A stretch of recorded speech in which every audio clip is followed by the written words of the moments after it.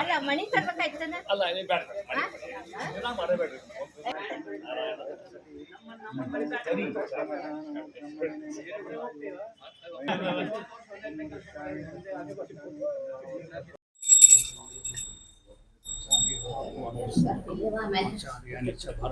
ನಾರಾಯಣ ಶ್ರೀಶಃ ದೇವಿ ಮಂಗಲದೇವತಾ ಕರೋತು ಮಮ ಕಲ್ಯಾಣಂ ಹರಿಃ ಹಯಮುಖಾವಿದಃ ಗುರುಶ್ಚ ಮಧ್ವನಾಮಾಮೆ ವರದೋಸ್ತು ನಿರಂತರಂ ಮೂಕೋಪಿ ಯತ್ಪ್ರಸಾದೇನ ಮುಕುಂದ ಶಯನಾಯತೆ ರಾಜರಾಜಾಯತೆ ರಿಕ್ತೋ ರಾಘವೇಂದ್ರಂ ತಮಾಸ್ತ್ರಯೇ ಜಲಜ್ಯೇಷ್ಠ ನಿಭಾಕಾರಂ ಜಗದೀಶ ಪದಾಸ್ತ್ರಯಂ ಜಗತೀತಲ ವಿಖ್ಯಾತಂ ಜಗನ್ನಾಥ ಗುರುಮರಿ ಶ್ರೀ ಗುರುಭ್ಯೋ ನಮಃ.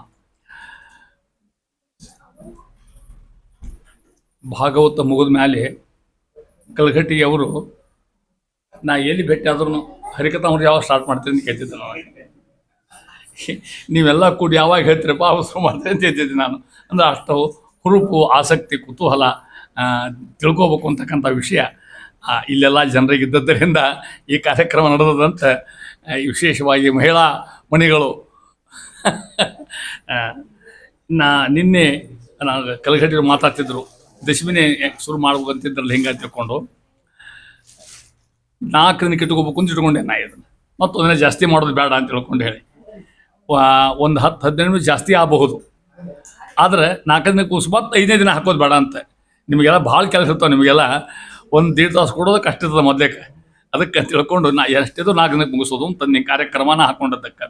ಇವತ್ತು ನಾಳೆ 9, ನಾಡ್ದು ಕೂಡ 10 ಹಿಂಗೆ ಮುಗಿಸೋದು ಅಂತ ಆಯ್ತು ನೋಡುತ್ತೆ. ಶ್ರೀ ಗುರುಭ್ಯೋ ನಮಃ. ಈಗ ನಾನು ಶುರು ಮಾಡೋದು 9ನೇ ಸಂಧಿ. ಅದಕ್ಕೆ ಹೆಸರು ಕೊಟ್ಟಾರ ನೋಡ್ರಿ, 3 ಹೆಸರು ಇದಕ್ಕೆ. ನಿಮ್ಮಲ್ಲಿ ಒಂದೊಂದು ಹೆಸರಿರ್ಬೋದು ಪುಸ್ತಕದಾಗ. ವರ್ಣ ಪ್ರಕ್ರಿಯಾ ಸಂಧಿ ಅಂತ ಒಂದು, ಜೀವನ ಪ್ರಕರಣ ಸಂಧಿ ಅಂತ ಒಂದು, ಉದಾತ್ತ ಅನುದಾತ್ತ ಸಂಧಿ ಅಂತ ಒಂದು. ಹಿಂಗೆ ದಾಸರಾಯರು 3 ಹೆಸರು ಕೊಟ್ಟಿರ್ತಕ್ಕಂಥ ಪ್ರಕರಣ ಉಂಡಿದ್ದಕ್ಕೆ. ಹಂಗೆ ಯಾಕೆ ಹೇಳ್ತಾರ ಅಂತ ಕೇಳಿದರೆ, ಮೊದಲೇದು ವರ್ಣ ಪ್ರಕ್ರಿಯಾ. ವರ್ಣ ಅಂದರೆ ಶಬ್ದ. ಶಬ್ದಗಳಲ್ಲಿ ಭಗವಂತನ ರೂಪ ಹೆಂಗದ.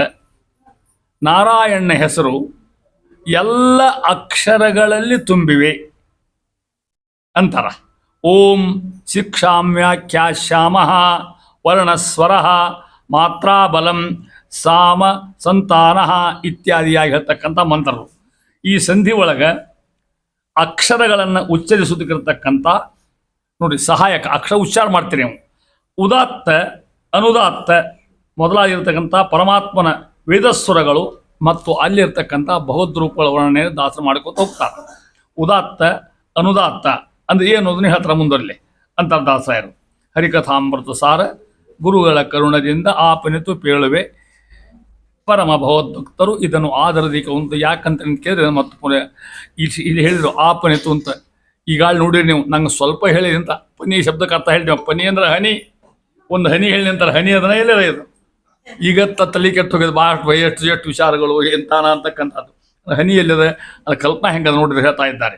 ಆ ರೀತಿಯಾಗಿ ಇಲ್ಲಿ ನೋಡಿ ಮೊದಲೇ ಇಲ್ಲಿ ಈ ಪದ್ಯದೊಳಗೆ ದಾಸರಾಯರು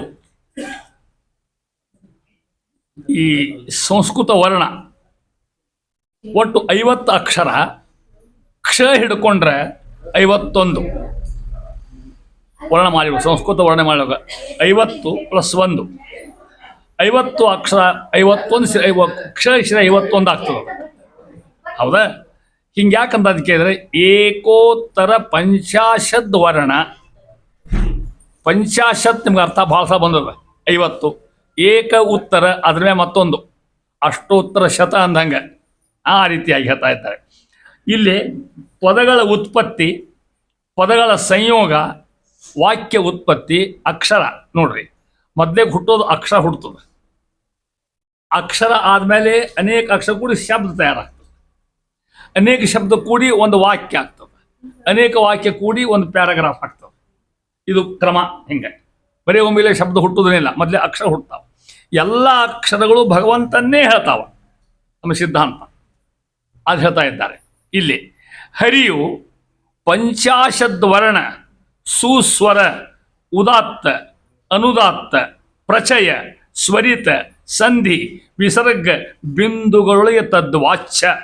ಇರುವ ತತ್ತನ್ನಾಮರೂಪಗಳ ಅರಿತು ಉಪಾಸನೆ ಗೈವರು ಇಳೆಯಳು ಸುರರೆ ಸರಿ ನರರಲ್ಲ ಅವರಾಡುವುದೇ ವೇದಾರ್ಥ.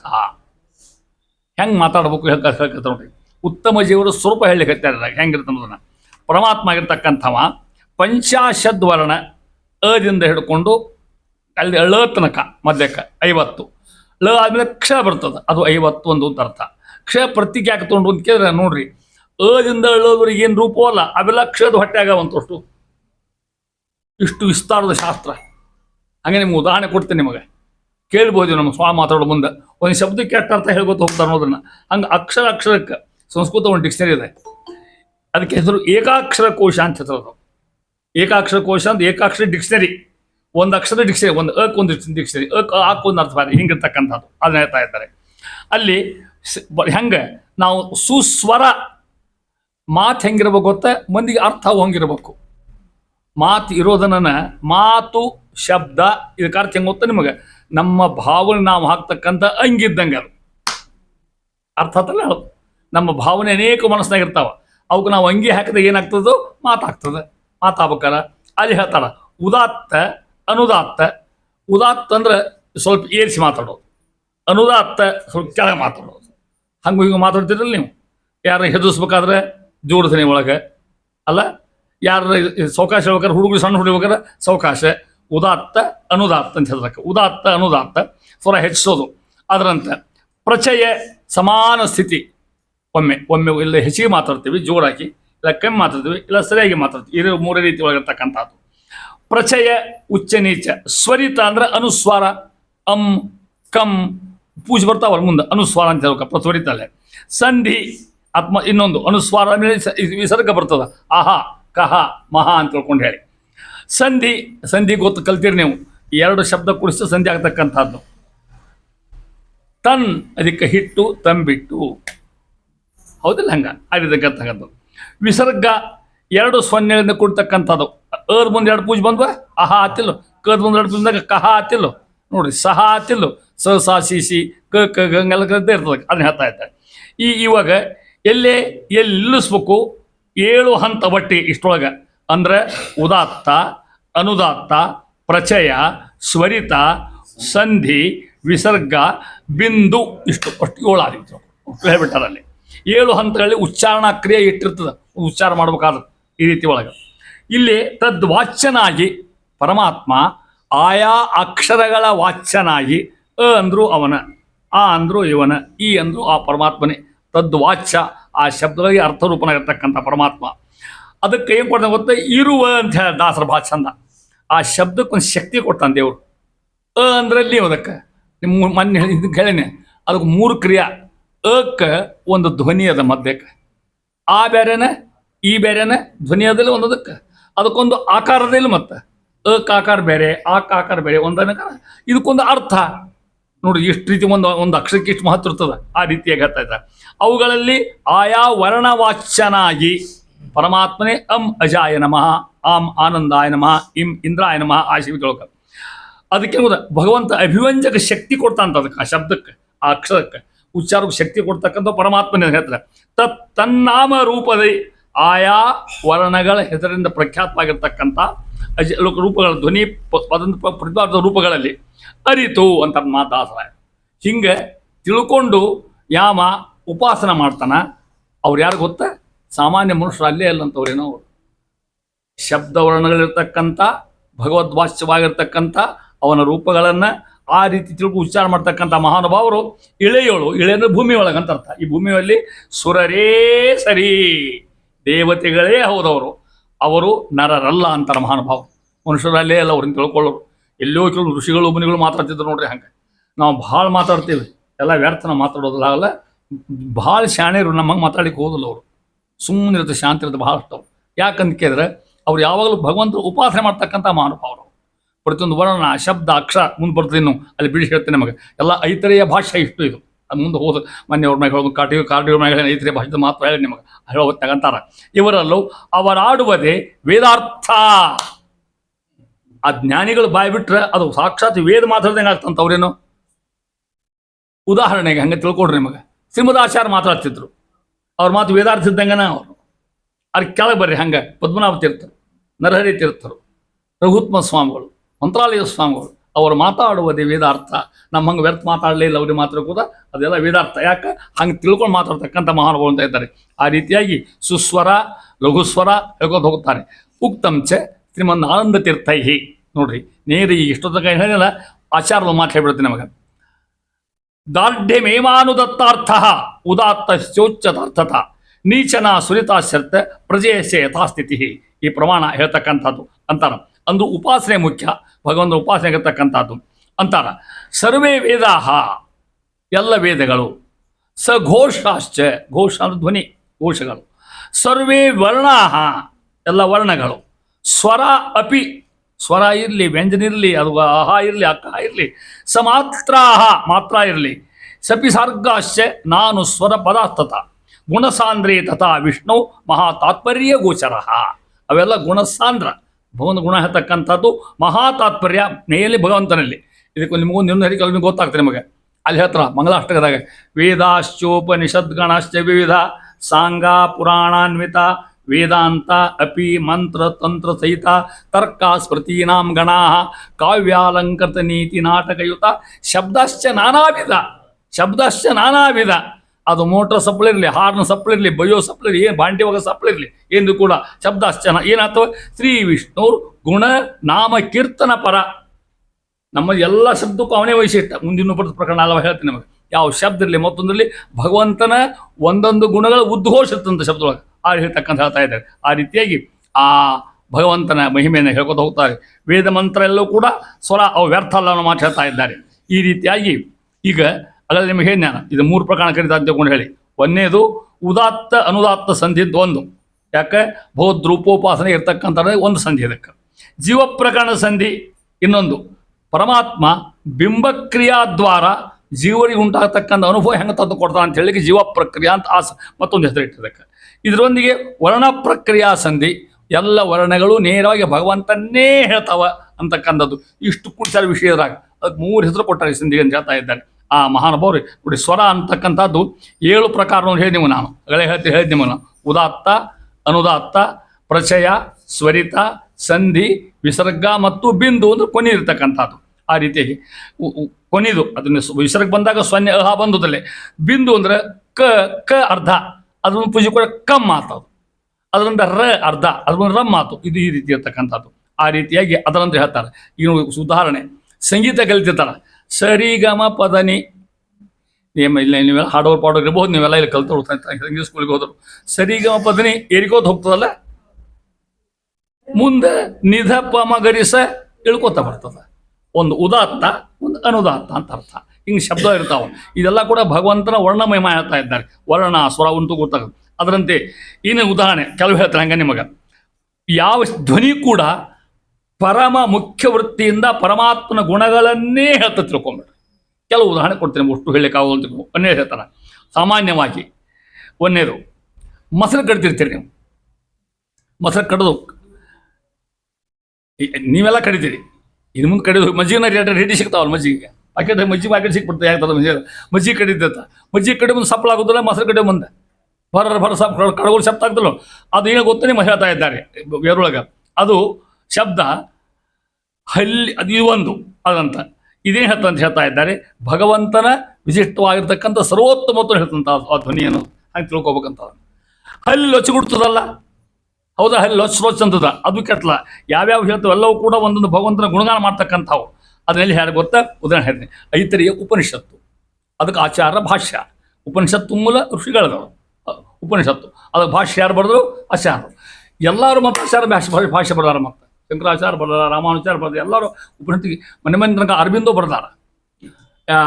ಹರಿರಾಮ ಹರೇ ಕೃಷ್ಣ ಪಂಥಮ ಸ್ವಾಮಿ ಅವ ಪ್ರಭುಪಾನಂದ ಸ್ವಾಮಿ ಅವನೂ ಬರ್ದಾರ. ಮತ್ತು ಕೂಡ ಅಷ್ಟಕ್ಕೂ ಬರ್ದಾರ ಮಹಾನುಭಾವ. ಇಷ್ಟ ಇರ್ತಕ್ಕಂಥ ಮಹಾನುಭಾವರು ಆಚಾರ್ಯರು ಬರೀತಾರೆ. ಈ ವೈಶಿಷ್ಟ್ಯ ಎಲ್ಲಿಯೂ ಸಿಗುವುದಿಲ್ಲ ನಿಮಗೆ. ರಾಯರು ಮುಂದೆ ಖಂಡಾರ್ಥ ಹೇಳ್ತಾರೆ. ಅದನ್ನು ಕೂಡ ಒಂದು ಹೇಳ್ತೇವೆ, ಒಂದು 2-3 ಹೇಳ್ತೇನೆ ನಿಮಗೆ. ಒಂದೇದು ಬೇರಿನಾಥ ಅಂದ್ರೆ ನಗಾರಿ ಸಪ್ಪಳ. ಹೌದಾ, ನಗಾರಿ ಸಪ್ಪಳಕ್ಕೆ ಏನು ಗೊತ್ತಾ, ಭಗವಂತನ ಔದಾರ್ಯ ಗುಣ ಹೇಳ್ತಂತದೇನು. ನಾ ಹೇಳೋ ಮಾತಲ್ಲ, ಆಚಾರ್ಯ ಹೇಳೋ ಮಾತು ಅಂತಾರೆ. ಶ್ರೀಮದಾಚಾರ್ಯ ವ್ಯಾಖ್ಯಾನ ಮಾಡ್ತಾರೆ. ಹಿಂಗೆ ಬೇರಿ ಸಪ್ಪಳ ಕೇಳ್ತಿಲ್ಲ, ಭಗವಂತ ಎಷ್ಟು ಉದಾರಪ್ಪ ಅಂತ ತಿಳ್ಕೊಬೇಕಂತದ್ರಿಂದ ನಾವೇನು ಅದು ಹೇಳ್ತಕ್ಕಂಥದ್ದು. ಎರಡನೇದು ಮತ್ತೊಂದು ಘಂಟಾನಾದ, ಗಂಟಿ ಬರ್ತಿರಲ್ಲ ಮಂಗಾರತಿ ಮಾಡೋ ಮುಂದೆ ಹೇಳು ಮುಂದೆ ಉಂಟ, ಅದು ಪರಮಾತ್ಮ ಸರ್ವೋತ್ತಮ ಹೇಳ್ತಕ್ಕಂಥ ಧ್ವನಿ ಮಾಡೋಂಥದ್ದೇನು ಎರಡನೇ ಸ್ವಲ್ಪ ಹೇಳ್ತಾ ಇದ್ದಾನೆ. ಮೂರನೇದು ಶ್ವಾಸ, ಉಸಿರಾಡ್ತೇವೆ. ಪರಮಾತ್ಮ ಒಂದೇ ಬಗೆ ಇದ್ದಾನೆ, ಯಾವಾಗಿದ್ದು ಕೂಡ ಹೆಚ್ಚಿಗೆ ಇಲ್ಲ, ಕಮ್ಮಿ ಇಲ್ಲ, ಹಂಗೂ ಇಲ್ಲ. ಇಲ್ಲ ನಿನ್ನೆ ಸೊರಗಿದ್ದ ನಾ ದಪ್ಪ ಆಗ್ತಾನೆ, ಹಿಂಗೇನಿಲ್ಲ. ಶಶ್ವದೇಕ ಪ್ರಕಾರ ಅಂತಾರೆ ಅದಕ್ಕೆ, ಆ ರೀತಿ ಇರ್ತಕ್ಕಂಥದ್ದು. ಇನ್ನು ಅಗಲೇ ಹೇಳಿದೆವಾಗ ಮೊಸರನ್ನ ಕಡಿತಕ್ಕಂಥ ಶಪ್ಪಳ ಅಂತ, ಅದು ಹೆಂಗೆ ಗೊತ್ತ ನಿಮ್ಗೆ? ದುಷ್ಟರನ್ನ ಭಗವಂತ ಹೆಂಗೆ ಹತ್ತಕ್ಕೆ ತನ ಧ್ವನಿ ಹೇಳ್ತಂತ ಏನೋ ಮೊಸರು ಕಡಿತಕ್ಕಂಥ ಶಬ್ದ ಅದರಂತ. ಆನೆ ಝೇಂಕಾರದ ನೋಡಿ ಗುಡುಗುಡು ಶಬ್ದ, ನೀವು ಸ್ವಲ್ಪ ಶಬ್ದ ಮಾಡ್ತಾ, ಅದು ಭಗವಂತನ ವಿಶಿಷ್ಟವಾಗಿರ್ತಕ್ಕಂಥ ಒಂದು ವ್ಯಾಪ್ತಿ ಹೇಳ್ತಂತ ಗುಣ ಇರ್ತಕ್ಕಂಥದ್ದು, ಅದು ಮತ್ತೊಂದು ಗುಣ ಹೇಳ್ತಂತ. ಹೆಣ್ಣು ಚಕೋರ ಪಕ್ಷಿ, ಅದು ಒಂದು ಧ್ವನಿ ಮಾಡ್ತದೆ, ಅದು ಕೂಡ ಪರಮಾತ್ಮ ಗುಣ ಹೇಳ್ತಕ್ಕಂಥದ್ದು ಅಂತಾರ. ಅದಕ್ಕೆ ಸರ್ವೇ ವೇದ ಯತ್ಪದ ಮಾನಮಂತಿ, ಈ ಮಾತು ಅಲ್ಲಿ ಕೇಳ್ತೀನಿ, ಎಲ್ಲ ಮಂತ್ರದಾಗ ಹೇಳ್ತಿದ್ದಾರೆ. ಸರ್ವೇ ವೇದ ಯತ್ಪದ ಎಲ್ಲ ವೇದ ಯಾರ? ಪರಮಾತ್ಮನೇ ಹೇಳ್ತಕ್ಕಂಥವು. ಮತ್ತೊಂದು ಮಾತೇ ಇಲ್ಲ ಅಂತ ತಿಳ್ಕೊಡ್ರಿ. ವೇದ ಇಷ್ಟ, ಕೃಷ್ಣ ಗೀತಾದ ಹೇಳಿದ್ದು, ವೇದ ಇಷ್ಟ ಸರ್ವೈ ಅಹಮೇವ ವಿದ್ಯ. ವೇದ ಎಲ್ಲ ಪರಮಾತ್ಮನೇ ಹೇಳ್ತೀವಿ, ಇನ್ಯಾರು ಹೇಳ್ತಕ್ಕಲ್ಲ. ಸರ್ವೈಹಿ ವೇದೈಹಿ, ಎಲ್ಲ ವೇದದಿಂದ ನಾನೇ ಹೇಳ್ತಕ್ಕಂಥವ ಅಂತ ಕೃಷ್ಣ ಹೇಳಿದ. ಇಷ್ಟು ಭಗವಂತನ ಉದ್ಘೋಷ, ಅವನ ವ್ಯಾಪ್ತಿತ್ವ, ಗುಣಗಳ ವರ್ಣನೆ ಹೇಳ್ತಾ ಇದ್ದಾರೆ. ಈ ಹೇಳ್ಕೊತ ಹೋಗಿ ಅಂತರ ಮುಂದುವರೆದು ಎರಡನೇ ಪದ್ಯ ಬರ್ತಾ ಇದ್ದೇನೆ. ಇನ್ನು ಮುಂದಿನ ಪದ್ಯೊಳಗೆ ನೋಡ್ರಿ, ಸಜ್ಜನರಲ್ಲಿ ಪರಮಾತ್ಮನ ಅಧಿಷ್ಠಾನ. ಹೆಂಗೆ ಪರಮಾತ್ಮನ ಇರುವಿಕೆ, ಜನರು ಹೆಂಗೆ ಭಕ್ತಿ ಇರ್ತಾರ, ಹೆಂಗೆ ಜ್ಞಾನವಂತರಿರ್ತಾರ, ಅವ್ರಲ್ಲಿ ಪರಮಾತ್ಮ ಅಧಿಷ್ಠಾನ ಹೆಚ್ಚಿಗೆ ಇರ್ತದೆ ಅಂತ ಅರ್ಥ. ಕೋಟಿ ಬಂದಿದ್ದಾರಲ್ರಿ ಅಂದರೆ ಅವ್ರು ತಕ್ಕಂಗಿರ್ತದೆ ಅಂತ ಅರ್ಥ ಮಾಡ್ತಾರೆ. ಎಷ್ಟು ಅವನು ಹೇಳ್ತಾ ಇದ್ದಾರೆ. ಎರಡನೇದು ಅದರಂತೆ ಇಲ್ಲೇ ಶ್ರೀಹರಿಯ ನಿಜವಾದ ಪೂಜೆ ಯಾವುದು ಕಲಿಸ್ತದ ದಾಸರ ನಮಗೆ. ಭಗವಂತನ ಪೂಜಾ ಬರೀ ನಾವು ಮಾಡೇ ಮಾಡ್ತೀವಿ, ತುಳಸಿ ಹೂ ಇರ್ತೀವಿ, ಗಂಧ ಇರ್ತೀವಿ, ಮಾಡೇ ಮಾಡ್ತೇವೆ. ಪೂಜೆ ಹೆಂಗೆ ಹೇಳ್ತಾರೆ. ಅದರೊಂದಿಗೆ ವೈಷ್ಣವ ದೀಕ್ಷೆಯ ವಿಸ್ತಾರ ಹೇಳ್ತಾರೆ ಮುಂದಿನ ಪದ್ಯ. ನೆನ್ಬಿಟ್ಕೊಂಡ್ಬಿಟ್ರಿ, ಈ ಪದ್ಯ ಗಟ್ಟಿ ಮಾಡಿಬಿಡ್ರಿ ಸಾಧ್ಯದ್ರೆ. ಏನು 6 ಸಾಲ ಅದು, ಯಾರು ಏನು ಬೇಕಾದ್ರೆ ಗಟ್ಟಿ ಮಾಡ್ಬೋದು. 6 ಸಾಲ ಸಿನಿಮಾ ಹಾಡ ಪೂರ್ತಿ ಅಂತಿರ್ತಾರೆ, ಇದು ಮಾಡ್ಲಿಕ್ಕಾಗೋದಿಲ್ಲ. ತಿಳ್ಕೊಡ್ರಿ. ಅದು ಏನು ಗೊತ್ತಾ, ಇಡೀ ಹರಿಕಥಾಮೃತ ಸಾರ್ ಇದ್ರಾಗತ್ತೆ. ಇಡೀ ಹರಿಕಥಾಮೃತ ಸಾರ್ ಎರಡನೇ ಪದ್ಯ ಎಲ್ಲ ಹೇಳೋ ನಾವು ಉದಾಹರಣೆ ಇದನ್ನು ಹೇಳಿರ್ತೇವೆ. ಇದನ್ನು ಇಟ್ಕೊಂಡ್ಬಿಟ್ಟು ಇಡೀ ಹರಿಕಥಾಮೃತ ಹೇಳ್ಬೋದು. 3 ದೃಷ್ಟಿ ಹರಿಕಥಾಮೃತ ಸಾರಕ್ಕೆ. ಒಂದನೇದು ಹಂಗೆ ಹೇಳಿ ಶಬ್ದ ಕೃಷ್ಣ ಆಗ್ತಾವೆ ನಿಮಗೆ ಶುರು ಹಂಗೆ ತಿಳ್ಕೊಡ್ರಿ. ಹರಿಕಥಾಮೃತ ಇರ್ತಕ್ಕಂಥ ತಾತ್ವಿಕ ಶ್ರದ್ಧೆ, ತತ್ವ ಶ್ರದ್ಧೆ, ಆಚಾರ ಸಿದ್ಧಾಂತ, ತತ್ವ ತಾತ್ವಿಕ ಶ್ರದ್ಧೆ, ಜೀವನ ನೀತಿ ಸೂಚಿ, ವಿಚಾರ ಆಚಾರ ಮಾರ್ಗದರ್ಶಿ. ಇವು 3 ಮುಖ್ಯ ಹರಿಕಥಾಮೃತದ ಮುಖ್ಯ ಧ್ವನಿ, ಮುಖ್ಯ ಝೇಂಕಾರ. ಅದಿಷ್ಟು ಕೂಡ ಇದರ ಬಂದ್ಬರ್ತದೆ ಇಲ್ಲಿ ಇಡೀ ಹರಿಕಥಾಮೃತ ಹೇಳ್ತಕ್ಕಂಥ. ಏನು ನೋಡಿ, ಐದು ಸೂತ್ರ ಕೊಟ್ಟರಲ್ಲ ಜಗನ್ನಾಥಾದರು. ಪಂಚ ಸಂದೇಶಗಳು, ಹರಿಕಥಾಮೃತ ಕೊಡ್ತಕ್ಕಂಥ ಪಂಚ ಸೂತ್ರಗಳು, ಪಂಚ ಸಂದೇಶಗಳು 5. ಒಂದೇದು ಅದ್ರಾಗ ಒಂದೊಂದು ಹೇಳ್ಕೊಳ್ತೀವಿ ನಿಮಗೆ. ಈಶನಲ್ಲಿ ವಿಜ್ಞಾನ, ಭಗವದ್ದಾಸರಲ್ಲಿ ಸದ್ಭಕ್ತಿ, ವಿಷಯ ನಿರಾಶೆ, ಮಿಥ್ಯಾವಾದಿಯಲ್ಲಿ ಪ್ರದ್ವೇಷ ನಿತ್ಯದಲ್ಲಿ, ಈ ಸಮಸ್ತ ಪ್ರಾಣಿಗಳಲ್ಲಿ ರಮೇಶನು ಇಹನೆಂದು ಅರಿತು ಅವರ ಅಭಿಲಾಷೆಗಳ ಪೂರೈಸುವುದೇ ಮಹಾಯಜ್ಞ ಹರಿಪೂಜೆ. ಇನ್ಯಾವ ಯಜ್ಞ? ಇದೇ ಮಹಾಪೂಜೆ, ಇದೇ ಹರಿಯಜ್ಞ ಅಂತಾರೆ ಮಹಾನುಭಾವ. ಬನ್ನಿ ದುಃಖ ಪಡ್ಕೋತ ಹೊಗೆ ಉಳ್ಕೋತ ಯಜ್ಞ ಮಾಡಿ ತಪ್ಪೇನೆಲ್ಲ ಮಾಡೋಕ್ರೆ ಅದಕ್ಕಿಂತ ಶ್ರೇಷ್ಠ ಯಜ್ಞ ಇದು ಒಂದು ಮಹಾಪೂಜೆ. ನಿಜವಾದ ಭಗವಂತನ ಪೂಜೆ ಯಾವುದು ಕಲಿಸ್ತದ ದಾಸರ. ಇದಕ್ಕೆ ವೈಷ್ಣವ ದೀಕ್ಷೆ ಅಂತ ಹೆಸರು. ಒಂದೇ ಹೇಳ್ತಾವೆ 5 ಸೂತ್ರವ ಇದ್ರಾಗ. ಹಂಗೆ ಮಧ್ಯಕ್ಕೆ ಹೇಳ್ತೇನೆ, ಎಣಿಸ್ಕೊಡ್ರಿ. ಒಂದನೇದು ಈಶನಲ್ಲಿ ವಿಜ್ಞಾನ, ಎರಡನೇದು ಭಗವದ್ದಾಸರಲ್ಲಿ ಸದ್ಭಕ್ತಿ, ಮೂರನೇದು ವಿಷಯ ನಿರಾಶೆ, ನಾಲ್ಕನೇದು ಮಿಥ್ಯಾವಾದಿಯಲ್ಲಿ ಪ್ರದ್ವೇಷ ನಿತ್ಯದಲ್ಲಿ, 5ನೇದು ಈ ಸಮಸ್ತ ಪ್ರಾಣಿಗಳಲ್ಲಿ. ಒಂದೇ ಹೇಳ್ತಾರ. ಏನು ತಿಳ್ಕೊಬೇಕು? ಈಶನಲ್ಲಿ ವಿಜ್ಞಾನ, ಪರಮಾತ್ಮ ಸರಿಯಾಗಿ ತಿಳ್ಕೊಬೇಕು ಅಂತ ಅರ್ಥ. ಹೆಂಗೆ ಕಟ್ರಾಪಟ ತಿಳ್ಕೊಳ್ಳೋಂಗಿಲ್ಲ. ನಮ್ಮ ಸಿದ್ಧಾಂತ ಇರೋದೇ ಪರಮಾತ್ಮ ಹೆಂಗಿದ್ದಾನ, ಪರಮಾತ್ಮ ಸರ್ವೋತ್ತಮ. ಆಚಾರ ಅಂತ ಹೇಳಿದಾಗ ವಿಷ್ಣೋ ಸರ್ವೋತ್ತಮತ್ವಂ ಚ ಸರ್ವದಾ ಪ್ರತಿಪಾದಯ. ಆಚಾರ ಮಾತು, ಶ್ರೀಮದ್ ಆಚಾರ ಮಾತು. ತಾರತಮ್ಯಂ ತಥೋಜ್ಞೇಯಂ ಸರ್ವೋಚ್ಚತ್ವ ಹರೇಸ್ತಥ. ಸರಿಯಾಗಿ ತಿಳ್ಕೊಡ್ರಿ. ಇವನಿಗಿಂತ ಇವೇ ಯಾಕೆ ಶ್ರೇಷ್ಠ, ಇವನಿಗಿಂತ ಇವೇ ಯಾಕೆ ಶ್ರೇಷ್ಠ, ಪರಮಾತ್ಮ ದೊಡ್ಡವ ಯಾಕೆ, ಸರ್ವಗುಣ ಸಂಪನ್ನ ಯಾಕೆ, ಹೆಂಗೆ ತಿಳ್ಕೊಬೇಕು? ಶಾಸ್ತ್ರದ್ವಾರ, ಗುರುಪದೇಶದ್ವಾರ. 2 ಹಾದಿ ಹೇಳ್ಬಿಟ್ಟಾರೆ. ಬೇರೆ ಹಾದಿ ಇರೋದಕ್ಕೆ ಎಲ್ಲೆಲ್ಲಿ ಮಾರ್ಕೆಟ್ನಾಗ ಸಿಗೋ ಪದ್ಧತಿ ಅಲ್ಲ ಅದು. ಶಾಸ್ತ್ರದ್ವಾರ, ಶಾಸ್ತ್ರ ಮುಖಾಂತರ. ಅದು ಹೆಂಗೆ? ಗುರುಪದೇಶದ್ವಾರ. ಏನು ತಿಳ್ಕೊಬೇಕು? ಈಶನಲ್ಲಿ ವಿಜ್ಞಾನ, ಭಗವಂತ ಹೆಂಗಿದ್ದಾನೆ ವಿಶೇಷವಾಗಿ, ಬರೇ ಜ್ಞಾನ ಅಲ್ಲ, ವಿಶೇಷವಾದ ಜ್ಞಾನ ಅಂದ್ರೆ ಪರಮಾತ್ಮ ಸರ್ವೋತ್ತಮ ಅಂತ ತಿಳ್ಕೊಳ್ಳಿ. ನಮಗೆ ಯಾವ ಸಹಾಯ ಮಾಡ್ತಾವ? ಶಾಸ್ತ್ರಗಳು, ವೇದಗಳು. ಇದನ್ನ ಹೇಳಿದಲ್ಲಿ ಎರಡನೇ ನೋಡ್ರಿ, ಭಗವದ್ದಾಸರಲ್ಲಿ ಸದ್ಭಕ್ತಿ. ಇದನ್ನ ಬೆಳೆಸಿ ನೋಡ್ರಿ ಅಂತ ದಾಸರಾಯ. ಭಗವದ್ದಾಸರು ಎಲ್ಲಿದ್ದವರು? ಲಕ್ಷ್ಮಿಯಿಂದ ಪ್ರಾರಂಭ. ಲಕ್ಷ್ಮಿಯಿಂದ ನಮ್ಮ ಸೋತ್ತಮ ತನಕ ಭಗವದ್ದಾಸರ ಎಲ್ಲರೂ. ಮಹಾನುಭಾವ ಎಷ್ಟೆಷ್ಟು ಮಂದಿ ಆಗಿ ಹೊರತು ಕೊಡ್ರಿ. ಲಕ್ಷ್ಮೀದೇವಿಗೆ ನಮಸ್ಕಾರ ಮಾಡೋದು ಬೇರೆ, ರುದ್ರಿಗೆ ನಮಸ್ಕಾರ ಮಾಡೋದು ಬೇರೆ, ಹೌದಲ್ಲ? ಮತ್ತೆ ಅಲ್ಲಿ ಚಿಂತನೆ ಬೇರೆ, ಇಲ್ಲಿ ಚಿಂತನೆ ಬೇರೆ. ಒಂದು ಕಡೆ ಮಾಡುವಂಗಿಲ್ಲೇ ಇಲ್ಲ. ನಮ್ಮಲ್ಲಿ ತಾರತಮ್ಯ ಭೇದದ. ತಾರತಮ್ಯ ಇರೋದನ್ನೇ, ತಾರತಮ್ಯ ಇರಲಿಕ್ಕೇ ಬೇಕು. ಅಷ್ಟರು ಒಂದಾಗಲಿ ಸಾಧ್ಯನೇ ಇಲ್ಲ, ತಿಳ್ಕೊಡ್ರಿ. ಅದಕ್ಕಂತಾರ ಭಗವದ್ ದಾಸರಲ್ಲಿ ಸದ್ಭಕ್ತಿ ಅದನ್ನ ಹೇಳ್ತಾರೆ ನೋಡ್ರಿ.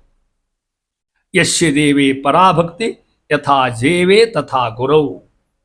ಪರಮಾತ್ಮಲ್ಲಿ ಭಕ್ತಿ ಮಾಡ್ರಿ, ಅದಕ್ಕೆ ಗುರುಗಳಲ್ಲಿ ಭಕ್ತಿ ಮಾಡ್ರಿ. ತಾರತಮ್ಯ ಭಕ್ತಿ ಅಂತ ಅರ್ಥ. ಸ್ವಾಮಿಗಳು ಭಕ್ತಿ ಮಾಡೋದು ಬೇರೆ, ಆಚಾರ್ಯ ಮೇಲೆ ಭಕ್ತಿ ಮಾಡೋದು ಬೇರೆ. ಇವ್ರು ಆಚಾರ್ಯ ಹೆಂಗಿರ್ತಾರೆ ನನಗೆ ಪಕ್ಕ ಗೊತ್ತಿರೋದಿಲ್ಲ, ಹೌದಿಲ್ಲ? ಅಲ್ಲಿ ಭಕ್ತಿ ಮಾಡೋದು ಬೇರೆ, ಸ್ವಾಮಿಗಳಲ್ಲಿ ಭಕ್ತಿ ಮಾಡೋದು ಬೇರೆ, ಹೌದಿಲ್ಲ? ಮತ್ತೆ ಎರಡು ಒಂದಾಗಲಿಕ್ಕೆ ಸಾಧ್ಯ ಅದನ್ನ. ತಂದೆ ತಾಯಿ ಭಕ್ತಿ ಮಾಡೋದು ಬೇರೆ, ಹೌದಾ? ನಮ್ಮ ತಂದೆ ತಾಯಿ ಭಕ್ತಿ ಮಾಡೋದು ಬೇರೆ, ಆಂಟಿ ಅಂಕಲ್ ಮೇಲೆ ಭಕ್ತಿ ಮಾಡೋದು ಬೇರೆನೇ ಮತ್ತೆ, ಹೌದಿಲ್ಲ? ಮತ್ತೆ ಅಲ್ಲಿ ತಾರತಮ್ಯದಲ್ಲಿ ಮತ್ತೆ ಅಲ್ಲಿ ಅದು ಗೊತ್ತಿರಲಿ ಒಂದಲ್ಲಿ ಅಲ್ಲಿ ಅವರು ಅಷ್ಟು ಒಂದಾಗಲಿಕ್ಕೆ ಸಾಧ್ಯದಲ್ಲಿ ಅದನ್ನ ಹೇಳ್ತಾ ಇರ್ತಾರೆ. ಈಶನಲ್ಲಿ ವಿಜ್ಞಾನ, ಭಗವದ್ ದಾಸರಲ್ಲಿ ಸದ್ಭಕ್ತಿ ಬೆಳೆಸೋಡ್ರಿ. ಮೂರನೇದು ಇದು ಬಹಳ ಕಷ್ಟ, ಯಾರಿಗೂ ಬಂದಿಲ್ಲ ಇದು, ವಿಷಯ ನಿರಾಶೆ, ವೈರಾಗ್ಯ. ಭಾಳ ಕಳ್ಕೊಡ್ರಿ ಅಂತಾರೆ. ನಮ್ದು ಹಂಗಿರೋದೇ ಇಲ್ಲ. ಭಾಳ ಆಸೆ ಆಯ್ತು ನಮಗೆ. ಆಶಾ ನಿರಾಶಾ, ವಿಷಯ ನಿರಾಶೆ. ಅನೇಕ ವಿಷಯ, ಕಣ್ಣೊಂದು ಕೇಳ್ತದೆ, ಮೂಗೊಂದು ಕೇಳ್ತದೆ, ಹೊಟ್ಟೊಂದು ಕೇಳ್ತದೆ, ಬಾಯಿ ಒಂದು ಕೇಳ್ತದೆ. ಮೇಲೆ ಹೇಳ್ತೀನಿ ನಿಮ್ಮ ನಾನು ಈ ರಸನೇಂದ್ರಿಯ ತಡ್ಕೊಳ್ಳಿಕ್ಕೆ ಆಗೋದೇ ಇಲ್ಲ. ಯಾರು ಹೇಳಿ ಸ್ವಾಮಿಗಳು 2 ಏಕಾದಶಿ ಹಾಕ್ಲಿಕ್ಕೆ ಅಂತಾನ ಉದ್ಯೋಗದಲ್ಲಿ ಅವರಿಗೆ ತಾವೊಬ್ಬರು ಮಾಡ್ತಾರೆ, ಉಳಿದ್ರು ಮಾಡೋಂಗಿಲ್ಲ, ಬಿಡೋಂಗಿಲ್ಲ, ಹೌದಿಲ್ಲ? ಹೌದಾದ್ರೆ ಈ ವಿಷಯ ನಿರಾಶೆ. ಆದಷ್ಟು ವೈರಾಗ್ಯ ಕಡೆ ಮನಸ್ಸು ಹೋಗಲಿ ನೋಡ್ರಿ. ಆಧ್ಯಾತ್ಮಕ್ಕೆ ಹೋಲಿಕ್ಕೆ ಮೊದಲೇ ಹೆಜ್ಜೆನೇ ವೈರಾಗ್ಯ ತಿಳ್ಕೊ. ಪರಮಾತ್ಮ ಹೋಗ್ಬೇಕಾದ್ರೆ ಭಾಳ ಇಟ್ಕೊಂಡು ಹೋಗ್ಲಿಕ್ಕೆ ಸಾಧ್ಯ ಇಲ್ಲ, ವೈರಾಗ್ಯ ಬೇಕೇ ಬೇಕು ಅದಕ್ಕೆ. ಒಂದು ಹುಡುಗ ಅಪ್ಪನ ಸಂಗತಿ ಪೇಟೆಗೆ ಹೋದ. ಇದನ್ನು ತಿಳಿಸಿ ಉದಾಹರಣೆ ಹೇಳಿಕತ್ತೀನಿ ನಿಮ್ಮ ನಾನು. ಹುಡುಗ ಪೇಟೆಗೆ ಹೋತು, ನೀವೆಲ್ಲ ಕರ್ಕೊಂಡು ಹೋಗಿವ್ರಿ ನಿಮ್ಮ ಮಕ್ಕಳನ್ನ, ಸಣ್ಣ ಹುಡುಗರಿದ್ದಾಗ ಕರ್ಕೊಂಡು ಹೋಗಿರಿ. ಆ ಹುಡುಗ ಅಪ್ಪ ಪಿಪಿ ಕೊಡಿಸು, ಅಪ್ಪ ಚೆಂಡು ಕೊಡಿಸು, ಅಪ್ಪ ಅಲ್ಲೇನೋ ಕರೆದು ತಿಲ್ಲಿ ಕಟ್ಟ ಅದನ್ನು ಕೊಡಿಸು, ಹಣ್ಣು ಕೊಡಿಸು, ಹಂಗೆ ಕೇಳೋ ಹಂಗೆ ನಿಮ್ಮ ಮಗ. ಮುಂದೇನಾಯ್ತು ಪ್ರಸಂಗದಾಗ, ಆ ಅಪ್ಪಗ ಮಗ್ಗ ಒಂಚೂರು ಫರಕ್ ಆಗಿಬಿಡ್ತು. ಸಂತಿ ಭಾಳ ಕದ್ಲಿತ್ತು, ಆ ಹುಡುಗ ತಪ್ಪಿಸ್ಕೊಂಡ್ಬಿಡ್ತಾರೆ. ಅಪ್ಪ ಒಂದು ಕಡೆಗೆ ಆದ, ಮಗ ಒಂದು ಕಡೆಗೆ ಆದ. ಆ ತೊಳ್ಕೋತ ಕೂತ ಹುಡುಗ ಅವನು ಹುಡುಗಲಿಗೆ ಎತ್ತಿದ. ಮತ್ತು ಗೊತ್ತದಲ್ಲಿ ನಮಗೆ ಪೊಲೀಸರು ಕರ್ಕೊಂಡು ಹೋದ್ರು ಆ ಹುಡುಗನ, ಕುಡಿಸ್ಕೊಂಡು ಹೋಗಿ ಹುಡುಗ ಕೊಡ್ತೀವಿ ಕೊಡು ಬಾಡ ಅಂತ ತಿಳ್ಕೊಂಡು. ಆ ಹುಡುಗ ಭಯಂಕರ ಅದಿತ್ತು ಪಾಪ, ಅಪ್ಪ ಅಪ್ಪ ಅಂತ ತಿಳ್ಕೊಂಡು ಹೇಳಿ. ಅವ್ರು ಕೇಳಿದ್ರು ಪೊಲೀಸರು, ಪಿ ಬೇಕಾ? ಬೇಡ ಅಂದ. ಉಂಡಿ ಬೇಕಾ? ಬೇಡ ಅಂತ. ಚೆಂಡು ಬೇಕಾ? ಬೇಡ. ಏನು ಬೇಕು? ಅಪ್ಪ ಬೇಕು. ನಮ್ಮ ಸ್ಥಿತಿ ಹಂಗಾಗಿತ್ತು. ಈ ದೇಶಕ್ಕೆ ಬಂದೇವಿ, ಏನೇನೋ ವ್ಯಾಲ್ಯ ಕಳಿತೀವಿ ನಾವು. ಅನೇಕ ವೇಳೆ ಅದು ಬೇಕು ಇದು ಬೇಕೊಂಡು ಇದು ಬೇಕು ಅಂತ ಗೊತ್ತಾಗೋದಿಲ್ಲ ನಿಮಗೆ. ನಾಳೆ ಮ್ಯಾಲ ದೇವ್ರು ಅಂತಾನೆ, ಹಿಂಗೆ ಅಡ್ಡಾಡಿ ಮತ್ತೆ ಮುಗಿ ಮಾತೊಂದು ಅಂತ ಹೇಳಿಕೊಡ್ರಿ. ಅದಕ್ಕೆ ಆ ಹಸು ಬೇಕು ಅಂತಾರೆ. ಈಶನಲ್ಲಿ ವಿಜ್ಞಾನ, ಭಗವದ್ ದಾಸ ಸದ್ಭಕ್ತಿ, ವಿಷಯ ನಿರಾಶೆ. ಭಾಳ ಮಹತ್ವದ ವಿಷಯ ನಿರಾಶೆ. ಎಷ್ಟೆಷ್ಟು ಆದಷ್ಟು ವೈರಾಗ್ಯದ ಕಡೆ ಮನಸ್ಸು ಹೋಗ್ಬೇಕು. ನಮ್ಮ ಸ್ವಾಮಿ ಬಿಜಾರ್ ಸ್ವಾಮಿ ಹೇಳ್ತಿದ್ರು, ದೊಡ್ಡವರು ವಯಸ್ಸು ಆದಂಗೆ ನಮ್ಮ ವೃತ್ತಿ ಹೆಂಗಿರ್ಬೋದು ಕೇಳಿದ್ರೆ, ಭಗವಂತನಲ್ಲಿ ಭಕ್ತಿ, ಸಂಸಾರದಲ್ಲಿ ವಿರಕ್ತಿ. ವಯಸ್ಸಾದಂಗೆ ಭಗವಂತನಲ್ಲಿ ಭಕ್ತಿ, ಸಂಸಾರದಲ್ಲಿ ವಿರಕ್ತಿ. ನಮ್ಮದು ವಿರುದ್ಧ ಇರ್ತದೆ. ವಯಸ್ಸು ಸಂಸಾರದಲ್ಲಿ ಭಕ್ತಿ, ಭಗವಂತನಲ್ಲಿ ವಿರಕ್ತಿ. ಆ ಸುಶಿ ಏನು ಮಾಡ್ಯಾಳ, ಈ ಮಗ ಏನು ಮಾಡಿದ, ಅವ ತನ್ನೋ ಎಲ್ಲೋ, ಆ ಮೊಮ್ಮಗಳಿಗೆ ಸೀಟ್ ಸಿಗ್ತಿಲ್ಲೋ, ಆಕೆ ಲಗ್ನ ಆತಿಲ್ಲೋ, ಆ ಹುಡುಗ ನಿಶ್ಚಯ ಆತಿಲ್ಲೋ, ಎಷ್ಟು ವಿಚಾರ ಒಂದು ಮಾಡ್ಲಿಕ್ಕೆ ನೀವು ಇದ್ರ ಸಿಕ್ಕೊಂಬಿಟ್ಟು ತಿಳ್ಕೊಂಬಿಟ್ಟಿದ್ದು, ಇದೇ ವೇಳೆ ಹೋಗ್ಬಿಡ್ತದೆ. ಹಿಂಗೆ ಆಗ್ಬಾರ್ದು ಹೇಳ್ತಾರೆ. ಅದಕ್ಕೆ ವಿಷಯ ನಿರಾಶೆ ಭಾಳ ಮಹತ್ವದ್ದು ಹೇಳ್ತಾ ಇದ್ದಾರೆ ನೋಡ್ರಿ. ಪುರಂದರದಾಸರು ಹೆಂಗೆ ಬಂದು ವೈರಾಗಿ ಬಂತು, ಹೆಂಗೆ ಒಂದು ಕ್ಷಣದಾಗ ವೈರಾಗಿ ಬಂದು ಹೋಗ್ತವೆ. ಅಖಂಡ ಎಷ್ಟು ಕೋಟಿ ಏಕಾಶಿ ಕೋಟಿ ಇರತಕ್ಕಂಥ ಮಹಾನುಭಾವರು ಒಂದು ಕ್ಷಣದಾಗಿ ಬಂತು. ಆ ಹೆಂಡತಿ ಮನಿ ಸಾವಿರವಾಗಲಿ, ಗೋಪಾಳ ಬುಟ್ಟಿ ಹಿಡಿಸಿಳೆ ಅಂತ ಹಾಡ್ಕೋತ ಹೊಂಟ್ಬಿಟ್ರು ಮಹಾನುಭಾವರು ಅಂತ ಹೇಳ್ತಾ ಇದ್ದಾರೆ. ಅದಕ್ಕೆ ವಿಷಯ ನಿರಾಶೆ ಅಂತ ಹೇಳಿ ಮಲ್ಯಕ. ಮುಂದೇದು ಭಾಳ ಮಹತ್ವದ್ದು, ಮಿಥ್ಯಾವಾದಿಯಲ್ಲಿ ಪ್ರದ್ವೇಷ ನಿತ್ಯದಲ್ಲಿ. ದ್ವೇಷ ಮಾಡಿದಂತ ಯಾರ ಅಂಥಯಿಂದಲ್ ದ್ವೇಷ ಅಲ್ಲ, ಮಿಥ್ಯಾವಾದ ದ್ವೇಷ. ಬೈಕೋತ ಅಡ್ಡೋದು ಬೇಡ ಅವ್ರು, ನಾವು ಆ ಕಡೆಗೆ ಹೋಗೋದು ಬೇಡ ಅಂತ ಅರ್ಥ. ಮಿಥ್ಯಾವಾದ ಅಂದರೆ ಜಗತ್ತು ಸುಳ್ಳದ, ಪರಮಾತ್ಮ ನಾನವನು ಒಂದೇ, ಪರಮಾತ್ಮ 8 ಗುಣ ಅವ, ಪರಮಾತ್ಮಗೆ ಅವತಾರಕ್ಕೂ ಭೇದಗಳವ, ಹಿಂಗೆ ತಿಳ್ಕೊಬೇಡ್ರಿ ಅಂತಾರ. ಮಿಥ್ಯಾವಾದ ಅದಕ್ಕೆ ಹೆಸರು ಮಿಥ್ಯಾವಾದ ಅಂದ್ರೆ ನಾನೇ ದೇವರು, ನಾನೇ ಬ್ರಹ್ಮ ಅಂತಕ್ಕಂಥದ್ದು. ನೀನೇ ಬ್ರಹ್ಮ, ನೀನೇ ಇದಾಗಿದೆ, ಮತ್ತು ಇಷ್ಟೇ ದುಪ್ಪಿಡ್ತೀವಿ ಒಂದು ಸವನ ಹೆಜ್ಜೆ ತೊಂದರೆ ನಮಗೆ ಬೈಯಲಿಕ್ಕೆ ಸಾಧ್ಯದಿದ್ದಿಲ್ಲ, ಸಾಧ್ಯ ನಮ್ಮ ಕಡೆಯಿಂದ. ನಾನು ಮುಂದಿನ ಕ್ಷಣ ಏನದ ನಮ್ಗೆ ಗೊತ್ತಿಲ್ಲ, ಇಷ್ಟು ಅಸ್ವತಂತ್ರದಿದ್ದೀವಿ ನಾವು. ಅಸಂತರ ಸ್ವತಂತ್ರಂ ಅಸ್ವತಂತ್ರಂ ಚ ದ್ವಿಧಂ ತತ್ವಮಿಷ್ಯತೆ ಸ್ವತಂತ್ರೋ ಭಗವಾನ್ ವಿಷ್ಣು ಭಾವೋ ದ್ವಿಧೇತರ ಜಗ. ನಾವೆಲ್ಲ ಅಸ್ವತಂತ್ರ ಜೀವಿಗಳು. ಅದರಿಂದ ಹೇಳ್ತಾ ಇದ್ದಾರೆ, ಈ ಪ್ರದ್ವೇಷ ದ್ವೇಷ ಮಾಡ್ಕೊಂಡು ಬೈಕೋತ ಹೇಳ್ಬಾರ್ದೇವು. ಭಾರಿ ರೀ, ಮದ್ದು ನೋವಿಮೆ ಮಾಡುವಾಗತ್ತಿಲ್ಲೋ ಇಡೀ ದಿನ ಶಂಕರಾಚಾರ್ಯನ ಬೈಯೋದು. ಯಾಕೆ ಯಾದಂದೆ ಆಗ್ಬೇಕು ನಿಮಗೆ? ಹೌದಾ? ಕೆಲವು ಮಂದಿ ಹೈದವಿಂದ ಅವ ಕೆಟ್ಟ ಶಬ್ದ ಹೇಳಬಾರ್ದು, ಶಬ್ದ ನಿಮಗಿಲ್ಲೇ. ನಮ್ಮ ಗುರುಗಳೊಬ್ಬರು ಇದ್ರು ಪಾಪ, ಶಾಲೆ ಭಾಳ ಚೆಂದ ಕಲಿಸಿದ್ರು ನಮಗೆ. ಅವರು ಶಾಲೆಗೂ ಕಲಿಸಿದ್ರು, ಹೊರಗೂ ಕಲಿಸಿದ್ರು ನಮಗೆ. ಅವ್ರಿಗೆ ಏನು ಮದ್ದುನೇ ಬಂತು ಭಯಂಕರ ಹುರುಪು. ಅವ್ರಿಗೆ ಹಿಂದಿನ ಶಂಕರಾಚಾರ್ಯ ಬೈಯೋದು, ಮೊದಲ ಮತ್ತು ಅವ್ರು ಬೈಯೋದು, ಮತ್ತು ಮೊದಲ ಅವ್ರು ಬೈಯೋದು, ಹಂಗೆ ಉಡಾಳಿದ್ದಾನ ದಡ್ಡಿದ್ದಾನ. ಅದು ಬೈಯೋದಕ್ಕಿಂತನೂ ಅವ್ರೇನು ಹೇಳ ಅದನ್ನ ತಿಳ್ಕೊಂಡು ಯಾರು ದ್ವಾಸ ಹೇಳ್ತಕ್ಕಂಥದ್ದು. ಅದಕ್ಕೆ ದ್ವೇಷ ಮಾಡ್ರಿ ಅಂದ್ರೆ ಈ ದ್ವೇಷ ಅಲ್ಲ ಅಂತ ಅರ್ಥ. ಅದನ್ನು ಬಿಡ್ರಿ ಅಂತ ಹೇಳ್ಬೇಕಾಯ್ತು. ಅಂತ ಇಂಥ ಧರ್ಮಗಳು ಅನೇಕ ಅದು ಹೇಳ್ತಾ ಇದ್ದಾರೆ. ಇದು ಕೊನೆಯದು, ಇದು ಬಹಳ ಮಹತ್ವದ್ದು. ಈ ಸಮಸ್ತ ಪ್ರಾಣಿಗಳಲ್ಲಿ ಚರಾಚರವಾದ ಇಡೀ ಜಗತ್ತಿನ ತುಂಬನ ಚರ ಅಚರ ಎಲ್ಲ ಕಡೆಗೂ ಯಾರಿದ್ದಾರ? ರಮೇಶನು ಇಹನು, ಪರಮಾತ್ಮ ಸರ್ವತ್ರ ವ್ಯಾಪ್ತ. ಅಲ್ಲಿ ಒಂದು ಬೆಲ್ಲದ ಕಣ್ಣಿ ಬಿದ್ದದ ನಿಮ್ಮ ಮನೆ ಒಳಗೆ ಮಧ್ಯಾಹ್ನದಾಗ. ಮನೆ ಸ್ವಚ್ಛ ಅಗ್ರಿ ಕ್ಲೀನ್ ಮನೆ, ನಿಮ್ಮದು ಪಾಶ್ ಮನೆ ಅದ ನಿಮ್ಮದು. ಏನೋ ಹುಡುಗನ ಬೆಲ್ಲದ ಕಣ್ಣಿ ಒಕ್ಕಟ್ಟ ಅಥವಾ ಒಟ್ಟು ಮಡಿಯಲ್ಲಿ ಬಂದ ಗೊದ್ದು ಬಂದ ಬಿಟ್ವು. ಅಲ್ಲಿ ಬಂದು ಕೂಡ ಏನು ಗೊದ್ದ ಎಂಟು ಗೊತ್ತು ಕುಡಿತು ಒದರಾಡಿ ಹಚ್ಚಿದ ಅಂದ ಸಮನ ತೊಂಬರಿ ಫಿನಾಯಿಲ್ ಹಾಕಿ ಹಂಗೆ ಮಾಡ್ರಿ ಹೀಗೆ ಮಾಡಿ ತಿಳ್ಕೊಂಡು ನೋಡಿ ಫಿನಾಯಿಲ್ ಹಾಕಿ ಕೊಂದ್ರಿ ನೀವು ಅವ್ನು. ಹೌದಲ್ಲ, ಅವು ಏನೋ ತಮ್ಮ ಆಹಾರಕ್ಕೆ ಒದ್ದಾಡ್ತಿದ್ವು ಪಾಪವು. ಹೌದಾ, ಕೊಲ್ಲದೆ ಬಾದ್ಲಿಕ್ಕೂ ಬರ್ತದೆ ಅದನ್ನು. ಅವನು ಫಿನಾಯಿಲ್ ಹಾಕಿ ಕೊಲ್ಲಿಕ್ಕೂ ಬರ್ತದೆ. ಈ ದೃಷ್ಟಿ ಬೇಡ ಅಂತ. ಅಲ್ಲಿ ಕೂಡ ಯಾರಿದ್ದಾನ? ಭಗವಂತ ಇದ್ದಾನೆ ತಿಳ್ಕೊಡ್ರಿ. ಆ ಗೊದ್ದ ಕೊಂದ್ರೆ ಅದರ ಹೆಂಡ್ರು ಮಕ್ಕಳು ಏನು ಮಾಡಬೇಕು? ಎಷ್ಟು ಅಂದ್ರಲ್ಲ ಓಡಿಸ್ಬೇಕಾರೆ ಅವನ್ನ ಹೊರಗೆ ಹಾಕ್ರಿ, ನಿಮ್ಮನ್ನ ಸ್ವಚ್ಛ ಇಟ್ಕೊಡ್ರಿ ನೀವು. ಅದನ್ನು ಕೊಲ್ಲೋದು ಕ್ರಿಯೆ ಅಲ್ಲ. ಪರಮಾತ್ಮ ಸರ್ವತ್ರ ವ್ಯಾಪ್ತ ಅಂತಕ್ಕಂಥ ಮನುಷ್ಯ ಅಲ್ಲಿ ಹೇಳಿದ್ದಾರೆ. ಆ ಶಬ್ದ ಗೋಪಿ ಅಸಕದ ಬರ್ತಕ್ಕಂಥದ್ದು ಗೋಪಿಗೀತಾದಾಗ ಭಗವಂತ ಎಲ್ಲೆಲ್ಲಿದ್ದಾನ ಅಂತ ಹೇಳಿದ್ರೆ, ಅವ ಯಶೋದಾನ ಮಗನೂ ಹೌದು. ಹಾಡ್ಕೋದು ಹೊಂಟಾರ. ಗೋಪಿಗೀತ ಒಂದು ತಿಳ್ಕೊಂಬಿಟ್ರೆ ಭಾಳ ತಿಳ್ಕೊಂಡಂಗೆ. ನೀನು ತಿಳ್ಕೊಂಡು ಗೋಪಿಗೀತ ಅಂದ್ರೆ ಹೆಣ್ಮಕ್ಳು ಹಾಡಿದ ಹಾಡು ತಿಳ್ಕೊಂಡ್ಬಿಟ್ಟಾರ. ಹಂಗಲ್ಲ ಅಂತಾರೆ ಅವ್ರಂತಾರ. ಏನು ಸ್ವಾಮಿ ಅಂತಾರೆ ಅವರು. ಅಂತರಾತ್ಮದ್ರಕ ಅದ ಬರ್ತಕ್ಕಂಥ ಶಬ್ದ ಗೋಪಿಗೀತದಾಗ. ಪರಮಾತ್ಮ ಸರ್ವರ ಅಂತರ್ಯಾಮಿ ನಿಂತ್ಕೊಂಡ್ಬಿಟ್ಟಾನ. ಅವ್ರು ಹೇಳ್ತಾರೆ ಗೋಪಿಕಾ. ಹೌದಾ, ಗೋಪಿಕಾನ ಅಂತರ್ಯಾಮಿ. ಗೋಪಿಕಾ ಅಂದ್ರೆ ನಿಮ್ಗೆ ಗೊತ್ತಾಯ್ತು ಯಾರು? ಗೋಪಿಕಾಸ್ತ್ರೀ ಅಂತ ತಿಳ್ಕೊಂಡು ನೋಡ್ರಿ ಸತ್ಯಸರ್ವ ವ್ಯಾಖ್ಯಾನ ಮಾಡ್ತಾರೆ ಹಳೆ ಹೊನ್ನೂರು ಸ್ವಾಮಿಗಳು. ಎಷ್ಟು ಚಂದ ಬಿಡುತ್ತೆ, ನಮಗೆ ಕಲ್ಪನೆ ಮಾಡಲಿಕ್ಕೆ ಸಾಧ್ಯ ಇಲ್ಲ ಇದನ್ನು.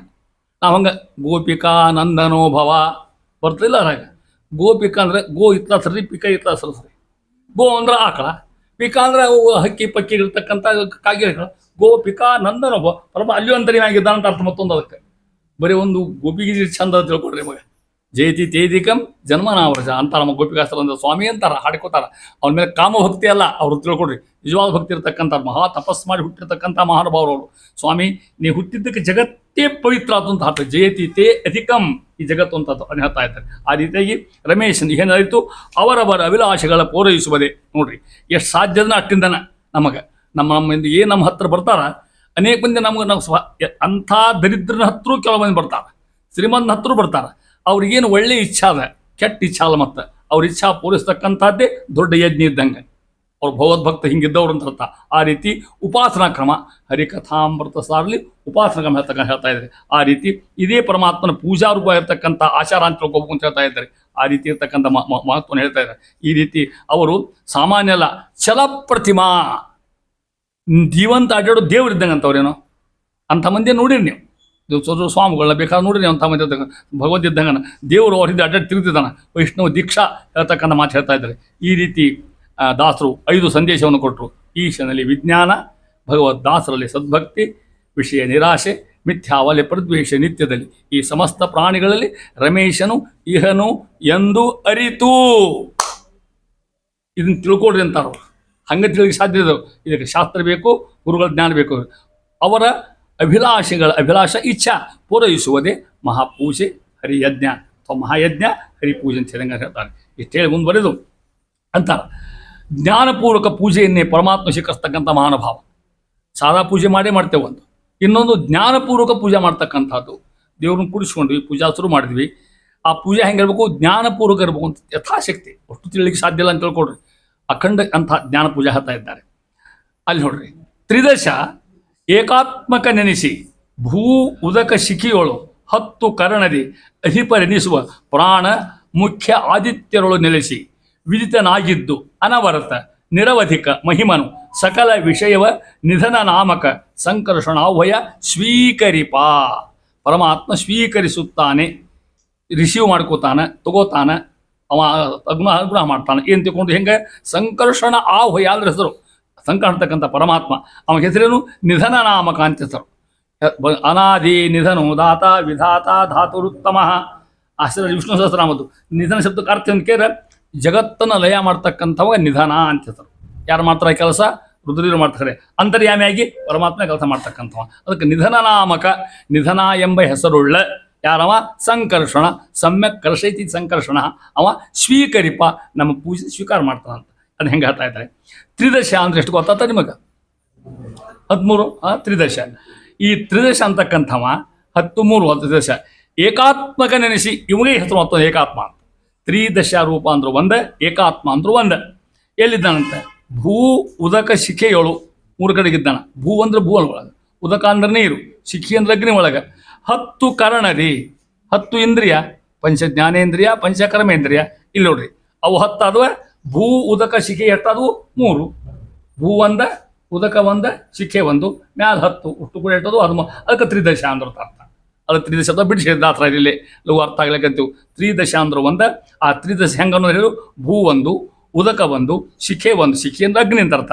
ಇವು 3 ಆದವು. ಇಲ್ಲಿ 10 ಕರ್ಣರಿ, 10 3 ಎಷ್ಟಾದ? 13 ಆದ. ಹೀಗೆ ಅಲ್ಲಿರ್ತಕ್ಕಂಥ ಪರಮಾತ್ಮ ಆ ರೂಪಕ್ಕೆ ಹೆಸರು ಏಕಾತ್ಮಕ ನೆನೆಸಿ, ಅವನ ಹೆಸರು ಆ ಪರಮಾತ್ಮ ಇರ್ತಕ್ಕಂಥ. ಅಧಿಪರೆನಿಸುವ, ಅಹಿಮ ಅಂತಕ್ಕಂಥ ಪ್ರಾಣ ಮುಖ್ಯ ವಾಯುದೇವರೇ ಆದಿಯಾಗಿರ್ತಕ್ಕಂಥ ಆದಿತ್ಯರಳು ತತ್ವಾಭಿಮಾನಿ ದೇವತೆಗಳಲ್ಲಿ ಅಂತ ಅರ್ಥ. ಆದಿತ್ಯರು ದೇವತೆಗಳಲ್ಲಿ ಎಂಥವರು?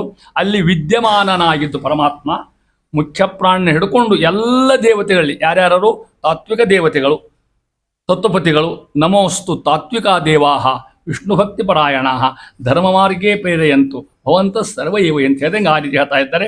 ವಾಯುದೇವರು ನಿಲ್ಲಿಸಿ ತದಾಕಾರ ನೋಡಿ ಹೇಳ್ತಾರೆ ಹೆಂಗಿದಂತ ನೆಲೆಸಿ ವಿದಿತನಾಗಿದ್ದು ತಾನು ಅವರಿಗೆ ತಿಳಿಯಲ್ಪಟ್ಟವನಾಗಿ ವಿಶೇಷವಾಗಿ ವ್ಯಾಪ್ತನಾಗಿದ್ದು ಅಂತ ಅರ್ಥ. ಈ ಶಬ್ದಕ್ಕೆ ಅರ್ಥ. ಅವ ಅನವರತ ಯಾವಾಗಲೂ ಕೂಡ ಏನು ಮಾಡ್ತಾ ಇದ್ದೇನೆ? ನಿರವಧಿಕ ಮಹಿಮನು. ಅನವರತ ನಿರವಧಿಕ ಮಹಿಮನು. ಅಧಿಕ ನಿರವಧಿಕ. ನಿರವಧಿಕ ಅಂದ್ರೆ ಅನ್ಲಿಮಿಟೆಡ್ ಅಂತ ಅರ್ಥ. ಅವ ಮಹಿಮೆ ಎಷ್ಟದ? ಅಪಾರದ. ಯಾರ್ದು? ಭಗವಂತ. ಅದಕ್ಕೆ ನಿರವಧಿಕ ಅಂದ್ರೆ ಒಂದ, ಅಪಾರ ಅಂದ್ರೆ ಒಂದ. ಅಪಾರ ಮಹಿಮನು ಸಕಲ ವಿಷಯವ ಏನು ಮಾಡ್ತಾನ? ಸ್ವೀಕರಿಪ. ಅಲ್ಲಿಗೆ ಹಂಗೆ ಕೂಡಿಸೋಕನ. ಸಕಲ ವಿಷಯವ ಸ್ವೀಕರಿಪ. ಪರಮಾತ್ಮ ಸಮಸ್ತ ವಿಷಯಗಳನ್ನ ಹೆಂಗೆ? ಸ್ವಾಖ್ಯರಸದ್ವಾರ. ನೀವು ಗಂಧ ಏರಿಸಿದ್ರಿ, ನೀವು ದಿಕ್ಕಿಟ್ರಿ, ಹಾಲಿಟ್ರಿ, ಸಕ್ಕರೆ ಇಟ್ರಿ. ಪರಮಾತ್ಮ ಅಲ್ಲಿರ್ತಕ್ಕಂಥ ಸ್ವಾಖ್ಯರಸ. ಭಗವಂತನ ರೂಪ ಅಲ್ಲೊಂದು ರೂಪ ಇರ್ತದೆ, ಇಲ್ಲೊಂದು ರೂಪ ಇರ್ತದೆ. ಅವೆರಡಕ್ಕೂ ಐಕ್ಯ ಚಿಂತ ಮಾಡೋದೇ ನೈವೇದ್ಯ ಪ್ರಕರಣ. ಪರಮಾತ್ಮ ಈ ರೂಪದಾಗ ಇಲ್ಲಿ ನಿಂತ್ಕೊಂಡಿದ್ದಿ, ಈ ರೂಪದಾಗ ಇಲ್ಲಿ ಕೂತ್ಕೊಂಡಿದ್ದಿ. ನಾ ಕೈ ಮುಗಿತೀನಿ ಸ್ವಾಮಿ, ಇಲ್ಲಿರ್ತಕ್ಕಂಥ ರೂಪ ನಿನ್ನ ತಗೋಬೇಡು. ಇದೇ ಪರಮಾತ್ಮ ಸ್ವೀಕಾರ ಮಾಡ್ತಕ್ಕಂಥ ಸ್ವೀಕರಿಪ ಅಂತ ಕೇಳು. ಹೆಂಗೆ? ಸಕಲ ವಿಷಯವ ಕೊನಿತೋಡ್ರಿ ಸ್ವೀಕರಿಪ. ಅವ ಯಾರು? ನಿಧನ ನಾಮಕ ಸಂಕರ್ಷಣ ಉಭಯನು. ಪರಮಾತ್ಮಗೆ ಹೆಸರು ನಿಧನ. ನಿಧನ ಶಬ್ದಕ್ಕೆ ಅರ್ಥ ಹೇಳಿದೆವು ನಾನು. ಜಗತ್ತನ್ನು ಲಯ ಮಾಡ್ತಕ್ಕಂಥ ಪರಮಾತ್ಮ ನಿಧನ ಅಂತ ಹೆಸರು. ಆ ರೀತಿಯಾಗಿ ಸಂಕರ್ಷಣ ಉಭಯನು. ಇಂಥ ಪರಮಾತ್ಮ ಸಂಕರ್ಷಣ ಅಂತಕ್ಕಂಥ ಹೆಸರಿನವ. ಅದನ್ನ ಹೇಳ್ತಾ ಇದ್ದಾರೆ. ಇಷ್ಟು ಪರಮಾತ್ಮನ ಹೇಳಿ ಅಂತಾರ. ಇಲ್ಲಿ ಹೇಳಿ ಮೂರ್ತಕ್ಕಂಥ ಈ 13 ರೂಪ ಹೇಳ್ತಕ್ಕಂಥ ಮಹತ್ವ ಬಂತು. ಏಕಾತ್ಮನ ರೂಪವನ್ನು ಅಂತಾರೆ ಮುಂದುವರೆದು. ಇಲ್ಲಿ ದೇಹ ದೇಶ ಕಾಲಗಳಿಗೆ ಅನುಗುಣವಾಗಿ ವಿಹಿತ ಕರ್ಮಗಳನ್ನು ಆಚರಿಸಿರಿ. ಯಾವ್ಯಾವಾಗ ಮಾಡೋದಲ್ಲ. ಅದು ಭಾಳ ಚಂದ ಹೇಳ್ತಾರೆ. ಕರ್ಮ ಪ್ರಕರಣ ಇದು. ಅದಕ್ಕೆ ಆಚಾರ ಮಾರ್ಗದರ್ಶನ ಚೇಂಜಗಳ ನಿಮಗೆ ಹರಿಕಥಾಮೃತದ ಆಚಾರ ಮಾರ್ಗ ಎಷ್ಟು ಚಂದ ನೋಡಲಿ. ದೈಹಿಕ ದೈಶಿಕ ಕಾಲಿಕತ್ರಯ ಗಹನ ಕರ್ಮಗಳುಂಟು. ಇದರಳು ವಿಹಿತ ಕರ್ಮಗಳ ಅರಿತು ನಿಷ್ಕಾಮಕನು ನೀನಾಗಿ ಬೃಹತಿ ನಾಮಕ ಭಾರತೀಶನ ಮಹಿತ ರೂಪ ನೆನೆದು ಮನದಲ್ಲಿ ಅಹರಹ ಭಗವಂತಗೆ ಅರ್ಪಿಸು ಪರಮ ಭಕುತಿಯಲಿ. ಕೊನೆಯ ಸಾಲ ತಿಳ್ಕೊಂಬಿಡಿ. ಭಗವಂತಗೆ ಅರ್ಪಿಸು ಹೆಂಗೆ? ಪರಮ ಭಕುತಿಯಲಿ. ಇದು ಬರೋದು ಭಾಳ ಕಷ್ಟ, ಹೌದಿಲ್ಲ? ಎಲ್ಲ ಯಶಸ್ಮೃತ್ಯ ಜನ ಮುಕ್ತ ಹೇಳ್ತಿರ್ತೇವೆ. ಖರೆ ಹೊತ್ತಾಗ ಹೇಳೋ ಹೊತ್ತಿನಾಗ ನಮ್ಮ ಮನಸ್ಸು ಒಂದು ಎಲ್ಲಿಯೂ ಇರ್ತದೆ. ಹಂಗೆ ಬರೋದು ಭಾಳ ಕಮ್ಮಿ ಅಂತ ತಿಳ್ಕೊಡ್ರಿ ನೀವು. ಪರಮ ಅದಕ್ಕೆ ಪರಮ ಶಬ್ದ ಹಾಕ್ಯಾರ. ವಿಶೇಷ ಭಕ್ತಿಯಿಂದ ನೀವು ಮಾಡ್ತಕ್ಕಂಥಗಳು ಅರ್ಪಿಸು. ಒಂದು ಹೆಣ್ಮಕ್ಳು ಮಾಡಲಿ, ಗಂಡ್ಮಕ್ಳು ಮಾಡ್ಬೇಕು. ಗಂಡ್ಮಕ್ಳು ಮಾಡೋದು ಅರ್ಥ ಮತ್ತು ಒಂದು ತುಳಸಿ ಪೂಜೆ ಮಾಡ್ತೀರಿ, ಯಾರು ದಾನ ಕೊಡ್ತಿದ್ರಿ, ಏನು ಕೆಲಸ ಮಾಡ್ತೀರಿ, ನಾಮಸ್ಮರಣೆ ಮಾಡ್ತೀರಿ, ಪಾರಾಯಣ ಮಾಡ್ತಿದ್ರಿ. ಅದನ್ನು ಭಗವಂತ ಹಂಗೆ ಪರಮ ಭಕ್ಕೂತಿಲಿ ಕೃಷ್ಣಾರ್ಪಣ ಮಸ್ತು. ಅದಕ್ಕೆ ಹೇಳ್ಯಾರ ನಮ್ಮಲ್ಲಿ ತಿಳ್ಕೊಂಡು ಮನೆಗೆ ಎಲ್ಲ ಮರಿಬೇಕಾರೆ ಕೊನೆ ಕೃಷ್ಣಾರ್ಪಣ ಅಂದ್ಬಿಡು ಅಂತ ಹೇಳ್ತಾ ಇರ್ತಾರೆ. ಯಾಕೆ? ಅರ್ಪಣ ಆತ ಭಗವಂತಗೆ ಹೆಂಗೆ ಅನ್ನೋ ಹೇಳ್ತಾರೆ ಮುಂದೆ. ಮೂರವ ದೈಹಿಕ ದೈಶಿಕ ಕಾಲಿಕತ್ರಯ ಕರ್ಮದ 3 ಬಗೆ ಅವ. ದೈಹಿಕ ಕರ್ಮಗಳು, ದೈಶಿಕ ಕರ್ಮಗಳು, ಕಾಲಿಕ ಕರ್ಮಗಳು ಅಂತ ಹೇಳ್ತಾರೆ. ಬಿಡಿ ಹೇಳ್ತಾ ಮುಂದೆ. ತ್ರಯ ಅಂದರೆ ಎಷ್ಟು? 3 ತ್ರಯ. ಗಹನ ಕರ್ಮಗಳುಂಟು. ಗೀತಾವಾಕ್ಯ ಕೃಷ್ಣ ಅಲ್ಲಿ ಹೇಳಿದ ಅರ್ಜುನಗೆ, ಏ ಅರ್ಜುನ, ಏನು ಕರ್ಮ ಅಂತ ಬದ್ದಾಡ್ತೀವೋ ಅಂದ. ಗಹನ ಕರ್ಮಣೋ ಗತಿ. ಕರ್ಮ ಭಾಳ ದೊಡ್ಡದಪ್ಪ ಮಹಾರಾಯ ಅಂತಾರವು. ಯಾಕೆ? ಅರ್ಥ ಮಾಡಿಕೊಡ್ರಿ. ಕೃಷ್ಣಂತಾನ ಎಂಥೆಂಥ ಜ್ಞಾನಿಗಳಿಗೆ ಅಕರ್ಮ ಯಾವುದು, ವಿಕರ್ಮ ಯಾವುದು, ಸುಕರ್ಮ ಯಾವುದು, ಅಸಡ್ಢಾಳ ಕರ್ಮ ಯಾವುದು, ಇನ್ನೂ ಅವರಿಗೆ ಜ್ಞಾನ ಆಗಿಲ್ಲ. ಕರ್ಮಣ ಗಹನ ಕರ್ಮ ಬಹಳ ಶ್ರೇಷ್ಠ, ಅದು ಹೇಳಲಿಕ್ಕೆ ಸಾಧ್ಯ ಇಲ್ಲ. ಅಂತರಾಯ ಸ್ವಾಮಿ ಅಂತಾರ ರಾಯರ ಗದ್ದೊಳಗೆ ಅಂತಾರ, ನಿತ್ಯ ನೈಮಿತ್ತಿಕ ಕಾಮ್ಯ ಭೇದನೆ ತ್ರಿವಿಧ ಕರ್ಮ ಯಥಾಶಕ್ತಿ ಯಥಾ ವಯಂ ಕರಿಷ್ಯೆ ಕಾರಯಿಷ್ಯೆ ಚ. ರಾಯರ ಮಾತು ಹೊಡಿ ಚಂದ. ಕರ್ಮದ 3 ಬಗೆಯವ, ಅದ 2 ಪಾರ್ಟ್ ಮತ್ತು ಒಂದರ 3 ಭಾಗ ಬೇರೆ, ಒಂದರ 3 ಭಾಗ ಬೇರೆ. ಇಲ್ಲಿ ಹೇಳಿದ್ದು ದೈಹಿಕ ದೈಹಿಕ ಕಾಲಿಕತ್ರಯ. ನಾ ಹೇಳಿದ್ದು ನಿತ್ಯ ಕರ್ಮಗಳು, ಕಾಮ್ಯ ಕರ್ಮಗಳು ಮತ್ತು ಸಾಂದರ್ಭಿಕ ಕರ್ಮಗಳು, ನಿತ್ಯ ನೈಮಿತ್ತಿಕ. ಹಂಗೆ ಬಿಡಿಸಿ ಹೇಳ್ತೇನೆ ನಿಮಗೆ. ಅಲ್ಲಿ ರಾಯ ಹೇಳ್ತೀನಿ ನಿತ್ಯ ನೈಮಿತ್ತಿಕ ಕಾಮ್ಯ ಕರ್ಮ. ನಿತ್ಯ ಕರ್ಮ ನಿಮ್ಗೆ ಗೊತ್ತವ. ನಿತ್ಯ ಕರ್ಮ ಸ್ನಾನ ಸಂಧ್ಯಾದಿಗಳು ನಿಮ್ಗೆ ಮಾಡ್ತಕ್ಕಂಥ ನಿತ್ಯ ಕರ್ಮಗಳಿವು. ಮತ್ತು ಅದು ಅದ್ರಾಗ ಆಫೀಸಿಗೆ ಹೋದು ಬಂದು ಬರ್ತಾರೆ, ಅದನ್ನ ತಿಳ್ಕೊಂಡು ಮತ್ತೆ ಅವೆಲ್ಲ ಅದು ಒಂದು ದೇವ್ರ ಪೂಜೆ ಅಂತ ತಿಳಿದಂಗೆ ನಾನು ನಿತ್ಯ ಕರ್ಮ. ನೈಮಿತ್ತಿಕ ಕರ್ಮ ಅಂದರೆ ನಿಮಿತ್ತ ಮಾತ್ರ ಮಾಡೋದು.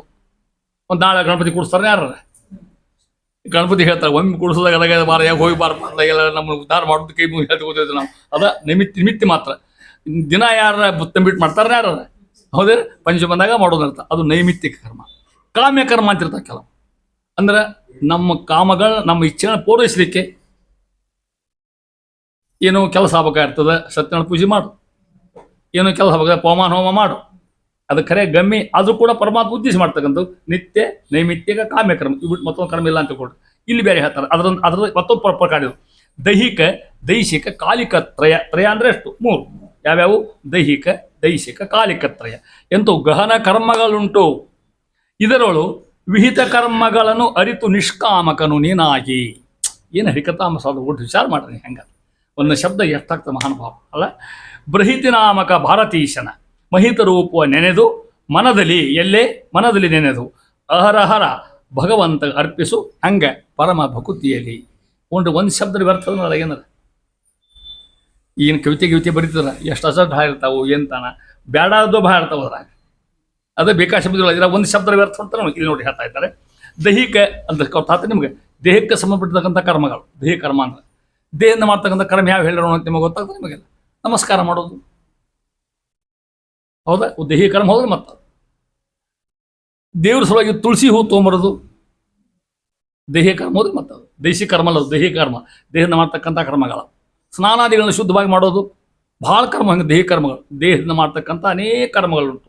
ಪರಮಾತ್ಮನ ಪೂಜಾತ್ಮಕವಾಗಿ ಮತ್ತೆ ಬೇರೆ ಯಾರು ತಿಳ್ಕೊಬೇಡ್ರಿ. ಮತ್ತೆ ಇಸ್ಪೀಟ್ ಹೊಡೆದು ಬಿಡೋದು ಮತ್ತೆ ಅವರಾಗ ದೈಹಿಕ ಕರ್ಮ ಅಂತ. ಅದು ಕೂಡ ದೈಹಿಕ ಅದು ಅಲ್ಲ ಹೌದಾ. ಇದೆಲ್ಲ ಹೇಳಿದ್ರೆ ಪರಮಾತ್ಮ ಉಪಾಸನೆ ಹೇಳಿದೆ ದಾಸರಾಗಿ. ದೈಹಿಕ ಕರ್ಮ ಅಂತ ದೇಹದಿಂದ ಮಾಡ್ತಕ್ಕಂಥ ಕರ್ಮಗಳು ಒಂದೇದು. ಎರಡನೇದು ದೈಹಿಕ ದೇಶ ಸಂಬಂಧ ಮಾಡ್ತಕ್ಕಂಥ ಕರ್ಮಗಳು. ದೇಶ ಸಂಬಂಧ ಅಂದ್ರೆ ಗಯಾಕ್ಕೆ ಹೋಗಿರ್ತೀರಿ, ಬದ್ರಿಗೆ ಹೋಗಿರ್ತೀರಿ, ಅಲ್ಲೇ ಮುಂಡನ ಮಾಡಿಸ್ಕೋಬೇಕಾಗ್ತದೆ ಹೌದಾ. ಶ್ರಾದ್ದ ಕರ್ಮ ಮಾಡೋಕ್ಕಾಗ್ತದೆ, ಹೆಣ್ಮಕ್ಳು ದಾನ ಕೊಡ್ಬೇಕಾಗ್ತದೆ, ಅಥವಾ ಮತ್ತೊಂದಿಗೆ ಮುತ್ತೇರಿ ಪೂಜೆ ಮಾಡೋಕ್ಕಾಗ್ತದೆ. ದೈಹಿಕ ದೈಹಿಕ ಕಾಲಿಕತ್ರಯ. ಕಾಲಕ್ಕೆ ಸಂಬಂಧಿರ್ತಕ್ಕಂಥ ಕಾಲಕ್ಕೆ ಸಂಬಂಧ ಕಾಲಕ್ಕೆ ಆ ದಿವಸಕ್ಕೆ ಸಂಬಂಧಿರ್ತಕ್ಕಂಥ ಕರ್ಮಗಳು ಬೇರೆ ಮತ್ತವು. ಉದಾಹರಣೆ ಏಕಾದಶಿ ದಿನ ಮಾಡ್ತಾರೆ ಯಾರು, ಒಂದು ಮಾಡೋದಕ್ಕೆ ಅಷ್ಟಿರ್ತದೆ. ವಿಷ್ಣು ಪಂಚಕ ಹೌದು, ಮತ್ತೆ ಆಮೇಲೆ ಭೀಷ್ಮ ಪಂಚಕ ಇಂಥದ್ದು ಕಾಲಿಕತ್ರಯ. ಅಥವಾ ಇನ್ನೊಂದು ಉಪಕರ್ಮ ದಿನ ಮಾಡ್ತಾರೆ ಅಷ್ಟೇ ಹೌದಾ. ಕಾಲಕ್ಕೆ ಸಂಬಂಧಿರ್ತಕ್ಕ ದೈಹಿಕ ದೈಹಿಕ ಕಾಲಿಕ. ಅರ್ಥಾತ್ ಇಲ್ಲಿ 3 ಕರ್ಮ ತಿಳ್ಕೊಂಡ್ಬಿಟ್ರೆ ಹೋಗ್ತೀವಿ ನೋಡಿ. ದೈಹಿಕವಾಗಿರ್ತಕ್ಕಂಥ ಕರ್ಮಗಳು, ದೇಶಕ್ಕೆ ಸಂಬಂಧ ಕರ್ಮಗಳು, ಕಾಲಿಕ ಸಮಯ. ಈ ಊರಾಗಿದ್ದಾಗ ನಾವು ದಿನ ಮುಂಡನ ಸಾಧು ಇದು ಮಾಡ್ಲಿಕ್ಕೆ ಹೋಗೋದಲ್ಲ. ಅಲ್ಲಿ ಹೋದಾಗ ಆ ಕ್ಷೇತ್ರಕ್ಕೆ ಹೋದಾಗ ಮಾಡೋಕ್ಕಾಗ್ತದೆ. ಅಲ್ಲಿ ಮತ್ತೊಂದು ಮಾಡೋಕ್ಕಾಗ್ತದೆ, ಸ್ನಾನ ಮಾಡೋಕ್ಕಾಗ್ತದೆ. ಮತ್ತೆ ಅಲ್ಲಿ ಹೋಗಿ ನಾವು ಸ್ನಾನ ಮಾಡೋದು ನ್ಯಾಯ ತೆಗೆದ್ರೆ ಸ್ನಾನ ಮಾಡಲಿಕ್ಕೆ ಬೇಕು. ಅದು ಸ್ನಾನ ಮಾಡೋಕ್ಕಾದ್ರೆ ಅದನ್ನ ಹೇಳ್ತದೆ ದಾಸರು. ಹಾಗೆ ಮುಳುಗೋದಲ್ಲ ಅಂತ ಹೇಳ್ತಾರೆ. ಅಲ್ಲಿ ಆ ನದಿ ಒಳಗೆ ಅಲ್ಲಿರ್ತಕ್ಕಂಥ ಅಭಿಮಾನಿ ದೇವತೆ ಯಾರು, ಅದಕ್ಕೆ ಅಲ್ಲಿ ಪರಮಾತ್ಮ ಯಾವ ರೂಪ ಅಲ್ಲಿ ಅದ, ಅಲ್ಲಿ ಹೆಂಗೆ ಸ್ನಾನ ಮಾಡ್ಕೊ, ಅಲ್ಲಿ ಸಂಕಲ್ಪ ಏನು, ಇಷ್ಟು ವಿಚಾರ ತಿಳ್ಕೊಡ್ರಿ ನಿಮ್ಗೆ ಹೇಳೋದು. ಅವನ್ನೆಲ್ಲ ಬರ್ಕೊಂಡು ಹೋಗ್ಬೇಕಲ್ಲಿ. ಅಲ್ಲಿ ನೀರಾಗಿ ನಿಂತು ಓದ್ಲಿಕ್ಕೆ ಆಗೋದಿಲ್ಲ. ಮತ್ತೆ ಅದರ ಹೋಗ್ತದೆ, ಇಲ್ಲ 40 ಹೋಗ್ತದೆ, ಇಲ್ಲ ಆದ್ರೆ ಯಾರೋ ಓದ್ ಗದ್ದಲ ಬಿಡ್ತದೆ. ದಂಡಿ ಮೇಲೆ ಕೂತಾನ ನೋಡಿದ್ರು ಸಾಕು. ಮತ್ತೆ ಇವೆಲ್ಲ ಗೊತ್ತಿರೋ ನಿಮಗೆಲ್ಲ ಪ್ರಶ್ನೆ ಇಲ್ಲ. ಹಂಗೆ ಹೇಳ್ತೀನಿ ನಿಮ್ಗೆ ತಿಳ್ಕೊಡು. ಅಲ್ಲಿ ಗೋದಾವರಿಗೆ ಹೋದ್ರಿ, ಬದ್ರಿಗೆ ಹೋದ್ರಿ, ಅಲ್ಲಿ ತೀರ್ಥಕ್ಷ ದೇವತಾ ಇರ್ತಾನೆ, ಆ ನದಿ ಮಹಿಮಾನ್ ದೇವತೆ ಇರ್ತಾರೆ. ಅವರಲ್ಲಿ ಅಂತರೇ ಪರಮಾತ್ಮ ಇರ್ತಾನೆ. ಹಂಗೆ ಮಾಡಿ ದೇವ್ರ ಪ್ರೀತಿ ಆಗ್ತಾನೆ ತಿಳ್ಕೊಡ್ರಿ. ಹಂಗೆ ಮಾಡ್ರೆ ಪುಣ್ಯ ಬರೋದು ಹಿಂಗೇನಿಲ್ಲ, ಮತ್ತೆ ಕಮ್ಮಿ ಪುಣ್ಯ ಬರುತ್ತೆ ಇಷ್ಟ ಅಲ್ಲಿ. ಆ ರೀತಿ ಹೇಳ್ದಂಗೆ ಅದನ್ನ ಹೇಳ್ತಾ ಇರ್ತಾರೆ. ಕಾಲಿಕತ್ರಯ ಗಹನ ಕರ್ಮಗಳುಂಟು. ಕರ್ಮ ಬಹಳ ಕಷ್ಟ, ಗೂಢ. ಯಾವ್ದು ಕರ್ಮ, ಯಾವ್ದು ವಿಕರ್ಮ, ಯಾವ ಸುಕರ್ಮ ಗೊತ್ತೇ ಆಗುದಿಲ್ಲ. ಕರ್ಮ ಮಾಡೋದೇ ಭಾಳ ಕಷ್ಟ ಕೆಲಸ ಅಂತ ಹೇಳ್ತಾ ಇದ್ದೇನೆ ಕೃಷ್ಣ ಹೇಳ್ತಕ್ಕಂಥ. ಇದರೊಳು ವಿಹಿತ ಕರ್ಮಗಳ ಏನು ಗೊತ್ತಾ, ಭಾಳ ಚಂದನ ಶಬ್ದ. ವರ್ಣಾಶ್ರಮಚ ಧರ್ಮಗಳ ಅಂತ ಅರ್ಥ. ವರ್ಣ ಆಶ್ರಮ ಎರಡು ಹೇಳಿ ಮತ್ತಾರ. ವರ್ಣ ಬೇರೆ, ಆಶ್ರಮ ಬೇರೆ. ವರ್ಣ ಅಂದ್ರೆ ಬ್ರಾಹ್ಮಣ, ಕ್ಷತ್ರಿಯ, ವೈಶ್ಯ, ಶೂದ್ರ. ವರ್ಣ. ಅವ್ರು ಮಾಡ್ದಂಗೆ ನಾವು ಮಾಡಲಿ ಬರೋದಿಲ್ಲ. ಮತ್ತೆ ಅವನು ಶೂದ್ರ ಹುಡ್ತಾನ, ಅವನು ಸಂಧ್ಯಾ ಮಾಡಲ್ಲ, ಅವಂತ ಸಂಧ್ಯಾ ಮಾಡ್ಬೇಕು. ಅಲ್ಲಿ ಅವ್ನು ಮುಳುಗಿದ್ರೆ ಸಾಕವಲ್ಲ, ಅಷ್ಟೇ ಅವನ ಧರ್ಮಕ್ಕೆ ಅಷ್ಟೇ ಹೇಳಿದೆ. ಹೌದಾ? ಒಂದು ಕಥೆ ನೆನಪಾತು ಹೇಳ್ಬೇಕು ನಮಗೆ, ಪುರಾಣದ ಕಥೆ, ವರಾಹ ಪುರಾಣದ ಕಥೆ. ಒಮ್ಮೆ ಎಲ್ಲ ಋಷಿಗಳು ಕೂಡಿದ್ರು. ಅದೇ ಹೇಳಿದ ಗಹನ ಕರ್ಮಣೋ ಗತಿ ಅಂತ. ಕರ್ಮ ಯಾವುದು ಪಕ್ಕ ಅವರಿಗೆ ಗೊತ್ತಾಯಿಲ್ಲ ನಿಂತ್ಕೊಂಡು ಬಹಳ ಮಂದಿ ಋಷಿಗಳು ಸೇರಿದ್ರು. ಅವ್ರಿಗೆ ಸಂಶಯ ಇದ್ದು ಅಂತ. ಆಮೇಲೆ ನಮ್ಮ ತಲೆ ಏನೇನು, ನಮಗೆಲ್ಲರ ಸಂಶಯನ ನಮಗೆ. ಆ ಸಂಶಯ ಪರಿಹಾರ ಮಾಡ್ಲಿಕ್ಕೆ ಹೋದ್ರು ಅವರು. ಎಲ್ಲಿ ಹೋದ್ರು? ಅಲಗನಂದಕ್ಕೆ ಹೋದ್ರು. ನೀರು ಹೆಂಗಂದ ನೋಡಿ ನೀವೆಲ್ಲ, ಶೀತಲ ಗಂಗಾ ಹೋದ್ರೆ ಅಲ್ಲಿ ವೇದವ್ಯಾಸ ಸ್ನಾನ ಮಾಡಿ ಹತ್ತಿದ್ರು. ಮುಳುಗ ವೇದವ್ಯಾಸ್ತೀವಿ ಅವ್ರನ್ನ ಕೇಳಲಿಕ್ಕೆ ಹೋದ್ರು ಅವರು. ಮತ್ತು ಅವ್ರ ಹೆಡ್ ಆಫೀಸ್ ಅವರ ಅಲ್ಲ, ಮತ್ತು ಅವರು ಉತ್ತರ ಕೊಡೋರಲ್ಲ, ಉತ್ತರ ಕರೆಕ್ಟ್ ಅಲ್ಲ. ಅಲ್ಲಿ ಹೋಗಿ ಕೇಳಲಿಕ್ಕೆ ಹೋದ್ರು ಅವರಿಗೆ. ಅವ್ರು ಮುಳುಗಾಗ್ಲಿಕ್ಕೆ ಹತ್ತಿದ್ರು. ಇವರಷ್ಟು ಬಂದು ನೋಡಿದ್ರು ಅವರು. ಸೊನ್ನೆ ಮಾಡಿದ್ರು, ಸೊನ್ನೆ ಮಾಡಲಿ ಕುತ್ಕೊಂಡು ಬರ್ತೀನಿ ಈಗ ಅಂತಕೊಂಡು, ಸ್ನಾನ ಮುಗಿಸ್ಬರ್ತೀನಿ ಅಂತಕೊಂಡು ಒಂದು ಮುಳುಗು ಹಾಕಿದ್ರು. ಹೇಳಿದರು ಶೂದ್ರಧರ್ಮ ಶ್ರೇಷ್ಠ, ಮುಳುಗು ಹಾಕಿದ್ರು. ಮತ್ತೊಂದು ಸ್ತ್ರೀ ಜನ್ಮ ಶ್ರೇಷ್ಠ, ಮತ್ತೊಂದು ಹೇಳಿ. ಎರಡು ಸ್ತ್ರೀ ಧರ್ಮ ಹೇಳಿದರು, ಸ್ತ್ರೀ ಧರ್ಮ ಹೇಳಿದರು. ಆನಂತರ ಮತ್ತೊಂದು ಧರ್ಮ ಹೇಳಿದರು. 3 ಧರ್ಮ ಹೇಳ್ತಾ ಇದ್ದಾರೆ. ಮೊದಲೇ ಮೂರು ಕೇಳಿದ್ರು. ಮೊದಲೇ ಕೇಳಿದ್ರು ವೈಶ್ಯ ಬಹಳ ಶ್ರೇಷ್ಠ, ಶೂದ್ರ ಬಹಳ ಶ್ರೇಷ್ಠ. ಎರಡನೇದು ಕೇಳ್ತಕ್ಕಂಥ ಮಾಲ್ಪಡ್ತದೆ ಅದು ಕುಳ್ಳೆನ ಸ್ತ್ರೀ ಜನ್ಮ ಶ್ರೇಷ್ಠ ಅಂತ ಹೇಳಿದರು. ಇಷ್ಟು ಹೇಳಿ ಇನ್ನೊಂದು ಉಳಿತಾನೆ ಹೇಳ್ತೇನೆ. ಇಲ್ಲಿ ಹೇಳ್ಕೊತ ನಾವು ಮುಳುಗು ಹಾಕಿದ್ರು. ಮುಳುಗು ಹಾಕಿ ಮ್ಯಾಲೆ ಬಂದು ಸ್ನಾನ ವರ್ಷ ಮ್ಯಾಲೆ ಬರ್ಬೇಕಲ್ಲ. ಇವ್ರೇನು ಕೇಳಿ ಬೈದರು ಅದು ಉತ್ತರ ಬಿಡ್ತಾವ್ರಿ. ಇದನ್ನೇ ಕೇಳಿ ಬೈದರು ಅವರು. ಅಲ್ರಿ ವರ್ಣಾಶ್ರಮಗಳವ, ಯಾವ ವರ್ಣ ಶ್ರೇಷ್ಠ ಅಂತ ಕೇಳಿ ಬಂದರು. ಬ್ರಾಹ್ಮಣ, ಕ್ಷತ್ರಿಯ, ವೈಶ್ಯ, ಶೂದ್ರ ಯಾವ ಶ್ರೇಷ್ಠ ಅಂತ ಇನ್ನು ಇವ್ರು ಅರ್ಥ ಆಗಿದ್ದಿಲ್ಲ ಇವ್ರಿಗೇನು. ಸ್ತ್ರೀ ಶ್ರೇಷ್ಠೋ ಗಂಡು ಶ್ರೇಷ್ಠ ಮತ್ತು ಕೇಳಿ ಬಂದರು. ಹಿಂಗೆ 3 ಪ್ರಶ್ನೆ ಇಟ್ಟು ಮೈದ್ರು. ಉತ್ತರ ಕೊಟ್ಬಿಟ್ಟು ಅವರು ಮ್ಯಾಲೆ ಬಂದರು. ಕೈ ಮುರು ಋಷಿಗಳು, ಸ್ವಾಮಿ ನಮ್ಮ ಪ್ರಶ್ನೆಗೆ ಉತ್ತರ ಸಿಕ್ಕೊಂಡ್ರು. ಅದು ಅರ್ಥ ಆಗಲಿಲ್ಲ. ಅದು ಉತ್ತರನೂ ಗೊತ್ತಾಯ್ತು, ಅರ್ಥ ಆಗಿಲ್ಲ ನಮಗೆ. ನೀವೇನು ಹೇಳಿದ್ರಿ? ವೈಶ್ಯ ಶ್ರೇಷ್ಠ, ಶೂದ್ರ ಧರ್ಮ ಶ್ರೇಷ್ಠ ಅಂತಿದ್ರು. ಬ್ರಾಹ್ಮಣ ಶ್ರೇಷ್ಠ, ಶೂದ್ರ ಹೆಂಗೆ ಶ್ರೇಷ್ಠ ಆಗ್ತಾನ ಅಂತಂದ್ರೆ ಉತ್ತರ ಹೇಳಿದ್ರು ವೇದವ್ಯಾಸ. ನೋಡ್ರು, ಬ್ರಾಹ್ಮಣ ಭಾಳಷ್ಟು ನಿಯಮಗಳವ, ಅವನ್ನೆಲ್ಲ ಮಾಡ್ಲಿಕ್ಕೆ ಬೇಕಮ್ಮ ಅಂದ್ರೆ ಬ್ರಾಹ್ಮಣ ಆಗ್ತಾನ. ಶೂದ್ರಿದ್ದವ ದೊಡ್ಡವರು ಶಿವ ಮಾಡಿಬಿಟ್ರೆ ಮುಗಿದೋತಾವ. ಹೋಗ್ತಾರೆ ಶಿವ ಮಾಡಿಬಿಟ್ರೆ ಅವಾಗ ಪುಣ್ಯ ಬಂದವು, ಆಗ ಶ್ರೇಷ್ಠ ಅಂತೇಳಿ. ಸ್ತ್ರೀ ಜನ್ಮ ಶ್ರೇಷ್ಠ ಆಗುತ್ತೆ. ನಿಮಗೆ ಗಂಡಸ್ರಿ ಭಾಳ ನೇಮ, ಏನು ಭಾಳ ಸಂಧ್ಯಾ ವಂದನೆ, ಅವು ಗಂತ್ರ ಮಂತ್ರ ಇದ್ರೆ ಭಾಳ. ಸ್ತ್ರೀಯರಿಗೆ ಗಂಡ ಮಾಡ್ತಕ್ಕಂಥ ದೇವತಾ ಕಾರ್ಯಕ್ಕೆ, ಧರ್ಮ ಕಾರ್ಯಕ್ಕೆ ಸಹಾಯ ಮಾಡಿಬಿಟ್ರೆ ಹೆಂಡತಿ ಗೆದ್ದು ಬಿಟ್ಟು ಹೆಂಡತಿಗೆ ಇಷ್ಟು ಹೇಳ್ತಾ ಇದ್ದಾರೆ. ಆಮೇಲೆ ಕೇಳಿದ್ರು ಯಾವ್ದು ದೇಶ ಶ್ರೇಷ್ಠ? ಭಾರತ ಶ್ರೇಷ್ಠ ಅಂತ ಹೇಳಿ. ಯಾಕಂದರೆ ಇಲ್ಲಿ ಕರ್ಮಕ್ಕೆ ಬಹಳಷ್ಟು ಬೆಲೆ ಅದ. ಇಲ್ಲಿ ಗಂಗಾ, ಅಲ್ಲೆಲ್ಲದ ಅಲ್ಲೊಂದು ನದಿ ಅದ, ಗೊತ್ತಾ ನಿಮಗೆ? ಯಾವುದು? ಥೇಮ್ಸ್. ಇಂಗ್ಲೆಂಡ್ದಾಗ London Thames. London bridge falling down ಅಂತ ಅಲ್ಲಿ ಕರೆಯುವಂತಾರ. ಥೇಮ್ಸ್ ದೊಡ್ಡ ನದಿ ಇರ್ತಕ್ಕಂಥದ್ದು. ನಮ್ಮ ಗಂಗಾಗಿರ್ತಕ್ಕಂಥ ವೈಶಿಷ್ಟ್ಯ ಅಲ್ಲಿ ಆ ಬೆಲೆ ಇರೋದಕ್ಕಿಲ್ಲ ಅಂತ ಅಂತಿರ್ತಾರ ಅವ್ರು ತಿಳ್ಕೊಡ್ರಿ. ಆ ರೀತಿ ಹೇಳ್ತಕ್ಕಂಥ ಮಹಾನುಭಾವರು ದೈಹಿಕ ಕಾಲಿಕ ಅಂತ ಹೇಳ್ಬೇಕು. ನಿಮ್ಗೆ ಹೇಗಾಯ್ತು ಆ ಕ್ಷಣದ ವರ್ಣಾಶ್ರಮ ಅಂತ. ಇನ್ನೊಂದು ವರ್ಣ ತಿಳ್ಕೊಂಡು ಹೇಳ್ತೇನೆ ನಿಮಗೆ, ವರ್ಣಾಶ್ರಮದ ಎಷ್ಟು ಮಹತ್ವ ಅನ್ನೋದನ್ನ. ಆ ಶೂದ್ರಲ್ಲಿ ಮಾಡ್ತಕ್ಕಂಥ ಕರ್ಮಗಳೇ ಬೇರೆ, ನಮ್ಮ ಕರ್ಮಗಳೇ ಬೇರೆ, ಗೊತ್ತಾತ. ಇನ್ನು ಆಶ್ರಮ, ಬ್ರಹ್ಮಚರ್ಯ, ಗೃಹಸ್ಥ, ವಾನಪ್ರಸ್ಥ, ಸನ್ಯಾಸಿ, 4 ಆಶ್ರಮ ನಿಮ್ಗೆ ಗೊತ್ತದು. ಅದಕ್ಕೆ ಹೇಳಿದ್ರು ವರ್ಣಕ್ಕೆ ಸಂಬಂಧಪಟ್ಟಿರ್ತಕ್ಕಂಥ ಆಶ್ರಮ ಸಂಬಂಧಪಟ್ಟಕ್ಕಂಥ. ಈಗ ನೀವೆಲ್ಲ ಯಾವ ಹಂತ ಇದ್ರಿ ನಿಮಗಷ್ಟು ಗೊತ್ತದೆ, ಹೌದಾ? ಈಗ ನೀವು ಚೆಂಡು ತೊಗೊಂಡು ಆಡ್ಲಿಕ್ಕೆ ಹೋದ್ರೆ ಇಲ್ಲ, ಇದೇ ಮಾಡು ಕಲ್ಲಿಡ್ರ ಮನೆಗೆ ಗಾಡಿ ಸಾಣದ ಅದಾಗ ಹಾರದೆ ಅಂತ ಹೋದ್ರೆ ಅಂದರೆ ಯಾವ ಏಜಿಗೆ ಅವ್ರಿಗೂ ಅದನ್ನ ಮಾಡ್ಕೊಂತ ಅರ್ಥ. ಮತ್ತೆ ಏಜ್ ತಕ್ಕಂಗೆ ಕೆಲಸ ಮಾಡ್ಕೊಂತ ಅರ್ಥ. ಆ ಬಾಲ್ಯಾವಸ್ಥೆ ಮಾಡಲಿ ಬರ್ತದೆ ಈಗೇಂದ್ರೆ, ಗೃಹಸ್ಥಾವಸ್ಥೆ ಮಾಡಲಿ ಬರ್ತದೆ ಈಗ, ಆ ಮಾಡಲಿ ಬರೋದಿಲ್ಲ. ಅದಕ್ಕೆ ವರ್ಣ ಆಶ್ರಮ ತಕ್ಕಂಥ ಕ್ರಿಯೆಗಳನ್ನ ಅಷ್ಟ ಮಾಡ್ಲಿಕ್ಕೆ ಹೋಗ್ರಿ. ಈ ಬೇರೆ ಕೆಲಸ ಮಾಡೋಂಗಿಲ್ಲ ಈಗ ಈಗ 60 ದಾಟ್ಬಿಟ್ವಾಗಲೇ ಈಗ ಇನ್ನು ಯಾವ ಬರುತ್ತೋ ಗೊತ್ತಿಲ್ಲ, ಖರೆ ಹೌದಿಲ್ಲ. ಆದಷ್ಟು ಧರ್ಮ ಮಾರ್ಗೇ ಪ್ರೇರೆಯಂತು, ಒಳ್ಳೆ ಕೆಲಸ, ಭಗವನ್ ನಾಮಸ್ಮರಣೆ ಇದೇ ಇರ್ತಕ್ಕಂಥದ್ದು. ಇದನ್ನ ಮಾಡೋದ್ರ ಬದಲಿ ಗೃಹಸ್ಥಾದವ ಲಗ್ನ ಮಾಡ್ಕೊಂಡವ, ನಾವು ಸನ್ಯಾಸಿ ಅಂತ ಓಡಿ ಹೋಗ್ರವ, ಲಗ್ನ ಯಾಕೆ ಮಾಡ್ಕೊಂಡೆ ಮಗ ಅಂತ ಕೇಳ್ತಾರ ಅವನ್ನ, ಹೌದಿಲ್ಲ. ಅವ್ನ ಧರ್ಮ ಅಲ್ಲ ಅದು. ಅದಂತ ಸಾಲಿಗೆ ಹೋಗವ, ನಾ ಸಾಲಿ ಕೆಲ್ಲಿ ಕೊಲ್ಲಿ, ನಾನು ಹನುಮನ ಗುಡಿಗೆ ಪ್ರಾರ್ಥನೆ ಮಾಡ್ತೇನೆ, ಸ್ಕೂಲಿಗೆ ಮೊದಲು ಅಟೆಂಡೆನ್ಸ್ ಆಗಿ ಮೊದಲು ಸ್ಕೂಲಿಗೆ ಹೋಗಿ ಅಂತ ದೇವರಲ್ಲಿ ಇಲ್ಲಿ ಹನುಮಪ್ಪಿಲ್ಲ ಬರಬಾರ್ದು ನೀವು ಸಾಲಿಗೆ ಹೋಗಿ ಮಗನ ಅಂತಾನ. ಅದಕ್ಕೆ ವರ್ಣಾಶ್ರಮ ಧರ್ಮ ಯಾವ ಏಜ್ಗೆ ಯಾವ ತಕ್ಕ ಮಾಡ್ಕೋ ಅದಕ್ಕೆ ನಿಜವಾದ ಕರ್ಮ ಅಂತ ಹೇಳಿದ್ರು. ಅದಕ್ಕೆ ಕರ್ಮ ಬದಲು ಮಾಡೋಲ್ಲ, ವರ್ಣ ಉಚಿತವಾಗಿರ್ತಕ್ಕಂಥ ಆಶ್ರಮ ಉಚಿತ ಕರ್ಮಗಳು ಅದನ್ನ ಹೇಳ್ತಾ ಇದ್ದಾರೆ. ಅವರು ಅಂತಾರ ಕರ್ಮಗಳು ಅರಿತು ನಿಷ್ಕಾಮಕನು ನೀನಾಗಿ. ಇಷ್ಟಕ್ಕೆ ಮತ್ತೆ ಹೇಳ್ತಾರೆ ಈ ಕರ್ಮ ಹೆಂಗೆ ಮಾಡ್ಕೊ ಹಂಗಾರೆ ನಿಷ್ಕಾಮಕನು ನೀನಾಗಿ, ಯಾವುದೇ ಆಶೆ ಇಲ್ಲ, ಭಗವತ್ ಪ್ರೇರಣೆಯ ಭಗವತ್ ಪ್ರೀತ್ಯರ್ಥಂ. ನಮ್ಮ ಮಂತ್ರ ಹಾಕೇ ಬಿಟ್ಟಾರೆ ಬಿಡ್ರಿ, ವಿಷ್ಣು ಪ್ರೇರಣೆಯ ವಿಷ್ಣು. ನಾ ಏನು ಮಾಡಿ ಸ್ನಾನ ಮಾಡಲಿ, ಸಂಧ್ಯಾ ಮಾಡಲಿ, ದೇವ್ರ ಪೂಜೆ ಮಾಡಲಿ, ನಾ ಏನೇ ಕೆಲಸ ಮಾಡಲಿ ಅದು ಭಗವಂತನ ಪ್ರೇರಣ. ಅದು ನನಗೆ ಸಾಧ್ಯ ಇಲ್ಲ. ಲಗ್ನ ಆಗ್ತೀವಿ, ನಮ್ಮ ಪ್ರೇರಣ ಅದಿನಾರ ನಡುವೆ ಬಿಟ್ಟು ಹೋಗ್ಬಿಡ್ತಾವೆ. ಆಮೇಲೆ ಇನ್ನು ಎಂಗೇಜ್ಮೆಂಟ್ ಆಗಿರಂಗಿಲ್ಲ, ಆವಾಗ ಮುರ್ಕೊಂಡು ಹೋಗ್ಬಿಡ್ತಾವೆ. ಹೇಳ್ತಿಲ್ಲೋ ಅದಕ್ಕೆ ಭಗವಂತನ ಪ್ರೇರಣೆ ಇರ್ಬೇಕು ಅಂತ ಅರ್ಥ. ಆವಾಗ ನಿಷ್ಕಾಮಕನು ಏನಾಗಿ ಯಾವುದೇ ಕೆಲಸ ಮಾಡಿದ್ರು ಅಲ್ಲಿ ಅಚ್ಚೇ ಇಲ್ಲ. ಸ್ವಾಮಿ ನೀ ಪ್ರೀತಿ ಆಗ್ಬಿಟ್ರೆ ಸಾಕು, ಉಳಿದಿನ ಅಪೇಕ್ಷೆ ಮಾಡೋಂಗಿಲ್ಲ. ಇಲ್ಲ ಇಂಥ ಕೆಲಸ ಮಾಡ್ತೀನಿ ದೇವ್ರನ್ನ ಹಿಂಗೆ ಅನುಗ್ರಹ ಮಾಡಲಿ ಕೇಳೋ ಹಂಗಿಲ್ಲ. ನಿಷ್ಕಾಮೂರ್ತಿ ಇರ್ತಕ್ಕಂಥದ್ದು ಅಂತಾರ. ಬೃಹತಿ ನಾಮಕ ಭಗವಂತ ಹೆಸರು, ಬೃಹತಿ ಅಂತ ಅವನ ಹೆಸರು. ನಾಮಕ ಅಂತ ಹೆಸರು ಉಳ್ಳವ, ಬೃಹತಿ ಎಂದು ಹೆಸರು ಉಳ್ಳವ. ಬೃಹತಿ ಶಬ್ದಕ್ಕೆ 72,000 ಅಂತ ಅರ್ಥ. ಬೃಹತಿ ಮಂತ್ರ 72,000 ನಾಡಿಗಳು ಅಂತ ಅರ್ಥ. 72,000 ನಾಡಿಗಳಲ್ಲಿ ಅಂತರ್ಯಾಗಿರ್ತಂಥ ಪರಮಾತ್ಮ ಇರ್ತಕ್ಕಂಥವ ಅವನ ಮಹಿತ ರೂಪ ಅಂತಾರ. ದೊಡ್ಡ ಶಬ್ದ ತಗೊಳ್ರಿ, ಏನು ಮಹಿತ ರೂಪ. ಭಾರತೀ ರಮಣ ಅಂತರ್ಗತನಾಗಿರ್ತಕ್ಕಂಥ ಪರಮಾತ್ಮ ರೂಪವನ್ನು ಅದಕ್ಕೆ ಮಹಿತ ಶಬ್ದ ಕಟ್ಟ ಇರ್ತಾರೆ. ಮಹಿತ ಶಬ್ದಕ್ಕೆ ಲಕ್ಷ್ಮಿ ಅಂತರ್ಯಾಗಿರ್ತ ಪರಮಾತ್ಮ ಅಂತೇ ಅರ್ಥ ತಿಳ್ಕೊಡ್ರಿ. ಮಹಿತ ಶಬ್ದ ಹೆಂಗೆ ಬರೋದು? ಮ ಅಂದ್ರೆ ಲಕ್ಷ್ಮೀದೇವಿ, ಮ ಅಂತ ಅರ್ಥ. ಏಕೈಕ ಅಕ್ಷರಕ್ಕೋಸ್ಕರ ಇದಕ್ಕೆ ಹೇಳೋದು ಒಂದು ಅಕ್ಷರ ಅರ್ಥ. ಮ ಹಿತ ಅಂದರೆ ಅವಳಿಗೆ ಪ್ರಿಯಕರನಾಗಿರ್ತಕ್ಕಂಥವ.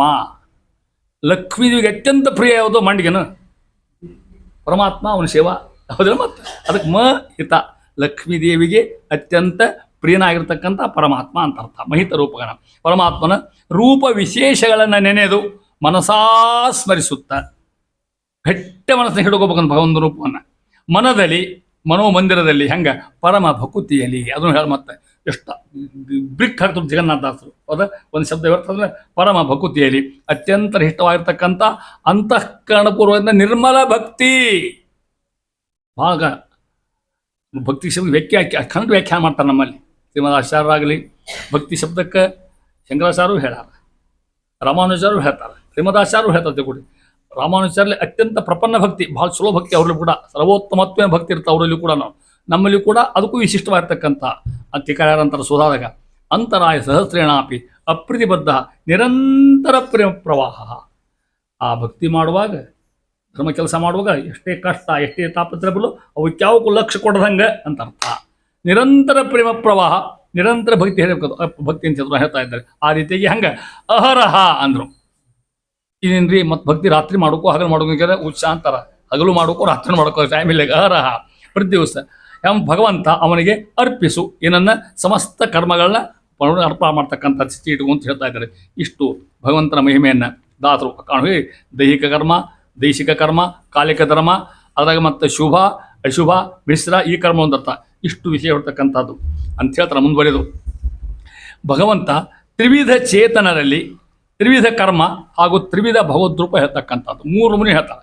ತ್ರಿವಿಧ ಚೇತನರು ನಿಮ್ಗೆ ಗೊತ್ತದ. ತ್ರಿವಿಧ ಚೇತನರು ಸಾತ್ವಿಕರು, ರಾಜಸರು, ತ್ರಿವಿಧ. ಅವರ ತ್ರಿವಿಧ ಕರ್ಮ ಸಾತ್ವಿಕ ಕರ್ಮ, ರಾಜಸ ಕರ್ಮ, ಆಮೇಲೆ ತಾಮಸ ಕರ್ಮ. ಸಾತ್ವಿಕ ಕರ್ಮ ದೇವ್ರ ಗುಡಿಗೆ ಹೋಗೋದು, ಬತ್ತಿ ಮಾಡೋದು, ದೇವ್ರ ಪೂಜೆ ಮಾಡೋದು ಸಾತ್ವಿಕ ಕರ್ಮ. ಹೌದಾ? ಹೋಗ್ತಾ ಹೋಗ್ತಾ ಮಂದಿ ಬೈಕೋತ ಹೋಗೋದು ರಾಜಸ ಕರ್ಮ. ದೇವರು ಇಲ್ಲ ದಿನಲ್ಲ ಹಂಗ ಹಿಡ್ಕೋದು ರಾಕ್ಷಸ ತಾಮಸ ಕರ್ಮ. ಅರ್ಥಾತ್ ಈ ರೀತಿ ಹೇಳ್ತಾ ಇದ್ದಾರೆ.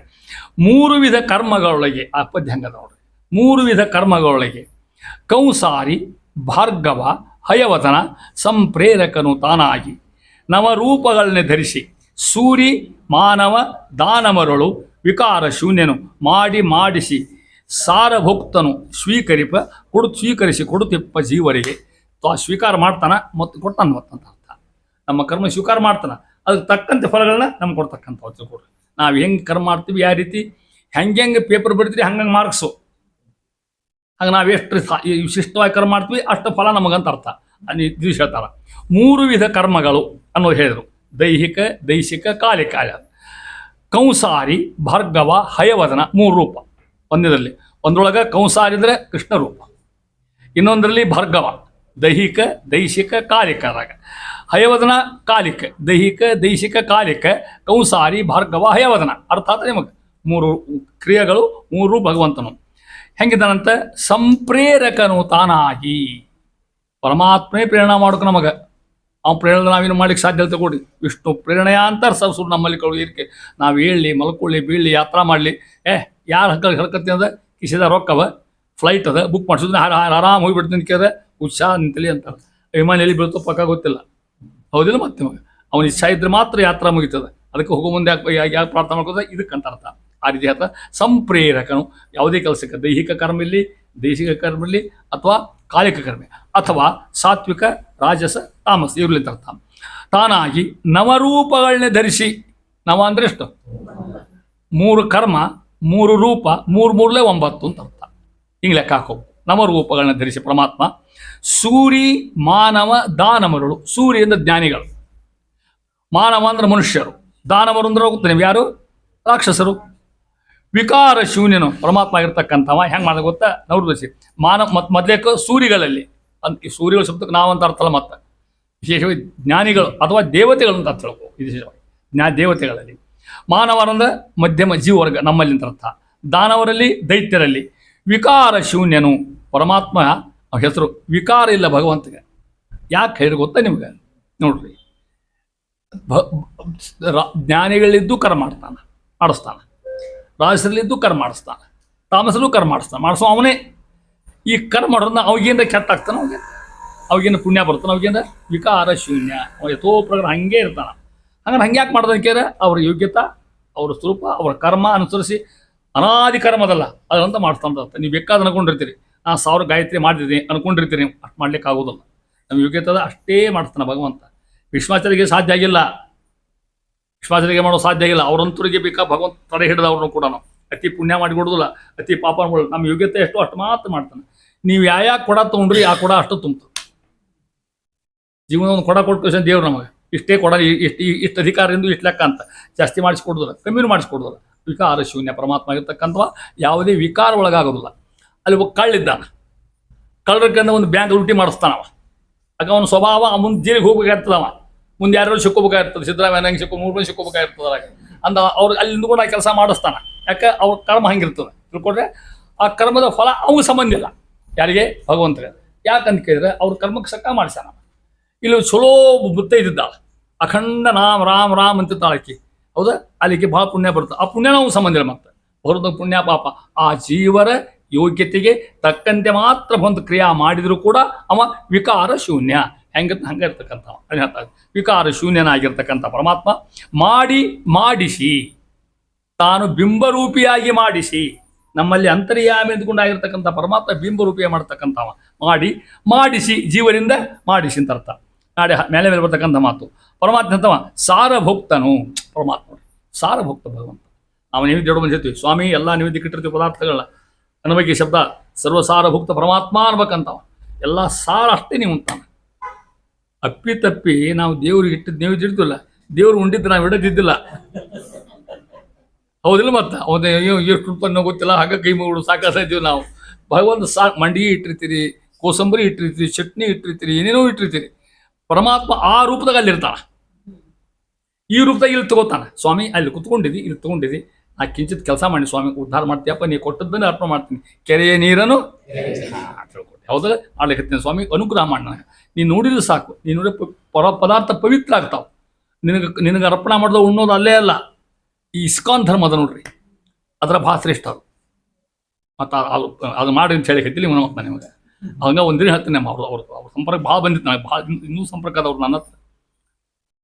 ಸ್ಕೂಲ್ನಾಗ ಇದ್ದಾಗ ಇಲ್ಲಿ ಸ್ಕೂಲ್ನಾಗ ಇದ್ದಾಗ ಒಬ್ಬ ಬಂದ ನನ್ನ ಹತ್ರ, ಹರೇ ರಾಮ್ ಹರೇ ಪಂಠ ಬಂದ ಒಂದಿಬ್ಬರು 3 ಬಂದಿದ್ರು ಮಾತಾಡಲಿಕ್ಕೆ. ಇಂಗ್ಲೀಷ್ನಾಗ ಮಾತಾಡ್ತಿದ್ರು. ಅನಾಹುತ ಭಾಗವತ್ ಪುಸ್ತಕ ಪುನಃ ಪುಸ್ತಕ ತಂದಿದ್ರು. ನಾನು ಅಂತೆ ನಮ್ಮ ಸರ್ ನಾನು ಮ್ಯಾನೇಜ್ಮೆಂಟ್ ಕೇಳಿ ತಗೋತೇನ್ರಿಪ್ಪ. ನಾನು ಎಲ್ಲಿ ಮ್ಯಾನೇಜ್ಮೆಂಟ್ ರೀ? ಫ್ರೀ ಕೊಟ್ಟು ಹೋಗ್ತೀನಿ ನಿಮಗಂದ್ರು. ಅವ್ರು ಸಾಲಿ ಒಂದು ಶರ್ಟ್ ಕೊಟ್ಟರು, ನನಗೊಂದು ಶರ್ಟ್ ಕೊಟ್ಟರು ಭಾಗವತದ್ದು. ಅಂತ ನೋಡೋದಾಗಿಲ್ಲ ನನಗೆ, ಎಲ್ಲ ಇಂಗ್ಲೀಷ್ನಾಗ ಅಷ್ಟು. ಅದು ಚಿತ್ರ ಭಾರಿ ಚಂದವ. ಏನು ಹಾಕಿ ಮಂತ್ರಾಂಶ ಚಿತ್ರ ಬಂದು ಏನು ಚಿತ್ರ ಹಾಕಿ ನಮ್ಮ ಅನುಭವ ಅಸಾಧ್ಯ ಕೆಲಸ ಮಾಡಿ.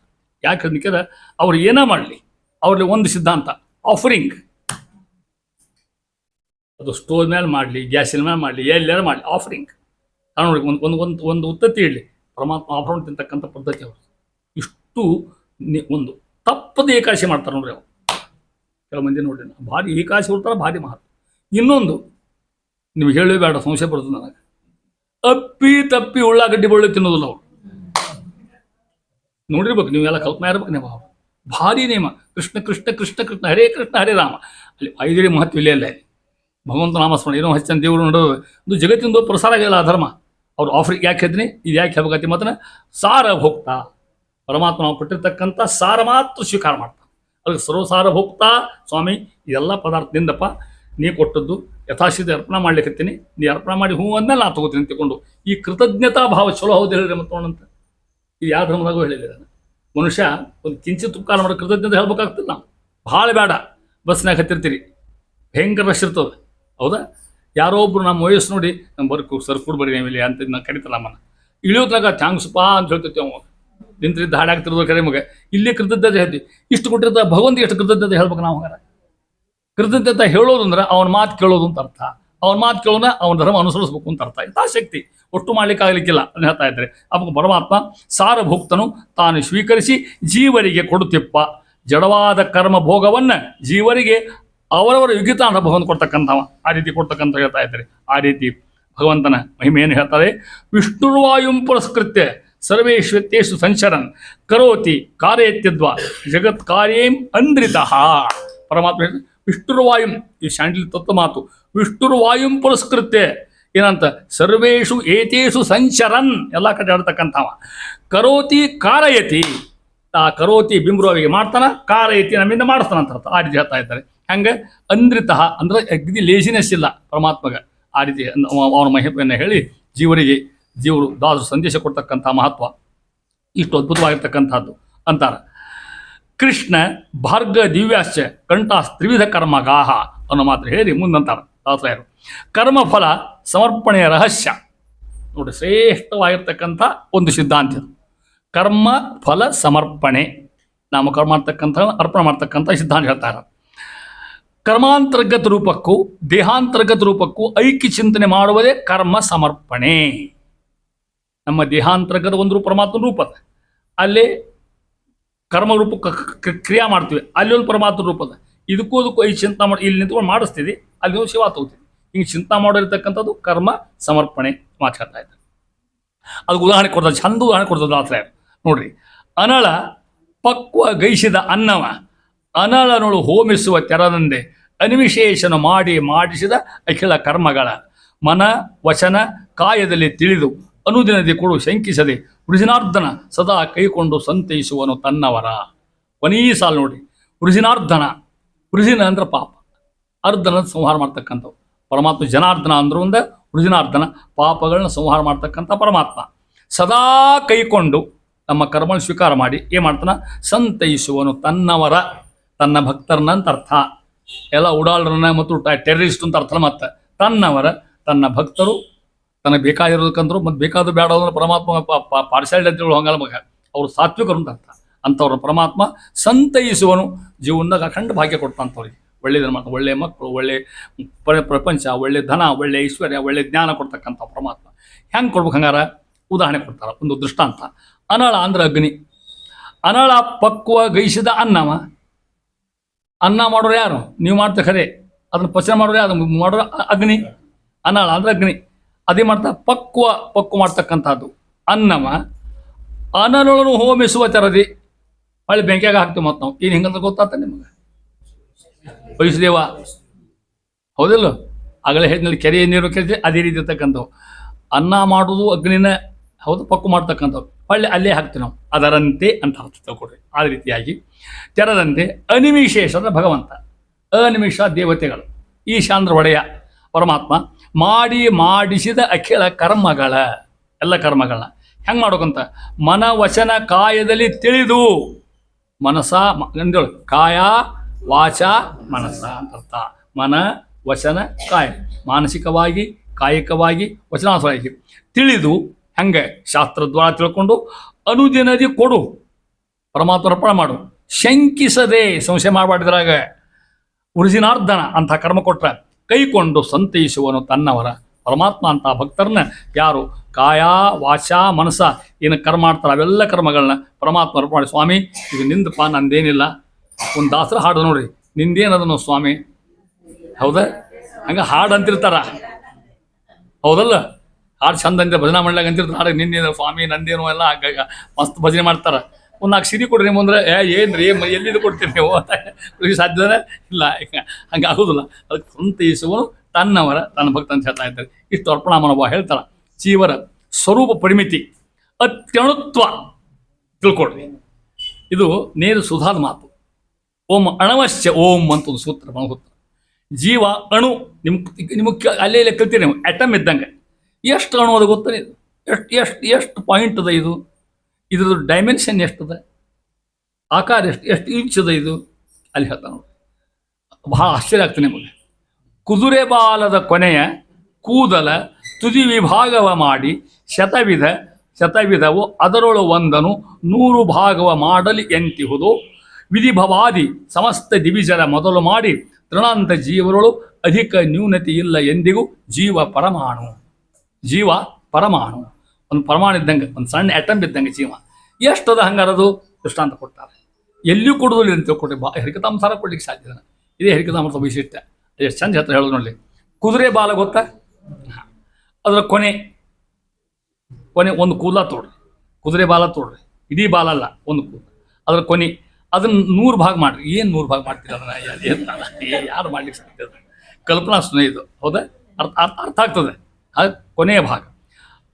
ಎಷ್ಟು ಆತೀಗ ಒಂದಿತ್ತ, ಅದು ಎಷ್ಟು ಭಾಗ ಮಾಡಿ 100 ಭಾಗ. ಆ 100 ಭಾಗ ಮತ್ತೊಂದು 100 ಮಾಡ್ರಿ ಅದನ್ನ. 100 × 100 10,000. ಒಂದು ತುದಿ 10,000 ತುಂಡು ಮಾಡಿದಾಗ ಕೊನೆ ಬರ್ತಲ್ಲ, ಜೀವ ಅಷ್ಟದಂತ. ಜೀವ ಪರಮಾಣು ಅರ್ಥ.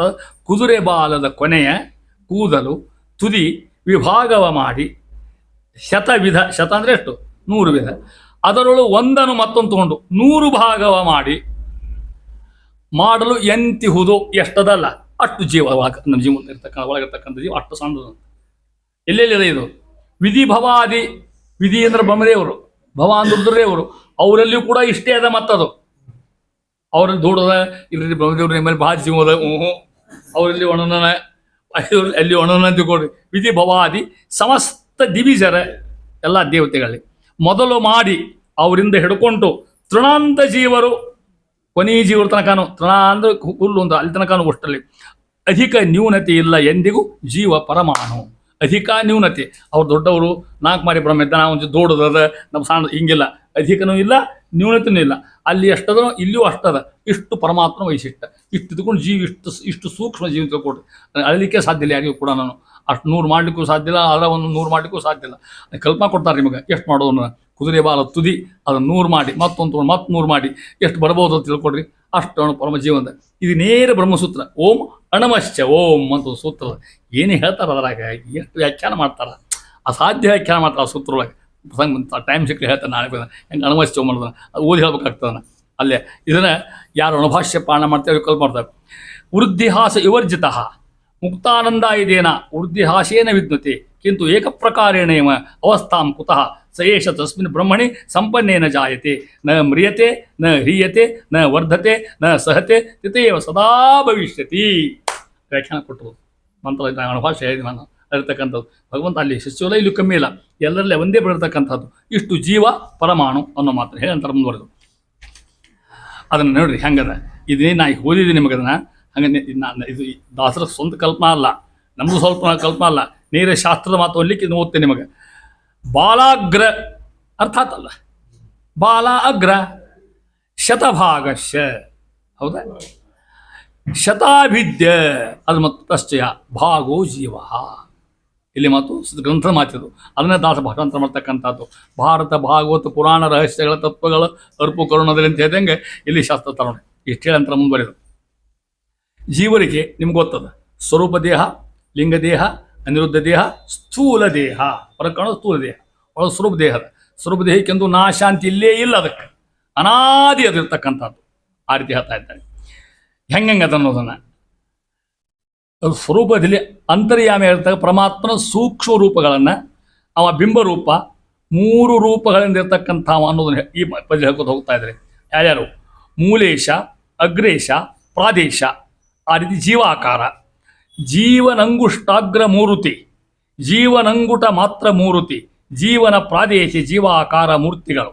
ಏವಮಾದಿ ಅನಂತ ರೂಪದಿ ಯಾವ ಅವಯವಗಳೂ ವ್ಯಾಪಿಸಿ ಕಾವ ಕರುಣಾಳುಗಳ ದೇವನು ಈ ಜಗತ್ರಯವ. ಕೊನೆ ಸಾಲು ನೋಡ್ಬಿಡ್ರಿ. ವ್ಯಾಪಿಸಿ ಕಾವ, ಕಾವ ಅಂದ್ರೆ ಕಾಯುವ ಅಂತ ಅರ್ಥ. ಯಾರು? ಭಗವಂತ. ಯಾವ? ಕರುಣಾಳುಗಳ, ಯಾರ್ಯಾರನೂ ಅಲ್ಲ, ಕರುಣಾಳು ಶಬ್ದಗತ ಹೇಳ್ತಾರೆ. ಯಾರು? ಪರಮಾತ್ಮ ಎಂತವ? ಕರುಣಾಳುಗಳ ದೇವನು ಅಲ್ಲಿ ಹೇಳ್ತಾ ಇದ್ದೆ ನೋಡ್ರಿ. ಪರಮಾತ್ಮ ಇರ್ತಕ್ಕಂಥ ಮಹಾಕರುಣಾಳು. ಅಲ್ಲಿ ಕರುಣಾ ಸಂಧ್ಯಾ ನೋಡಿರಿ ನೀವು. ತಾಸು ಒಂದು ಸಂಧಿ ಮಿಶ್ರ ಅದಕ್ಕೆ ಭಗವಂತ ಕರುಣ ಹೇಳಲಿಕ್ಕೆ ಕರುಣಾ ಆಳುಗಳ ದೇವ ನೋಡಿ. ಕರುಣ ಆಳುಗಳ ದೇವ ಪರಮಾತ್ಮ ಅಂತ ಅರ್ಥ. ಏನು? ಈ ಜಗತ್ರಯವ, ಈ ಮೂರು ಲೋಕಗಳನ್ನ ಹೆಂಗಿದ್ದಾನಂತೆ? ಜೀವನ ಅಂಗುಷ್ಟಾಗ್ರ ಮೂರ್ತಿ ಪರಮಾತ್ಮ ಸ್ವರೂಪ ದೇಹ ಅಂತದೆ. ಮ್ಯಾಲ ದೇಹ ಒಂದು ಬೇರೆ, ನಮ್ಮ ಸ್ವರೂಪ ದೇಹ ಬೇರೆ ಇದೆ. ಮತ್ತೆ ಆ ಸ್ವರೂಪ ದೇಹಕ್ಕೂ ಕೈ ಕಾಲು ಕಿವಿ ಎಲ್ಲ ಮತ್ತೆ ಅದಕ್ಕೆ ಅಲ್ಲಿ ಗೊತ್ತಾಗೋದಿಲ್ಲ ನಮಗೆ. ಯಾರಿಗೂ ಗೊತ್ತಾಗೋದಿಲ್ಲ ಬಿಡ್ರಿ. ಪ್ರಶ್ನೆ ಮತ್ತೊಮ್ಮೆ ತಿಳ್ಕೊಳ್ಳೋ ಸಾಧ್ಯ ಇಲ್ಲ. ಆ ಸ್ವರೂಪ ಏನು ದೇಹದಲ್ಲ, ಅದರ ಅಂಗುಷ್ಟ, ಅದರ ಅಗ್ರ ತುದಿ, ಅಲ್ಲಿ ಒಂದು ಭಗವಂತ ಮೂರ್ತಿ ಅದ. ಅದಕ್ಕೆ ಮೂಲೇಶ ಅಂತ ಹೆಸರು. ಅದನ್ನ ಇಲ್ಲಿ ಪದ್ಯದಾಗ ಹೇಳಿಲ್ಲ, ನಾವು ವ್ಯಾಖ್ಯಾನ ತಿಳ್ಕೊಬೇಕಂದ್ರೆ ಮೂಲೇಶ. ಜೀವನ ಅಂಗುಟ ಮಾತ್ರ, ಅಂಗುಷ್ಟದಷ್ಟ ಅದ ಅಲ್ಲಿ. ಅದು ಸ್ವರೂಪ ದೇಹದ ಮತ್ತೆ ಈ ಅಂಗುಷ್ಟದ ಮತ್ತೆ ಆ ಅಂಗುಷ್ಟ. ಮೂರುತಿ ಅದಕ್ಕೆ ಅಗ್ರೇಶ ಅಂತ ಹೆಸರು. ಹೌದ? ಮೂಲೇಶ, ಅಗ್ರೇಶ. ಜೀವನ ಪ್ರಾದೇಶನ ಚೋಟುತ್ತ ಸ್ವರೂಪ ದೇಹದ್ದು. ಇಷ್ಟಿದ್ಕೊಂಡು ಜೀವಾಕಾರ ನಾವಿದ್ದಂಗೆ ಅಂತ ಜೀವನದ ಆಕಾರ ಮೂರ್ತಿಗಳ ಏವಮಾದಿ ಅನಂತ ರೂಪದಿ. ಈ ಪ್ರಕಾರವಾಗಿ ಅನಂತ ರೂಪದಿ ಎಲ್ಲಿ ಯಾವ ಅವಯವಗಳು ಪರಮಾತ್ಮ ಆಗಿರ್ತಕ್ಕಂಥವ ರೋಮ ನಖ ಎಲ್ಲ ಸಮಸ್ತ ಅವಯವಗಳು ವ್ಯಾಪಿಸಿ, ಮ್ಯಾಲ ತಲೆಯಾಗಷ್ಟ ಇದ್ದಾನ ಇಲ್ಲ, ಹೂಗುನಾಗಷ್ಟ ಇದ್ದಾನ ಇಲ್ಲ, ಈ ದೇಹ ತುಂಬ ಇರತಕ್ಕಂಥ ಪರಮಾತ್ಮ, ವ್ಯಾಪಿಸ್ತಕ್ಕಂಥ ಪರಮಾತ್ಮ. ಅದಕ್ಕಂದ್ರು ಜೀವಾಕಾರ ಮೂರ್ತಿ ಅಂತ ತಿಳ್ಕೊಂಡು ವ್ಯಾಪಿಸಿ ಕಾಯುತ್ತಾನೆ. ಯಾರನ್ನ? ಕರುಣಾಳುಗಳ ದೇವನು ಈ ಜಗತ್ರಯವ ಪರಮಾತ್ಮ ಇರತಕ್ಕಂಥವ. ಈ ತ್ರಿವಿಧ ಜೀವನ ಸ್ವರೂಪ ದೇಹಗಳನ್ನ ನಾಶವಾಗಂದು ಕಾಪಾಡ್ತಕ್ಕಂಥ ವೈಶಿಷ್ಟ್ಯ ಸ್ವರೂಪ ದೇಹವನ್ನು. ಈ ದೇಹ ಬಿದ್ದು ಹೋಗ್ತದೆ ಬಿಡ್ರಿ, ಈ ಪ್ರಶ್ನೆ ಇಲ್ಲಿಲ್ಲ. ಸ್ವರೂಪ ದೇಹದಲ್ಲ, ಅದನ್ನು ಕಾಯ್ತಕ್ಕಂಥ ಪರಮಾತ್ಮ. ಅದಕ್ಕೆಂದು ಕೂಡ ನಾಶ ಇಲ್ಲ, ಅದು ಅನಾದಿಯಾಗಿರ್ತಕ್ಕಂಥದ್ದು. ಹೆಂಗೆ ಪರಮಾತ್ಮ ಹಂಗೆ ಸ್ವರೂಪ ದೇಹ. ಈ ದೇಹ ಹೋಗ್ತಾ ಮತ್ತೊಂದು ದೇಹ ಬರ್ತದೆ ಇಷ್ಟ, ಅದಕ್ಕೆ ಮತ್ತೊಂದು ಅಂಗಿ ಹಾಕ್ದಂಗೆ. ಈ ಅಂಗಿತ ಮತ್ತೊಂದು ಅಂಗಿ ಹಾಕ್ದಂಗೆ ಗೀತಾ ಹೇಳ್ತಾಳೆ. ಈಗ ಪರಮಾತ್ಮ ವಾಸಾಂಶ ವಸ್ತ್ರಾಣಿ ಯಥಾ ಜಿಹ, ಈ ಜೀರ್ಣಾತ್ ದೇಹ, ಈ ಜೀರ್ಣ ತಕ್ಕೊಂಡ ಹೊಸ ಅಂಗಿ ಹಾಗೆ ದೇವರು ಮತ್ತೆ ದೇಹ ಕೊಟ್ಟ ಅಂತ ಹೇಳ್ತಾ ಇದ್ದಾರೆ. ಆ ರೀತಿಯಾಗಿ ಪರಮಾತ್ಮನ ಮಹಿಮೆಯನ್ನು ಹೇಳ್ತಾ ಇದ್ದಾರೆ. ಇಷ್ಟು ಅದ್ಭುತವಾಗಿರ್ತಕ್ಕಂಥ ಅವನ ಮಹಿಮೆಯಂತ ದಾಸರಾಯರಂತರ ಮುಂದೆ ಪರಮಾಗಿರ್ತಕ್ಕಂಥ ಹೆಂಗಿದ್ದಾನ, ಇದಕ್ಕೆ ವ್ಯಾಖ್ಯಾನ ರೂಪ ಇರ್ತಕ್ಕಂಥ ಮಾತು ಬಹಳ ಸುಂದರವಾಗಿರ್ತಕ್ಕಂಥದ್ದು. ಸ್ವಲ್ಪ ಹೇಳಿ ಪ್ರಯತ್ನ ಮಾಡ್ತೀನಿ ಮುಂದೆ. ಪರಮಾತ್ಮ ನೋಡ್ರಿ ಯಾವ ರೂಪದಿಂದ ಎಲ್ಲೆಲ್ಲಿದ್ದಾನ, ಇದು ಹಂಗೆ ನೆನಪುಳಿಲಿಕ್ಕೆ ಸಾಧ್ಯ ಇಲ್ಲ, ಹಂಗೆ ತಿಳ್ಕೊಬೇಕಿಷ್ಟ. ವಾಸುದೇವ ಪರಮಾತ್ಮ ಪುರುಷನಾಮಕನಾಗಿ ಎಲ್ಲಿರ್ತಾನಂತೆ? ಜೀವನ ಸ್ವರೂಪ ದೇಹ, ಈ ದೇಹ ಅಲ್ಲ, ಸ್ವರೂಪ ದೇಹದ ಶಿರಸ್ಸು ಅಲ್ಲಿ ಕೂತ್ಕೊಂಡ. ಜೀವನ ಮಧ್ಯಭಾಗದಲ್ಲಿ ನಾರಾಯಣ ರೂಪ, ದೇಹದ ಬಲಭಾಗದಾಗ ಪ್ರದ್ಯುಮ್ನ ರೂಪ, ಎಡಭಾಗದಾಗ ಸಂಕರ್ಷಣ ರೂಪ, ದೇಹದ ಮಾತಿನೊಳಗೆ ಭಾರ್ಗವ ರೂಪ, ಕಣ್ಣೊಳಗೆ ಕಪಿಲ ರೂಪ ಇರತ್ತ ಪರಮಾತ್ಮನ ಆ ರೂಪ ಇರತಕ್ಕಂಥದ್ದು. ಪ್ರಾಣದಲ್ಲಿ ನರಸಿಂಹ ರೂಪ, ಜೀವಾಭಿಮಾನಿ ಶೇಷದೇವರಲ್ಲಿ ಅಂತರ್ಯತಕ್ಕಂಥ ಸಂಕಟ ರೂಪ. ಇಷ್ಟು ಸ್ವರೂಪ ಇರತಕ್ಕಂಥ ಪರಮಾತ್ಮ ರೂಪಗಳಿವು ಇಟ್ಟು ಹೇಳ್ತಾ ಇದ್ದಾರೆ. ಇದೆಲ್ಲ ಮುಕ್ತ ಗ್ರಂಥ ಅನ್ನೋ ಮಾತು ದಾಸರು ಹೇಳಿರ್ತಾರೆ. ಎಷ್ಟು ಗ್ರಂಥ ಓದಿರ್ಬೇಕು ಅವರು, ಎಂತ ಜಗನ್ನಾಥಾದರು, ಅವ್ರ ಲೈಬ್ರರಿ ಹೆಂಗಿರ್ಬೇಕು, ಅವ್ರದ್ದು ಸ್ಕಾಲರ್ಶಿಪ್ ಹೆಂಗಿರ್ಬೇಕು, ವಿಚಾರ ಮಾಡಿ ಅವನು. ಇಷ್ಟು ಅದ್ಭುತವಾಗಿರ್ತಕ್ಕಂಥ ಹರಿಕಥಾಮೃತ ಸಾರದಲ್ಲಿ ಸಾಂದರ್ಭಿಕವಾಗಿರ್ತಕ್ಕಂಥ ಗ್ರಂಥಗಳೇ ಒಂದು PhD ಮಾಡಬಹುದು. ಯಾವ ಗ್ರಂಥ ತೊಗೊಂಡ್ರು, ಅದನ್ನ ಎಲ್ಲಿ ತೊಗೊಂಡ್ರು, ಅದ್ರಾಗ ಏನು ಹೇಳ್ಯಾರ, ಅದು ಎಲ್ಲಿ ಬಂದದು. ಸಾವಿರಾರು ಪುಸ್ತಕ ಆಗ್ತದೆ, ಹಂಗೆ ಬರೋದ್ರೆ ಯಾರು ಬರ್ಲಿಕ್ಕೆ ಹೋಗಿಲ್ಲ. ಹಂಗಾರೆ ರೆಫರೆನ್ಸ್ ಅಷ್ಟೇ ಹೇಳ್ತಾರೆ, ಇಟ್ಕೊಂಡು ಹೇಳ್ತಾರೆ ಮುಂದಂತರ ಮಹಾನುಭಾವರು. ಜೀವನ ಅಂಗುಷ್ಟ ಮಾತ್ರ ಮೂರ್ತಿಯೇ ಬಿಂಬನಾಮಕ ಹರಿ. ನೋಡ್ರಿ, ಬಿಂಬ ಅಂತಿಲ್ಲ, ಹಂಗಂದ್ರೆ ಏನು ತಿಳ್ಕೊಡ್ರಿ. ಅದರಲ್ಲಿ ಹೇಳಿದೆ ಸ್ವರೂಪ ದೇಹ ಅಂತ. ಅಲ್ಲಿ ಪರಮಾತ್ಮ ಅಂಗುಷ್ಟ ರೂಪ ಕೂತ್ಕೊಂಡಿರ್ತಕ್ಕಂಥ ಈ ಅಂಗುಷ್ಟ ರೂಪಕ್ಕನ ಬಿಂಬ ಅಂತ ಹೆಸರು. ಅರ್ಥ ಹಾಗೆಲ್ಲ ಬಿಂಬ ಅನ್ಕೊಂಡು ಹೇಳ್ತೀವಿ. ಬಿಂಬ ಎಷ್ಟಿದ್ದಾನ? ಅಂಗುಷ್ಟ ಮಾತ್ರ. ಅಂಗುಷ್ಟ ಯಾವುದು? ಸ್ವರೂಪ ದೇಹದ ಅಂಗುಷ್ಟ ಹೇಳ್ತಾ ಇದ್ದಾರೆ. ಈತನನ್ನ ಅಂತಾರ ಪ್ರಾಜ್ಞಾ ಅಂತೂ ಹೆಸರು, ವಿಶ್ವಂಬರ ಅಂತೂ ಹೆಸರು ಮುಖ ಅಂತ ಅರ್ಥ. ಮತ್ತೊಂದು ಈ ರೀತಿ ಬಿಂಬನು ಅಂತ ಅರ್ಥ. ಬಿಂಬ ಜೀವಾಂಗುಷ್ಟ ಮಾತ್ರದಿ ಇಂಬುಗೊಂಡಿಹ ಸರ್ವರೊಳು ಸೂಕ್ಷ್ಮ ಅಂಬರದಿ ಹೃತ್ಕಮಲ ಮಧ್ಯೆ ನಿವಾಸಿಯಂಜನಿಸಿ ಎಂಬರೀತಿಗೆ ಕೋವಿದರು ವಿಶ್ವಂಭರ ಆತ್ಮ ಪ್ರಾಜ್ಞ ಭಕ್ತ ಕುಟುಂಬಿ ಸಂತೈಸುವನು ಈ ಪರಿ ಬಲ್ಲ ಭಜಕರನು. ಕೊನೆ ಸಾಲು, ಈ ಪರಿ ಬಲ್ಲ ಭಜಕರನು. ಹರಿಕಥಾಮೃತ ವೈಶಿಷ್ಟ್ಯ ಅಂದ್ರೆ ಕೊನೆ ಸಾಲನೇ ದಾಸರು ಹೇಳ್ಬಿಡ್ತಾರೆ. ಭಾಳ ಪಿಸಾಬೇಡ್ರಿ, ಅಲ್ಲಿ ಹೇಳಿ ನೋಡ್ಕೊಡಿ ಅಂತಾರೋ, ಮೇಲೆ ಅರ್ಥ ಎಲ್ಲ ಬಿಟ್ಬಿಡ್ಬೇಕಾದ್ರೆ ಅದನ್ನು. ಈ ರೀತಿ ತಿಳ್ಕೊಂಡ್ರೆ ಬಲ್ಲ ಭಜಕರನು, ಇಂಥ ಭಜನೆ ಮಾಡ್ತಕ್ಕಂಥ ತನ್ನ ಭಕ್ತರನ್ನ ಭಗವಂತ ಸಂತೈಸುವನು. ಭಾಳ ಚಂದನ ಶಬ್ದ ಅದು, ಸಂತೈಸು ಅನ್ನೋದು. ಕಂಫರ್ಟ್ ಅದಕ್ಕಿಂತ ಹೆಚ್ಚಿನ ಅರ್ಥದ್ದು, ಅದಕ್ಕಿಂತ ಹೆಚ್ಚಿನ ಅರ್ಥ ಹೇಳಿ ಮಗ, ಕಂಫರ್ಟ್ಗಿಂತ ಹೆಚ್ಚಿನ ಅರ್ಥದ್ದು. ನೀವು ಸಣ್ಣ ಮಕ್ಕಳನ್ನ ಹೆಂಗೆ ಸಂತೈಸ್ತೀರಿ ನೋಡ್ರಿ ನೀವು. ಆ ಸಣ್ಣ ಹುಡುಗ ಹೆಚ್ಚಿಗೆ ಮಾಡ್ತದೆ, ಅಳ್ತಿರ್ತದೆ, ನಿಮ್ಮ ತೊಡಿ ಮೇಲೆ ಕೂತ್ಕೊಂಡಿರ್ತದೆ. ತಾಯಂದ್ರಿಗೆ ಹೆಚ್ಚಿಗೆ ಗೊತ್ತಾಗ್ತದೆ, ಗಂಡಸರಿಗೆ ಗೊತ್ತಾಗಲಿಕ್ಕೆ ಸಾಧ್ಯ ಇಲ್ಲ. ಹುಡುಗ ಹೆಂಗೆ ಸಮಾಧಾನ ಮಾಡ್ತೀರಿ ನೀವು? ಏನೇನೋ ಹೇಳ್ತೀರ ಆ ಹುಡುಗ. ಹಂಗೆ ಪರಮಾತ್ಮ ಏನೇನೋ ಹೆಚ್ಚು ಸಮಾಧಾನ ಮಾಡ್ತಾನಂತಮ್ಮ. ಯಾರನ್ನ? ಈ ಪರಿಪಲ್ಲ ಭಕುತರನು. ಹಿಂಗೆ ಯಾರು ಉಪಾಸನ ಮಾಡ್ತಾರ ಅವ್ರನ್ನ ಭಗವಂತ ಸಂತಾನ ಮಾಡಿ ಅವ್ರಿಗೆ ಅನುಗ್ರಹ ಮಾಡ್ತಕ್ಕಂಥವ. ಹೆಂಗೆ? ಬಿಂಬನು ಅಂತ ಅರ್ಥ ಪರಮಾತ್ಮ. ಜೀವ ಅಂಗುಷ್ಟ ಮಾತ್ರದಿ, ಆಗಲೇ ಹೇಳಿದೆ ಎಷ್ಟು ಜನ ಅಂಗುಷ್ಟ ಮಾತ್ರ ಪರಮಾತ್ಮ ಇರ್ತಾಗ. ಇಂಬುಗೊಂಡಿಹ ಕುತ್ಕೊಂಡಾನ ಸರ್ವರೊಳು, ಎಲ್ಲ ಜೀವಿಗಳಲ್ಲಿ. ಸೂಕ್ಷ್ಮ ಅಂಬರದಿ, ಒಳಗೆ ದೇಹದ ಆಕಾಶ ಪರಮಾತ್ಮ ಇರ್ತಕ್ಕಂಥ ಎಲ್ಲಿ? ಹೃದಯಾಕಾಶ ಅಂತಿರ್ಲಿ ನೀವು ಅಲ್ಲಿ. ಹೃತ್ ಕಮಲ ಮಧ್ಯ ನಿವಾಸಿ ಎಂದೆನಿಸಿ. ಹೃತ್ ಕಮಲ, ಹೃದಯ ಒಂದು ಕಮಲದ, ಆ ಕಮಲದ ಮಧ್ಯ ಇರತಕ್ಕಂಥ ಪರಮಾತ್ಮನ ರೂಪ ಅದು. ಹೃತ್ ಕಮಲ ಮಧ್ಯ ನಿವಾಸಿ ಎಂದೆನಿಸಿ ಎಂಬ ರೀತಿಗೆ ಅಂತ ದಾಸರು. ಇವಾಗ ಏನಂತಾರೆ ಗೊತ್ತಾ? ನಾನೋದಲ್ಲ, ಶಾಸ್ತ್ರ ಹೇಳ್ತದಂತ ದಾಸರೇನು. ಕೋವಿದರು, ಜ್ಞಾನಿಗಳು ಹಿಂಗೆ ಹೇಳ್ತಾಳೆ. ಜ್ಞಾನಿಗಳು ಋಷಿಗಳು ಅಂತ ಮಹಾನುಭಾವರು. ವಿಶ್ವಂಭರ, ಇವಾಗ ಏನಂತಾರ? ವಿಶ್ವಂಭರ ಅಂತ ಹೆಸರು ಪರಮಾತ್ಮ. ವಿಶ್ವಂಬರ ಶಬ್ದಕ್ಕೆ ಅವನೇ ಅಂತ ಅರ್ಥ. ವಿಶ್ವಂಬರ ಶಬ್ದಕ್ಕೆ ಪರಮಾತ್ಮ ಒಂದು ರೂಪ ವಿಶ್ವಂಬರ ಆಗ್ತಕ್ಕಂಥ. ಮೊನ್ನೆ ಹೇಳ್ತೀವಿ ನಾನು, ಗಣಪತಿ ನಾವು ಹೇಳ್ಬೇಕಾದ್ರೆ ಗಣಪತಿ ಅಂತರ್ಗತ ಭಾರತೀಯ ಮುಖ್ಯ ಪ್ರಾಣಾಂಗತ ವಿಶ್ವಂಬರ ಮೂರ್ತಿ ಪ್ರೇರಣೆಯ. ಗಣಪತಿಗೆ ಹಂಗೂ ರೂಪ ಬಂದ ಹಿಂಗೂ ರೂಪ ಬಂದ. ಮತ್ತೆ ಮಗ ಗಜಾನ್ ರೂಪ ಬಂದ ಕತ್ತಿ ನಿಮಗೆಲ್ಲ ಗೊತ್ತದ. ಪಾರ್ವತಿ ತನ್ನ ಮಣ್ಣಿಂದ ತಯಾರು ಮಾಡಿದ್ದು ಒಬ್ಬ ಮೂರ್ತಿ ತಯಾರಾಗಿ ತಿಳ್ಕೊಂಡು ಅಷ್ಟು ಮಣ್ಣಾಗಿ ದೇಹದಾಗಿತ್ತಾನು. ಒಂದು ಮೂರ್ತಿ ಆಗುವಷ್ಟು ಮಣ್ಣು ಗಣಪತಿ ಅನಾಹುತ ಗಣಪತಿ ಅವ. ಆ ಗಣಪತಿ ಮೂಗು ಸೊಂಡಿ ಮುಖ ಆಗತಕ್ಕಂಥ ಅಷ್ಟು ಮಣ್ಣು ಕಿತ್ತಾಕಿ ಸ್ನಾನ ಮಾಡಿದ್ರು ಹೆಣ್ಮಗಳಿಗೆ ಪಾರ್ವತಿ ಅಂತ ಕೇಳಿದ್ರೆ ಹಂಗಲ್ಲ. ಪಾರ್ವತಿ ದೇವತೆ ಆಕಿ ಇಚ್ಛಾ ಮಾತ್ರ ಹುಟ್ಟಿಸ್ತಾ ಆಕಿ. ಬೇಕಾದ್ರೆ ಮಣ್ಣು ಹುಟ್ಟುತ್ತಾ ಬೇಕಾದ್ರೆ ಹುಟ್ಟತಕ್ಕಂಥ ಆಕಿ. ಒಂದು ಗಜ ಹೆಂಗಂತ ಗೊತ್ತಿದೆ ಒಂದು ರೂಪ. ಗಣಪತಿ ಅಂತಕ್ಕಂಥ ದೇವರು ಉಪಾಸನೆ ಹೆಂಗಂತ ತಿಳ್ಕೊಡ್ರಿ ನಿಮಗೆ. ಅದು ಕಾಯವಾಚ ಬಂತು, ಆ ಆನಿ ತಲೆ ಬಂತು. ಇದು ಸಾಂದರ್ಭಿಕವಾಗಿರ್ತಕ್ಕಂಥದ್ದು. ಇದು ಖರೇನ, ಇದು ಸುಳ್ಳೇನಲ್ಲ. ಜಗನ್ನಾಥ ಗಣಪತಿ ಸಂಧಿ ಒಳಗೆ ನಿಮಗೆ ಹೇಳೋದು ಭಾಳ ಅದ. ನಾನು ನೋಡ್ಲಿಕ್ಕೆ 21 ಪದ್ಯವ ಏನು ರಸಮಯ ಅಂತ ತಿಳ್ಕೊಂಡ್ರೆ ನೀವು. ಮೊನ್ನೆ ಅಲ್ಲಿ ಹೋಗಿದ್ದು ಹೇಳಲಿಕ್ಕೆ ಕರೆಸಿದ್ರು ಗಣಪತಿ ಒಳಗೆ. ಒಂದೇ ನುಡಿ ಹೇಳಲಿಕ್ಕೆ ಆತು ಅಂತ ಅಸನ. ಶ್ರೀಶನಂಘ್ರಿ ಸರೋಜ ಭಂಗ ಮಹೇಶ ಸಂಭವ ಮನದೊಳು ಪ್ರಕಾಶಿಸು ಅನುಜನ ಪ್ರೇಮಾತಿಶಯಿಂದ ನೀ ಸಲವು ಸಜ್ಜನರ ವೇದವ್ಯಾಸ ಕರುಣಾಪಾತ್ರ ಮಹದಾಕಾಶಪತಿ ಕರುಣಾಳು ಕೈ ಪಿಡಿದು ಎಮ್ಮನ್ನು ಉದ್ಧರಿಸು. ಇದನ್ನು ಹೇಳಲಿಕ್ಕೆ ಒಂದು ತಾಸು ತಗೊಂಡ. ಅವರೊಂದು ಇಡೀ ಹೇಳಿಬಿಡಿ, ಯಾವಾಗ ಬಂದು ಮತ್ತೊಮ್ಮೆ ಅವ್ರು ಹೇಳೋದು ತೊಟ್ಟು ಸಾಕಿ ಮುಂದೆ ಕೂಸಿ.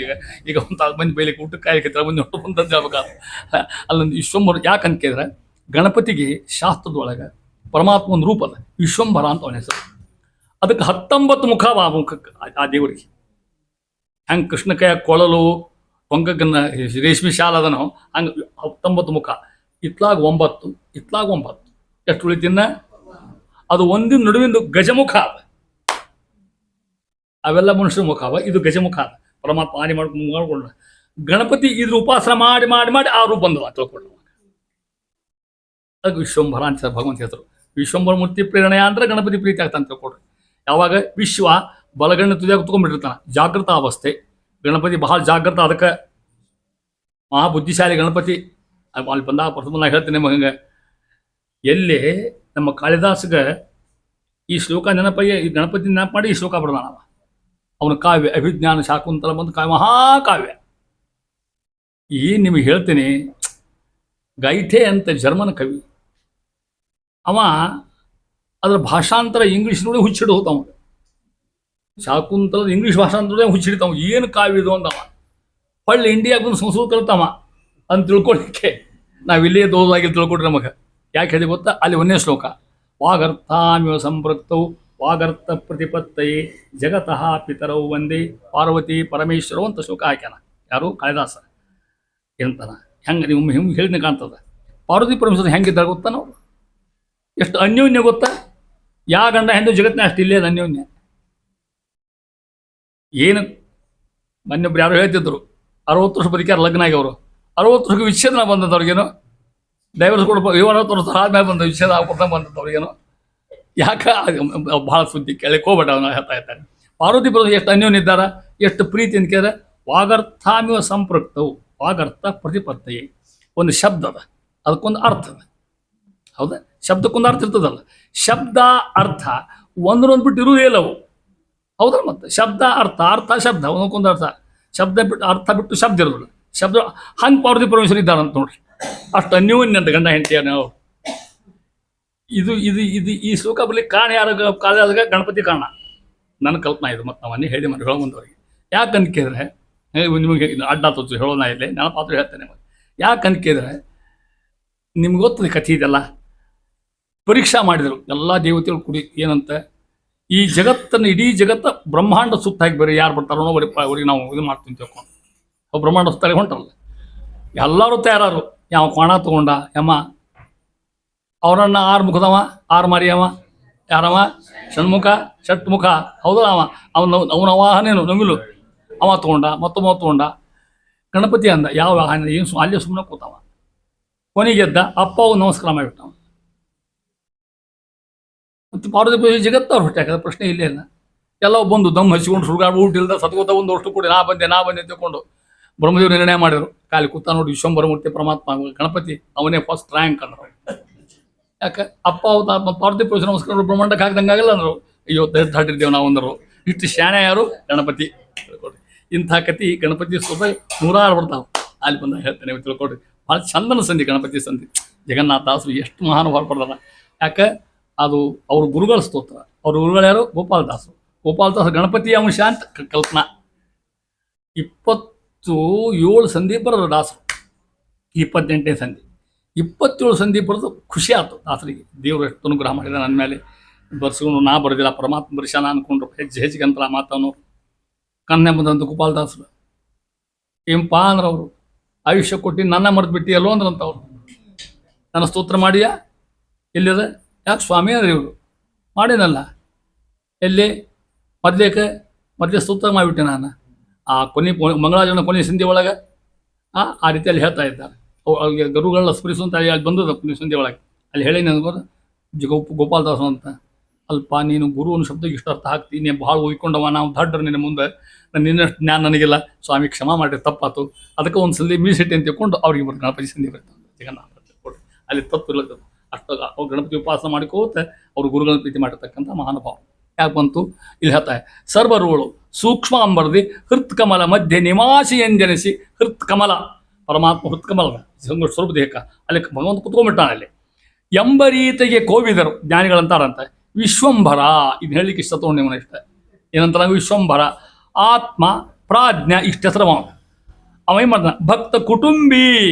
ಪರಮಾತ್ಮ ವೈಶಿಷ್ಟ್ಯ ನೋಡಿ ಹೆಂಗದ. ಅವ ಭಗವಂತ ಭಕ್ತ ಕುಟುಂಬಿ. ಅವ ಭಕ್ತರ ಸಲುವಾಗಿ ಕೂಡ ತಾ ಕಷ್ಟಪಡ್ತಾನೆ ಬೇಕಾರೆ, ತಾ ಹೊಡಿಸೋತಾನೆ ಬೇಕಾರೆ, ತಾ ಬಯಸೋತಾನೆ ಬೇಕಾರೆ, ಭಕ್ತನ ಬಿಟ್ಟು ಕೊಡೋದಿಲ್ಲ ಅವ. ಉದಾಹರಣೆ ಗೊತ್ತ ನಿಮಗೆ? ಹಂಗೆ ಒಂದು ಉದಾಹರಣೆ ಹೇಳ್ತೇನೆ, ಭಾಳ ಹೇಳಕ್ಕೆ ಹೋದಿಲ್ಲ. ಪುರಂದಾಸರು ರಾತ್ರಿ ಹೊತ್ತಿನ ಬಂದರು, ಕಾಲು ತಗೊಳ್ಳಿಕ್ಕೆ ಹೋಗಿದ್ರು. ಅಪರಾತ್ರಿ ಆಗಿತ್ತು. ಅಪ್ಪಣ್ಣ ನೀರು ಕೊಡಪ್ಪ, ಕಾಲು ತಗೋಬೇಕಾಯ್ದಂದ್ರು. ಅಪ್ಪಣ್ಣ ಮಕ್ಕೊಂಡ್ಬಿಟ್ಟಿತ್ತು, ಎಚ್ಚರ ಇಲ್ಲ ಅವ. ಸಣ್ಣ ಹುಡುಗ ಪಾಪ ನಿಂತು ಮಕ್ಕ ಅಪ್ಪಣ್ಣ ಮಲ್ಕೊಂಡ್ಬಿಟ್ಟಿದ್ದ. ಅಪ್ಪಣ್ಣ ಬರಲೇ ಇಲ್ಲ. ಆ ತಿರಿ ಮತ್ತು ಅಪ್ಪಣ್ಣ ರೂಪ ಬಂದ, ತಂಬಿ ತಂದು ಕೊಟ್ಟ, ನೀರು ಹಾಕ್ಕೊಂಡ್ರು. ಪುರಂದಾಸ ಸಿಟ್ಟು ಬಂತು.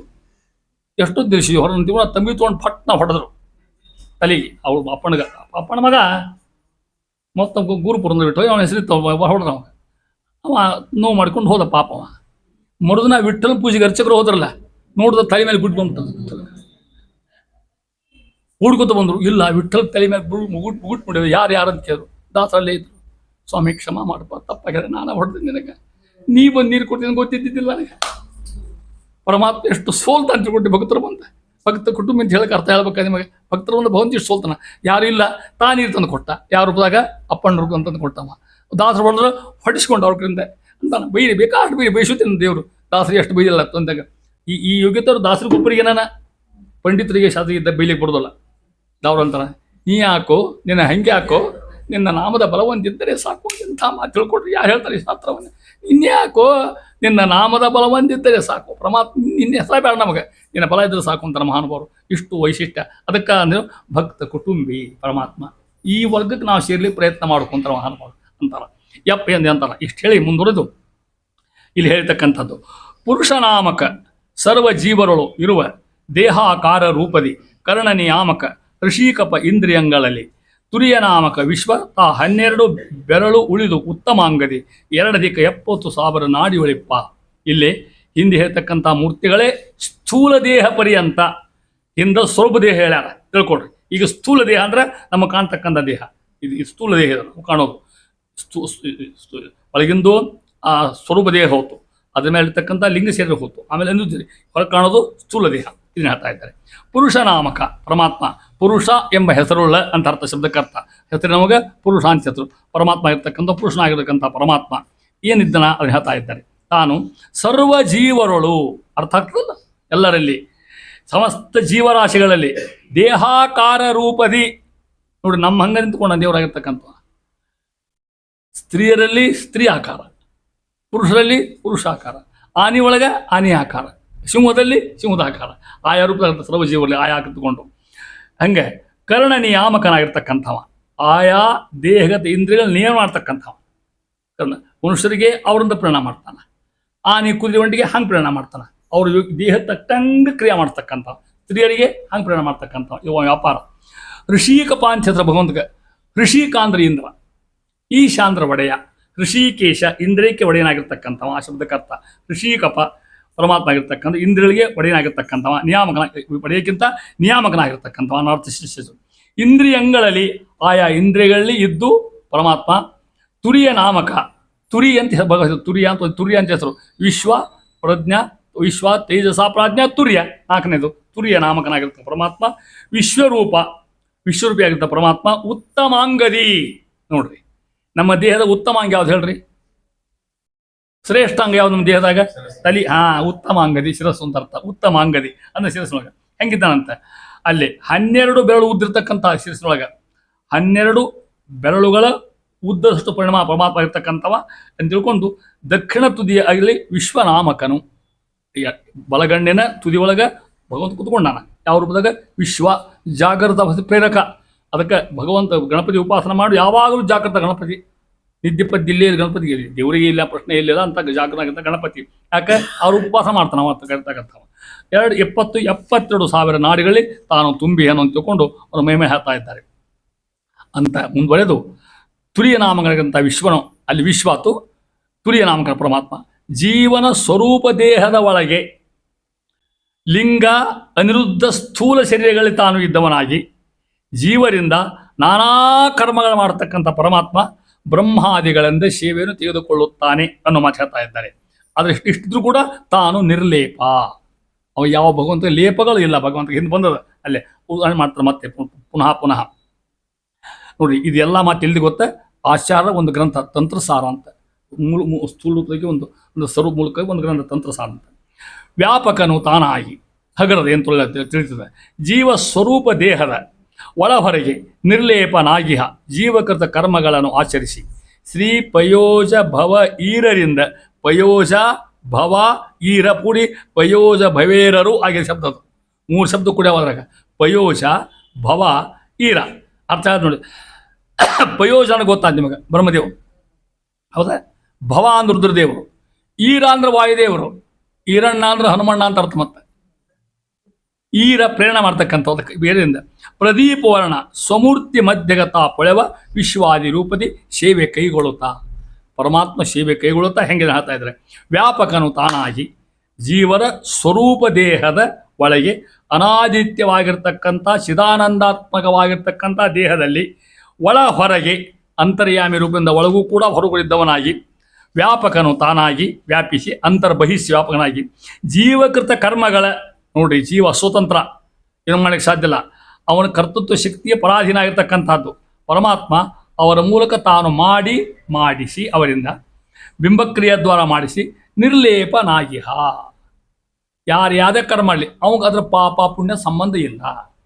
ಅವ್ರ ಯೋಗ್ಯತೆ ತಕ್ಕಂಗೆ ಅಷ್ಟೇ ಮಾಡ್ತಾನೆ ತಿಳ್ಕೊಂಡು, ಹೆಚ್ಚಿಗೆ ಮಾಡ್ಲಿಕ್ಕೆ ಕೊಡೋದು. ನಿಮಗೆ ದಿನ ಅನುಭವ ಅದು. ನಮ್ಮ ಯೋಗ್ಯತೆ ಎಷ್ಟೋ ಅಷ್ಟು ಮಾತ್ರ ಮಾಡ್ತಕ್ಕಂಥದ್ದು. ಮಾಡಿದ್ರು ಕೂಡ ಅದರ ಲೇಪ ಭಗವಂತ ಇಲ್ತಕ್ಕಂಥ ಹೇಳ್ತಾ ಇದ್ದೆ. ಈ ಎಲ್ಲಿದ್ದನ ಭಿನ್ನನಾಗಿರ್ತಕ್ಕಂಥ ಪರಮಾತ್ಮ ಪಯೋಜ ಭವ ಬ್ರಹ್ಮದೇವರು, ಭವ ರುದ್ರದೇವರು, ಈರ ಯಾವಾಗಲೂ ಜ್ಞಾನಿರ್ತಕ್ಕಂಥ ಮಹಾನುಭಾವರು ವಾಯುದೇವರು. ಇಂತಹ ದೇವತಾ ಸಂಬಂಧ ಹೆಂಗಿದ್ದಾನ ಪ್ರದೀಪ ವರ್ಣ. ಇದನ್ನ ದಿನ ಸಂಧ್ಯಾದಾಗ ಹೇಳ್ತೇವೆ ನಾವು. ಸಂಧ್ಯಾ ವಂದನೆ ಮಾಡ್ಬೇಕಂತ ಗಾಯತ್ರಿ ಮಂತ್ರ ಮಾಡ್ಕೊಂಬದಕ್ಕೆ ಅಲ್ಲಿ ಹೇಳೋ ಸೂರ್ಯ ಅಂತರ್ಗತ ನಾರಾಯಣ ಚಿಂತೆ ಮಾಡ್ತೀವಿ. ಅಲ್ಲಿ ಹೇಳಿದಂಗೆ ಅವನ ಬಣ್ಣ ಹೆಂಗದ ಹೇಳ್ತಾ ಇದ್ದಾರೆ. ಪ್ರದೀಪ ವರ್ಣ ಅಪ್ರಾಕೃತವಾಗಿರ್ತಕ್ಕಂಥ ದಿವ್ಯ ಕಾಂತಿಯಿಂದ ಇರತಕ್ಕಂಥ ಪರಮಾತ್ಮ ಆ ಸ್ವರೂಪ ದೇಹದಲ್ಲಿ ಮಧ್ಯದಲ್ಲಿ ಹೃತ್ಕಮಲ ಮಧ್ಯದಲ್ಲಿ ವಿಶ್ವಾದಿ ರೂಪದಿ, ವಿಶ್ವ ಆಮೇಲೆ ತೈಜಸ ಪ್ರಾಜ್ಞಾ ತುರ್ಯ ಈ ರೂಪದಿಂದ ಅರ್ಥ.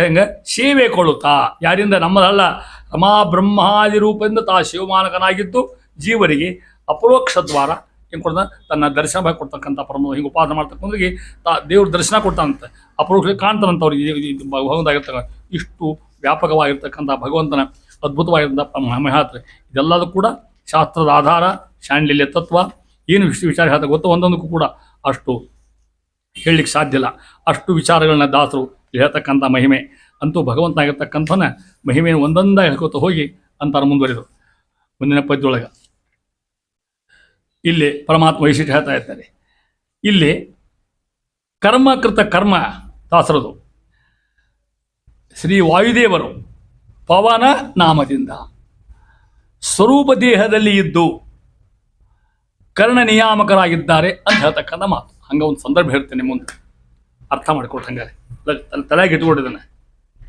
ನಿಮ್ಗೆ ಗೊತ್ತಾಯ್ತು ಈಗ ಸ್ವರೂಪ ದೇಹ ಲಿಂಗ ದೇಹ ಅನಿರುದ್ಧ ದೇಹ ಸ್ಥೂಲ ದೇಹ ನಾಲ್ಕವ ಸ್ವರೂಪ ದೇಹ ಒಳಗಿಂದ ಇದಕ್ಕೆ ಸಾವಿಲ್ಲ ಇದಕ್ಕೆ ಇದು ಅನಾದಿರ್ತಕ್ಕಂಥದ್ದು ಸ್ವರೂಪ ದೇಹದ ಪರಮಾತ್ಮಗೆ ಇದ್ದೇ ಇದ್ದಾನೆ ವಾಯುದೇವರು ಇದ್ದಾರೋ ಇಲ್ಲೋ ದೊಡ್ಡ ಸಮಸ್ಯೆ ಇದು ಇದನ್ನ ಈ ಶಾಸ್ತ್ರ ವಿಚಾರ ಇರ್ತಾವಲ್ಲ ಮಠದಾಗ ಅಲ್ಲಿ ಡಿಸ್ಕಷನ್ ಇಟ್ಟಿರ್ತಾರೆ ಇದನ್ನ 3 ದಿನ ಹೊಡೆದಾಡಿದ್ರು ಬಗೆಹರಿಲೇ ಇಲ್ಲ ಅದು ಇದ್ದಾನ ಅಂತ ಕೆಲವು ಮಂದಿ ಇಲ್ಲ ಅಂತ ಕೆಲವು ಮಂದಿ ವಾಯುದೇವ ಹೆಂಗೆ ಪ್ರವೇಶ ಬರ್ತಾರೆ ಅಂತ ಕೆಲವು ಮಂದಿ ವಾಯುದೇವ ಇಲ್ಲದೆ ಇಲ್ಲಿ ಸಾಧ್ಯ ಅಂತ ಕೆಲವು ಮಂದಿ ಅದು ಭಯಂಕರ ಪ್ರಮಾಣಗಳವ ಏಕಾಶಿ ಪ್ರಮಾಣ ಇದ್ದಂಗೆ ಆ ಮಠದ ಏಕಾಶಿ ಬೇರೆ ಈ ಮಠದ ಏಕಾಶಿ ಬೇರೆ ಅವ್ರ ಪ್ರಮಾಣ ಇವ್ರ ಪ್ರಮಾಣ ಮೂಲ ಮಠ ಮಧ್ವಾಚಾರ್ಯ ಮಠ ಮಾಡಿಬಿಟ್ಟಿರ್ತಾರೆ ಎಲ್ಲರಿಗೂ ಒಂದೊಂದು ಅಧಿಕಾರ ಏನು ಮಾಡ್ಲಿಕ್ಕೆ ಸಾಧ್ಯ ಹೋಗೋದು ಅದಕ್ಕೆ ಭಾಳ ಪೇಶದ ಇದಕ್ಕೆ ಒಂದು ಮಾಡ್ಲಿಕ್ಕೆ ಆಗ್ಲಿಕ್ಕೆ ಸಾಧ್ಯ ಆಗಿಲ್ಲ ಒಂದು ಮಾಡೋದು ಚಲೋ ಅಲ್ಲ ಇದನ್ನ ಹೆಂಗಾರು ಮಾಡಿಕೊಂಡು ಆ ಮಠದ ಕಾಶಿ ಬೇರೆ ಈ ಮಠದ ಉಡುಪಿ ಮಠದ ಕಾಶಿ ಬೇರೆ ಕಾಸರ ಮಠದ ಕಾಶಿ ಬೇರೆ ರಾಯರ ಮಠದ ಬೇರೆ ಉತ್ತರ ಮಠದ ಬೇರೆ ಹಿಂಗಾಬಾರ್ದು ತಿಳ್ಕೊಂಡು ಯಾಕಂದ್ರೆ ಅವರು ಗುರುಗಳು ಬರೆದಿಟ್ಟು ಹೋಗ್ಬಿಟ್ಟವ ಅದು ಮೂಲ ಯಾರು ನಿರ್ಣಯ ಮಾಡ್ತಾರೋ ಗೊತ್ತಿಲ್ಲ ಹಂಗಿದ್ದಂಗೆ ಇದು ಸಮಸ್ಯೆ ಹೇಳಲಿಕ್ಕೆ ಈ ಮಾತಿದೆ ಎಷ್ಟೇ ನಿಮ್ಗೆ ಉದಾಹರಣೆ ಕೊಡಲಿಕ್ಕೆ ವಾಯುದೇವರ ಪ್ರವೇಶ ಸ್ವರೂಪದಲ್ಲಿ ಅದನೋ ಇಲ್ಲೋ ಇಲ್ಲದ ಅಂತ ಹೇಳ್ತಾರೆ ಗರುಡ ಶೇಷ ಭವಾದಿ ನಾಮವ ಧರಿಸಿ ಪವನ ಸ್ವರೂಪ ದೇಹದಿ ಹೌದಾ ಕರ್ಣ ನಿಯಾಮಕನು ಅಲ್ಲ ನಿಮ್ಗೆ ಅರ್ಥ ಆಗ್ತದೆ ತಾನಾಗಿಪ್ಪ ಹೆಂಗ ಹರಿಯಂತೆ ಸರಸಿಜಾಸನ ವಾಣಿ ಭಾರತಿ ಭರತನಿಂದ ಒಡಗೂಡಿ ಲಿಂಗದಿ ಇರುತಿಹರು ಮಿಕ್ಕಾದಿ ದೇವತೆಯರಿಗಿಲ್ಲ ಈ ಅವಸ್ಥಾನ ಅಥವಾ ಈ ಸ್ಥಾನ ಇನ್ನು ಯಾವ ದೇವತೆಗಳಿಗೂ ಇಲ್ಲ ಮೊದಲೇ ಹೇಳ್ತಾ ಇದ್ದಾರೆ ಈಗ ಗರುಡ ಶೇಷ ಭವ ಗರುಡ ಶೇಷ ರುದ್ರ ಇವ್ರು 3 ದೇವತೆಗಳು ವಾಯುದೇವರು ಇವ್ರ ರೂಪದಾಗಿರ್ತಾರಂತ ಹೆಸರಿಟ್ಕೊಂಡು ಈ ನಾಮ ಧರಿಸ್ತು ಅವೇ ಹೆಸರಿಟ್ಟು ನೋಡ್ರಿ ಗರುಡ ಶೇಷ ರುದ್ರ ಅಂದ್ರೆ ಮೊದಲೇಗೋ ಭಗವಂತನೇ ಹೇಳ್ತಾವ ಆ ಹೆಸರು ಆನಂತರ ಇವ್ರಿದ್ದಂಗೆ ಈಗ ನಿಮ್ಮ ಹೆಸರವ ಅನಂತೋ ಹರಿನೋ ಕೃಷ್ಣ ಹೆಸರವ ಈ ಹೆಸರು ಮುಖ್ಯವಾಚ್ಯ ಯಾರು ಭಗವಂತ ನಾವಲ್ಲ ಮತ್ತು ಅದಕ್ಕೆ ಹಿಂಗೆ ಗರುಡ ಶೇಷ ಭವಾದಿ ನಾಮ ಧರಿಸಿ ಯಾರು ಪವನ ಅಂದ್ರೆ ಯಾರವರು ವಾಯುದೇವರು ಎಲ್ಲಿದ್ದಾನ ಸ್ವರೂಪ ದೇಹದಿ ಇದ್ಕೊಂಡೇ ಮಾಡ್ತಾನ ಕರ್ಣ ನಿಯಾಮಕನು ತಾನಾಗಿ ತಾನೇ ಇಂದ್ರನ ಪ್ರೇರಣಾ ಮಾಡ್ದಂತ ಸ್ವತಂತ್ರವಾಗಿ ಅಲ್ಲ ಭಗವಂತನ ಪ್ರೇರಣೆಯಿಂದ ಅವ್ರಿಗೂ ಬೇಕೇ ಬೇಕಂತ ವಾಯುದೇವ ತಾನ ಹೆಂಗೆ ಅದಕ್ಕೆ ಅದು ಹರಿಯಂತೆ ಭಗವಂತ ಹೆಂಗಿದ್ದನೋ ಹಂಗೆ ಇದ್ದಾನ ಈ ಪದ್ಯ ಹೇಳಿದ ಸ್ವರೂಪ ದೇಹದಲ್ಲಿ ವಾಯುದೇವ ಪ್ರವೇಶ ಉಂಟು ಅಂತ ಹೇಳ್ತದೆ ಈ ಪದ್ಯ ಬಗ್ಗೆ ಬಹಳ ಕೋಲಾಹಲ ಆಯ್ತು ಮಂತ್ರದಾಗ ಇಡೀ ಒಂದು 24 ತಾಸು ಅಲ್ಲ ಹೊಡೆದಾಡಲಿಕ್ಕೆ ಯಾರು ಕೇಳ್ಕೊತ ಕೊಡು ಶಾಸ್ತ್ರ ಅರ್ಥ ಆಗೋಲ್ಲ ಹುಡುಗಾಡ್ಲಿಕ್ಕೆ ಏನು ನೀವೇನು ಅನ್ಕೊಡ್ರಿಪ್ಪ ಕೈ ಮುಗಿದು ರಾಯರ ಕೈ ಊರಿಗೆ ಹೋಗ್ತೀವಿ ಏನು ರಾಯರ ಹೆಂಗ್ತಿದ್ದಾಗ ಮಾಡ್ಕೋತೀವಿ ಹೇಳಕ್ಕಾಗತ್ತ ಹರಿಯಂತೆ ಯಾರ್ಯಾರಿದ್ದಾರ ಸರಸಿಜಾಸನ ಯಾರು ಗೊತ್ತಾತ ಬ್ರಹ್ಮದೇವರು ವಾಣಿ ಸರಸ್ವತಿ ಭಾರತಿ ಭರತ ಅಂದ್ರೆ ಯಾರು ಗೊತ್ತಾತ ನಿಮ್ಗೆ ರಾಮಂತ ಭರತನ ಮತ್ತೆ ಭರತ ಅಂದ್ರೆ ವಾಯುದೇವರು ಹೆಂಗೆ ಭ ನಾಮಕ ಪರಮಾತ್ಮ ಪ್ರಕಾಶಮಾನ ಅವನಲ್ಲಿ ರಥ ಆಗಿರ್ತಕ್ಕಂಥವ್ರು ಭರತ ಅಂತ ಅಲ್ಲಿ ಭರತನಿಂದ ಯಾರು ಬಂದರು ಬ್ರಹ್ಮದೇವರು ಸರಸ್ವತಿ ದೇವಿ ಆಮೇಲೆ ವಾಯುದೇವರು ಭಾರತೀಯ ಕುಡಿಗುಡಿ ಲಿಂಗದಿ ಇರುತಿಹರು ಎಲ್ಲಿದ್ದಾರಂತ ಇವರು ಲಿಂಗದಿ ಇರತಕ್ಕಂಥ ರೂಪ ಹೇಳ್ತಾ ಇದ್ದಾರೆ ಇಷ್ಟು ಭಗವಂತನ ರೂಪ ಹೇಳ್ಕೊತ ಹೋಗಿ ಅಂತಾರ ಮಹಾನುಭಾವರು ಎಲ್ಲಿದ್ದಾರೆ ಭರತನಿಂದ ಒಡಗೂಡಿ ವಾಯುದೇವನ ಸಹಿತರಾಗಿ ಲಿಂಗದಲ್ಲಿ ಅನಾದಿಲಿಂಗ ಶರೀರದಲ್ಲಿ ಲಿಂಗ ಸೇರಿದಂಥದ್ದು ಇರುತಿಹರು ಮಿಕ್ಕಾದ ದೇವತೆಗಳಿಗೆ ಆದಿತ್ಯರು ದೇವತೆಗಳಿಗೆ ಇಲ್ಲ ಈ ಸ್ಥಾನ ಇವರು ಯಾರು ಕೇವಲ 4 ಮಂದಿಗೆ ಯಾರ್ಯಾರು ಬ್ರಹ್ಮ ಸರಸ್ವತಿ ವಾಯು ಭಾರತಿ ಇನ್ನಿತರ ದೇವತೆಗಳಿಗೆ ಆ ಸ್ಥಾನ ಅಂದ್ರೆ ಪ್ರವೇಶ ಎಲ್ಲಿಲ್ಲ ಸೂಕ್ಷ್ಮ ಸ್ವರೂಪ ದೇಹದಲ್ಲಿ ಅವ್ರಿಗೆ ಪ್ರವೇಶ ಇಲ್ಲ ಇವರಿಗೆ ಎಷ್ಟೇ ಸ್ಥಾನ ಅಲ್ಲಿ ಅಂತ ನಿರ್ಣಯ ಮಾಡ್ತಾ ಇದ್ದಾರೆ ಶಾಸ್ತ್ರದ ಮಾತು ಹೇಳ್ಕೊತ ಹೋಗಿ ಉತ್ತಮಾನಾಂ ಸ್ವರೂಪಂತು ಅಂತ ಹೇಳಿದಂಗೆ ಇಷ್ಟು ಮಹಿಮೆಯನ್ನು ದಾಸರು ಹೇಳಿ ಅಂತಾರೆ ಮುಂದುವರೆದು. ಇಷ್ಟು ವೈಶಿಷ್ಟ್ಯ, ಒಂದೊಂದಕ್ಕೂ ಒಂದು ಪದ್ಯಕ್ಕೂ ಕೂಡ ಅನೇಕ ಅರ್ಥ ಅಂತಾರೆ ದಾಸರಾಯ. ಮುಂದುವರೆದು ಇಂದ್ರಿಯಸ್ಥನಾಗಿರ್ತಕ್ಕಂಥ ಪರಮಾತ್ಮನ ಮತ್ತೊಂದು ಕ್ರಿಯೆ ಹೇಳ್ತಾ ಇದ್ದಾರೆ. ಇಲ್ಲಿ ಬರ್ತಕ್ಕಂಥ ಪದ್ಯಗಳು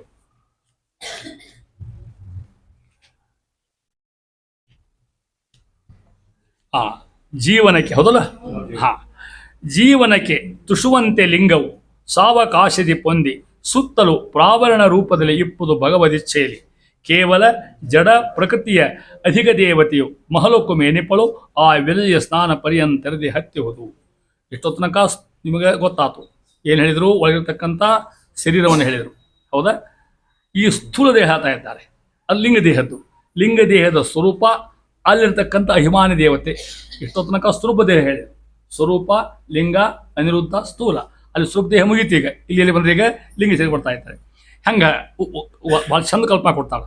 ಜೀವನಕ್ಕೆ ತುಷುವಂತೆ ಲಿಂಗವು, ತುಷು ಅಂದ್ರೆ ಹೊಟ್ಟು ನೋಡ್ರಿ. ಭತ್ತ ನೋಡ್ರಿ ನೀವು ಗೊತ್ತಾನ, ಭತ್ತ ಒಳಗೆ ಏನಿರ್ತದೆ, ಅಕ್ಕಿ ಇರ್ತದೆ. ಆಮೇಲೆ ಹೊಟ್ಟು ಅಕ್ಕಿ ಹತ್ತಿರ್ತನ್ನೋದು ಇರುವುದಿಲ್ಲ. ಹಂಗದಂಥದ್ದು ಲಿಂಗ ದೇಹ ಒಳಗದ ಜೀವನ. ಈ ಜೀವಕ್ಕದ ಜೀವದ ಮೇಲೆ ಆವರಣ ಆಗ್ಯದ ಅಂತ ಅರ್ಥ. ಹಾಗಾದ್ರೆ ಜೀವದ ಅಣು ಅಂತ ತಿಳ್ಕೊಂಡಿರಿ ನೀವು. ಒಳಗದ ಅದಕ್ಕೆ ಅಣುವಿನ ಮೇಲೆ ಪರದೆ ಅದ, ಹೆಂಗೆ ಹತ್ತಿಲ್ಲ ಅದಕ್ಕೆ, ಹಂಗೆ ಕೂತ್ಕೊಂಡದ. ಹೆಂಗದ ಅಂದ್ರೆ ಭತ್ತ ಇದ್ದಂಗೆ ಅದ, ಅಕ್ಕಿ ಹೇಳ್ತಕ್ಕಂಥ ಭತ್ತದ ಕವರ್ ಇದ್ದಂಗೆ ಅದ. ಲಿಂಗವು ಹೆಂಗೆ ಸಾವಕಾಶ ಅಂದ್ರೆ ಸಾವಕಾಶ ಅಲ್ಲ, ಅವಕಾಶ ಕೊಟ್ಟು ಅಂತ ಅರ್ಥ. ಸಾವಕಾಶ ಹೌದಾ, ಅವಕಾಶ ಕೊಟ್ಟು ಅಂದರೆ ಒಳಗಿರ್ತಕ್ಕಂಥ ಜೀವನ ಸುತ್ತಲೂ ಅವಕಾಶ ಕೊಟ್ಟು ಜಾಗ ಬಿಟ್ಟು ಅಂತ ಅರ್ಥ. ಅಲ್ಲಿ ಅವಕಾಶ ಸುತ್ತಲೂ ಹೆಂಗೆ ಪ್ರಾವರಣ ರೂಪದಲ್ಲಿ, ಪ್ರಾವರಣ ಆವರಣ ರೂಪದಲ್ಲಿ ಇಪ್ಪುದು ಹೆಂಗೆ ಭಗವದಿಚ್ಛೆಯಲಿ. ಅದು ನಮ್ಮ ಇಚ್ಛಾ ಅಲ್ಲ, ಯಾರ ಇಚ್ಛಾ ಅದು? ಪರಮಾತ್ಮ ಇಚ್ಛಾ ಅದು. ಕೇವಲ ಜಡ ಪ್ರಕೃತಿಯು ಅಧಿಕ ದೇವತೆಯು ಮಹಲೋಕಮೇ ಎನಿಪಳು. ನೋಡಿ ಇಲ್ಲಿ ಹೇಳ್ತಾ ಇದ್ದಾರೆ, ಈ ಜಡ ಪ್ರಕೃತಿರ್ತಕ್ಕಂಥದ್ದು ಹೆಂಗದ ಗೊತ್ತು? ಜಡ ಪ್ರಕೃತಿರ್ತಕ್ಕಂಥ ತ್ರಿಗುಣಾತ್ಮಕವಾಗಿರ್ತಕ್ಕಂಥ ಮೂಲ ಪ್ರಕೃತಿ, ಇದಕ್ಕೆ ಅಧಿದೇವತೆ ಮಹಾಲಕ್ಷ್ಮಿ ಆಗಿರ್ತಕ್ಕಂಥ ದೇವತೆ ಆಗಿರ್ತಕ್ಕಂಥ ಜಗನ್ಮಾತೆ. ಅಭಿಮಾನಿ ಕರೆಸ್ತಕ್ಕಂಥ ಹೇಳಿ ಈ ದೇಹಕ್ಕೆ ಅಭಿಮಾನಿ ಯಾರು? ಲಕ್ಷ್ಮೀದೇವಿ. ಎಲ್ಲಿ ತನಕ ಇರ್ತ ಗೊತ್ತಾ? ಆ ವಿರಜೆಯ ಸ್ನಾನ ಪರ್ಯಂತರದಿ. ವಿರಜಾ ನದಿ ನೋಡಿದಂತ ಮೇಲೆ ನಾವೇ ನೋಡಿಲ್ಲ ಅದನ್ನು. ಅಲ್ಲೆಲ್ಲೋ ಬರೀತಾರೆ, ಶಿವಮೊಗ್ಗದ ವಿರಜಾ ನದಿ ಏನು ಬರೀತಾರೆ, ಅಲ್ಲಿ ಪಡ್ಕೊಂಡ ಆ ನದಿಯನ್ನು ಮತ್ತೆ ಕೊಡ್ರಿ ಅಲ್ಲೆಲ್ಲೂ. ಇದು ಹೆಂಗದ ಗೊತ್ತಾ? ಅದನ್ನ ಹೇಳ್ತಾ ಇದ್ದಾರೆ. ಆ ವಿರಜ ಪರಮಾತ್ಮನ ಬೆವರಿನ ರೂಪ ಹರಿತಂಥದ್ದೇನು, ಯಾವುದು? ವಿರಜಾ ಅಂತಕ್ಕಂಥದ್ದು, ವಿರಜಾ ನದಿ. ಆ ವಿರಜೆಯ ಸ್ನಾನ ಪರ್ಯಂತರದಿ ಜೀವ ಅಂತ ಅನಂತ ಪುಣ್ಯ ಮಾಡಿರ್ಬೇಕು. ಇದು ಮೋಕ್ಷಕ್ಕೆ ಹೋಗೋ ಮಾರ್ಗ ತಿಳ್ಕೊಡ್ರಿ ಅಂತಾರೆ. ಪುಣ್ಯ ಮಾಡಿದ ಮೇಲೆ ಈ ಬ್ರಹ್ಮಕಲ್ಪದ ಕೊನೆಗೆ ಏನು ಪ್ರಕೃತಿ ಎಲ್ಲ ಹೋಗ್ತದೆ, ಬ್ರಹ್ಮಾಂಡ ನಾಶ ಆಗ್ತದೆ. ಆ ಹೋಗೋ ಹೊತ್ತಿನಾಗ ಏನು ಎಲ್ಲ ಜೀವರಿಗೂ ಕೂಡ ಅವರು ಯುಗತ ತಕ್ಕಂಗೆ ಮೋಕ್ಷ ಆಗ್ತದೆ. ಮೋಕ್ಷ ಎಲ್ಲರಿಗೂ ಮೋಕ್ಷ ಬೇರೆ ಬೇರೆ. ಮತ್ತು ಸಾತ್ವಿಕರಿ ಬೇರೆ, ರಾಜಸರಿ ಬೇರೆ, ತಾಮಸರಿ ಬೇರೆ. ಸಾತ್ವಿಕರು ದೇವತೆಗಳು ಸಾಧನ ಮಾಡ್ತಕ್ಕಂಥ ಅನೇಕ ಮಂದಿ ಇರ್ಬೋದಾರ. ಮತ್ತು ಭಾಳ ತಿಳ್ಕೊ ಅಸಾಧ್ಯ ಮಂದಿ ಇರ್ತಾರೆ. ಅವು ಮನುಷ್ಯರಾಗಬೇಕು ನೇಮಿಲ್ಲ. ಮತ್ತು ಅದಕ್ಕೆ ಯಾವ ರೂಪದಾಗಿದ್ರು ಕೂಡ ಸಾಧನ ಅವರು ಮುಗಿದು ಅದಕ್ಕೆ ಹಿಂದಕ್ಕೊಂದು ಉದಾಹರಣೆ ಕೊಟ್ಟೆ ನಿಮ್ಮನ್ನ ನೆನಪು ಮಾಡ್ಕೊಂಡು ನೆನಪಿಗೆ ಹೇಳ್ತಂಗೆ ಸತ್ಯವ ಸ್ವಾಮಿ ಹೇಳಿ ಉದಾಹರಣೆ ಕೊಟ್ಟೆ ನಿಮ್ಮನ್ನ. ಅದು ಕೂತು ಹೊತ್ತಿನ ಗೀತಾ ಭಾಷೆ ಹೊತ್ತಿನ ಮಂಗ್ಯ ಬಂದು ಕೊಡ್ತಿತ್ತು ಅಂತ ಹೇಳಿ ನಿಮ್ಮನ್ನ, ಹೌದಿಲ್ಲ? ಅದಕ್ಕೆ ಮೋಕ್ಷಕ್ಕೆ ಹೋತು ಅಂತ ಹೇಳ್ತಾರೆ ಅವರು. ಸಾಧನ ಮುಗಿತಪ್ಪ ಒಂದು ಈ ದೇಹದಿಂದ ಮೋಕ್ಷ ಇರ್ತಾವ ಅಂತ ಹೇಳ್ತಾರೆ. ಹಂಗಿದ್ದಂಗೆ ಮೋಕ್ಷಕ್ಕೆ ಹೋಗ್ಬೇಕಾದ್ರೆ ಆ ದೇಹ ಇಷ್ಟು ಸಾಧನ ಮಾಡೋಕ್ಕಲ್ಲ. ಸಾತ್ವಿಕರಿಗೆ ಪರಮಾತ್ಮ ಬ್ರಹ್ಮದೇವರು ಹಿಂದೆ ಹೋಗ್ತಾರೆ ಎಲ್ಲರೂ ಕೂಡ. ಈ ಯುಗದ ಈ ಕಲ್ಪದ ಬ್ರಹ್ಮದೇವರು ಮುಗಿತವ್ರ ಕೆಲಸ, ಅವ್ರು ಮೋಕ್ಷಕ್ಕೆ ಹೋಗ್ಬಿಡ್ತಾರೆ. ಹಂಗೆ ಮುಕ್ತ ಬ್ರಹ್ಮರು ಸಾವಿರಾರು ಮಂದಿ ಇದ್ದಾರಂತೆ. ಅಂದ್ರೆ ಎಷ್ಟು ಕಲ್ಪಾಗಿ ವಿಚಾರ ಮಾಡಿ, ಬ್ರಹ್ಮಕಲ್ಪ ಎಷ್ಟಾಗಿ ಅನ್ನೋದನ್ನು. ಎಂತೆಂಥೋ ಬ್ರಹ್ಮಕಲ್ಪಗಳು ಅದಕ್ಕೆ ಹೋಗ್ತಾರೆ, ಮೋಕ್ಷಕ್ಕೆ ಹೋಗ್ಬಿಡ್ತಾರೆ. ಆ ಬ್ರಹ್ಮದೇವರು ಹೋಗೋ ಮುಂದೆ ಮೋಕ್ಷಕ್ಕೆ ಹೋಗೋದ ಜನರು ಹಿಂದೆ ಮಾತ್ರ ಕರ್ಕೊಂಡು ಹೋಗ್ತಾರಂತ. ಅವರು ವಿರಜಾ ನದಿಯಾಗ ಸ್ನಾನ ಮಾಡ್ತಾರೆ. ಅವ್ರು ಯಾರು? ಬ್ರಹ್ಮದೇವರು. ಹರೇ ನಮಃ ಅಂತ ಮುಳುಗಿ ಹಾಕ್ತಾರಂತವ್ರು. ಅವ್ರ ಸಂತಿ ಇವರು ಮುಳುಗಿ ಹಾಕ್ತಾರೆ. ಅವಾಗ ಏನು ಸ್ನಾನ ಮಾಡ್ತಕ್ಕಂಥ ಇವ್ರು ಲಿಂಗ ದೇಹ ಹೋಗಿಬಿಡ್ತದೆ. ಅವಾಗ ಸ್ವರೂಪ ದೇಹ ಮಾತ್ರ ಉಳಿತದೆ. ಅಲ್ಲಿಂದ ಮೋಕ್ಷಕ್ಕೆ ಹೋಗ್ತಾರೆ. ಲಿಂಗ ದೇಹ ತೊಗೊಂಡು ಹೋಗ್ಲಿಕ್ಕೆ ಆಗೋದಿಲ್ಲ. ಲಿಂಗ ದೇಹ ಈ ಮೇಲೆ ಬಟ್ಟೆ ತಿಂದಂಗೆ ತಿಳ್ಕೋದಿರೋದು ವಿರಜಾ ನದಿ ಒಳಗೆ. ಅದನ್ನ ಹೇಳ್ತಾರೆ ನೋಡ್ರಿ. ಆ ಲಕ್ಷ್ಮೀದೇವಿ ಅದು ಪ್ರಗುಣದ ಮುಕ್ತಿ ಪರ್ಯಂತ ಅಂತ ಹೇಳೋ ಹೊತ್ತಿನಾಗ ಭಗವದಿಚ್ಛೆಯಲ್ಲಿ ಹೆಂಗಿರ್ತದೆ? ವಿರಜೆಯ ಸ್ನಾನ ಪರ್ಯಂತರದಿ. ವಿರಜಾ ಸ್ನಾನ ಆಗೋ ತನಕನೂ ಹತ್ತಿ ಹೋದು ನಮಗೆ ಹತ್ತಿಕೊಂಡಿರ್ತದೆ. ಯಾವುದು? ಲಿಂಗ ದೇಹ. ಎಲ್ಲಿ ಮೇಲೆ ಕೂತ್ಕೊಂಡು ಜೀವ ಕಾವಣ ಕೂತ್ಕೊಂಡಿರ್ತದೆ. ಯಾವಾಗ ವಿರಜಾ ನದಿ ಸ್ನಾನ ಮಾಡ್ತೇವೆ ಅಷ್ಟು ಸಹಜ ಅಲ್ಲ ಮಾಡೋದು. ಎಂಥೆಂಥವ್ರು ಮೋಕ್ಷಕ್ಕೆ ಹೋಗಿಲ್ಲೇನು ಅದು ಭಾಳ ಕಷ್ಟದವು ತಿಳ್ಕೊಂಡ್ರೆ ಭಾಳ ಸಹಜ ಕೆಲಸ ಅಲ್ಲ. ಎಷ್ಟೆಷ್ಟೋ ಸಾಧನ ಬೇಕದಕ್ಕೆ ಅಂತ ಪರಮಾತ್ಮ ಅಂತ ಆಚಾರ ವ್ಯಾಖ್ಯಾನ ತತ್ ಪ್ರಸಾದಾದೇವ ಮುಚ್ಯತೆ ಕೇಳ್ಬೇಕಲ್ರಿ ವ್ಯಾಖ್ಯಾನ ಮಾಡೋದಾಗ ತತ್ ಪ್ರಸಾದಾದೇವ ಭಗವಂತನ ಅನುಗ್ರಹ ಸುತ್ತು ಏನೂ ಸಾಧ್ಯ ಇಲ್ಲ. ಇಷ್ಟು ಪುಸ್ತಕ ಓದಿನಿ, ಇಷ್ಟು ಮಡಿ ಮಾಡೀನಿ, ಇಷ್ಟು ಗುಡಿ ಕಟ್ಸೀನಿ, ಏನು ಲಗ ಹೋಗೀನಿ ಬೇಕಾದಷ್ಟು. ತತ್ ಪ್ರಸಾದಾದೇವ ಮುಚ್ಯತೆ ಶಬ್ದಾಚಾರ. ಅವನ ಪ್ರಸಾದ ಮಾತ್ರ ಮೋಕ್ಷ ಆಗಲಿಕ್ಕೆ ಅವನ ಅನುಗ್ರಹ ಭಕ್ತಿ ಮಾಡ್ಕೊತ ಹೋಗ್ಬೇಕು. ಭಗವಂತಗೆ ಬಿಂಬ ದರ್ಶನ ಆಗ್ತದೆ, ಅಪರೋಕ್ಷ ಜ್ಞಾನ ಆಗ್ತದೆ, ಅಪರೋಕ್ಷ ಭಗವಂತ ಸ್ವರೂಪ ನೋಡ್ತೀವಿ. ಪುನಃ ಭಕ್ತಿ ಮತ್ತೆ ಹೌದಾ. ಇನ್ನು ಪ್ರಳಯ ಆಗಿರೋದಿಲ್ಲ, ಇವು ಸಾಧನ ಮುಗಿದಿರ್ತದೆ, ವೀಟಿನ ಕೂತ್ಕೊಂಡ್ಬಿಟ್ಟಿರ್ತಾರೆ ಇವು. ಅದಕ್ಕೊಂದು ಹೆಸರು ಸಾಂತಾನಿಕ ಲೋಕ ಅಂತ ಹೆಸರು ಅದಕ್ಕೆ ಹೌದಾ. ಅಲ್ಲಿ ಕೂತ್ಕೊಂಡಿರ್ತಾರೆ, ಕೆಳಗೆ ಬರೋ ಹಂಗಿಲ್ಲ, ಮ್ಯಾಲೆ ಹೋಗೋ ಹಂಗಿಲ್ಲ ಹೌದಾ. ಆದ್ರೆ ಸಾಧನ ಮಾಡ್ಕೊ ಅಲ್ಲಿ ಸಾಧನ ಏನಕ್ಕೆ ಸ್ನಾನ ಸಂಧ್ಯೆ ಇಂದಲ್ಲ ಬಯೇವ ನಾಮಸ್ಮರಣೆ ಅಲ್ಲಿಯೂ ಕರ್ಮ ಇರ್ತದೆ. ಮತ್ತೆ ತಿಳ್ಕೊಂಡು ಯಾವ ಪ್ರಳಯ ಬರ್ತದೆ ಅವ್ರಷ್ಟು ಕರ್ಕೊಂಡು ಬ್ರಹ್ಮದೇವ್ರು ಹೋಗ್ತಾರೆ. ಇಲ್ಲಿ ತನಕ ವಿರಜಾಲಿ ಸ್ನಾನ ಮಾಡ್ತಾರೆ ಕುಡಿಸ್ಕೊಂಡು. ವಿರಜಾಲಿ ಸ್ನಾನ ನೀರು ಸಂಪರ್ಕ ಆತು ಅಂದರೆ ಲಿಂಗ ದೇಹ ಕೆಳಗೆ ಬಿದ್ದು ಬಿಡ್ತದೆ. ಏನು ಉಳಿತದೆ? ಸ್ವರೂಪ ದೇಹ ಮಾತ್ರ ಉಳಿತದೆ. ಆ ಸ್ವರೂಪ ದೇಹದಿಂದನ ಮೋಕ್ಷ ಅನುಭವಿಸ್ತಕ್ಕಂಥದ್ದು ಅದನ್ನ ಹೇಳ್ತಾ ಇದ್ದಾರೆ. ಆ ವಿರಜೆಯ ಪರ್ಯಂತ ಹತ್ತಿಯುವುದು ಅಂತ ದಾಸರು ಅಲ್ಲಿ ತನಕ ಹೇಳ್ತಾ ಇದ್ದಾರೆ. ಇಷ್ಟು ಅದ್ಭುತವಾಗಿರ್ತಕ್ಕಂಥ ಒಂದು ವೈಶಿಷ್ಟ್ಯ. ಸುಮ್ಮಲ್ಲಿಗೆ ನಾ ಎಷ್ಟು ಮುಗಿಸ್ತಂಗೆ ಆತು ಅಂದ್ರೆ 11 ಪದ್ಯ ಮುಗಿಸ್ತಂಗೆ 13 ಪದ್ಯ ಮುಗಿಸ್ತಂಗೆ ಆಯ್ತು. ಇನ್ನೂ ಭಾಳೋದು ನಾ ಹೇಳಕ್ಕೆ ಹೋಗಲ್ಲ. ನಾಳೆ ಹೆಂಗಾರ ಮಾಡಿ ಮುಗಿಸಿ ಪ್ರಯತ್ನ ಮಾಡ್ತಿದ್ದೆ ಕೊಡಿ. ನಿಮಗೆ ಸ್ವಲ್ಪ ಹಗರವ ಇಷ್ಟೊಂದು ಡಿಫಿಕಲ್ಟ್. ನಾಳೆ ಭಾಳದ ಪೋರ್ಷನ್ 2ನೇ ಏಕಾಶಿ ಸಂಪ ತೊಗೊಂಡ ಬರೀ ಶಿಸ್ತಾಗಿ ಹೆಂಗೆ ಮತ್ತೆ ತೊಳ್ಳಿಕ್ಕೆ ಹೋಗಲ್ಲ ಮತ್ತೆ ಆ ರೀತಿ ಹೇಳ್ತಾ ಇದ್ದೀನಿ. ಇಲ್ಲಿ ಮುಗಿಸ್ತೇನೆ. ನಾಳೆ ಪದ್ಯ ಅಷ್ಟು ಮುಗಿಲಿ ಪ್ರಯತ್ನ ಮಾಡ್ತೇನೆ. ಶ್ರೀಕೃಷ್ಣಾರ್ಪಣ ಮಸ್ತು. ಸರ್ವೇಂದ್ರಿಯ ಪ್ರೇರಕೇಣ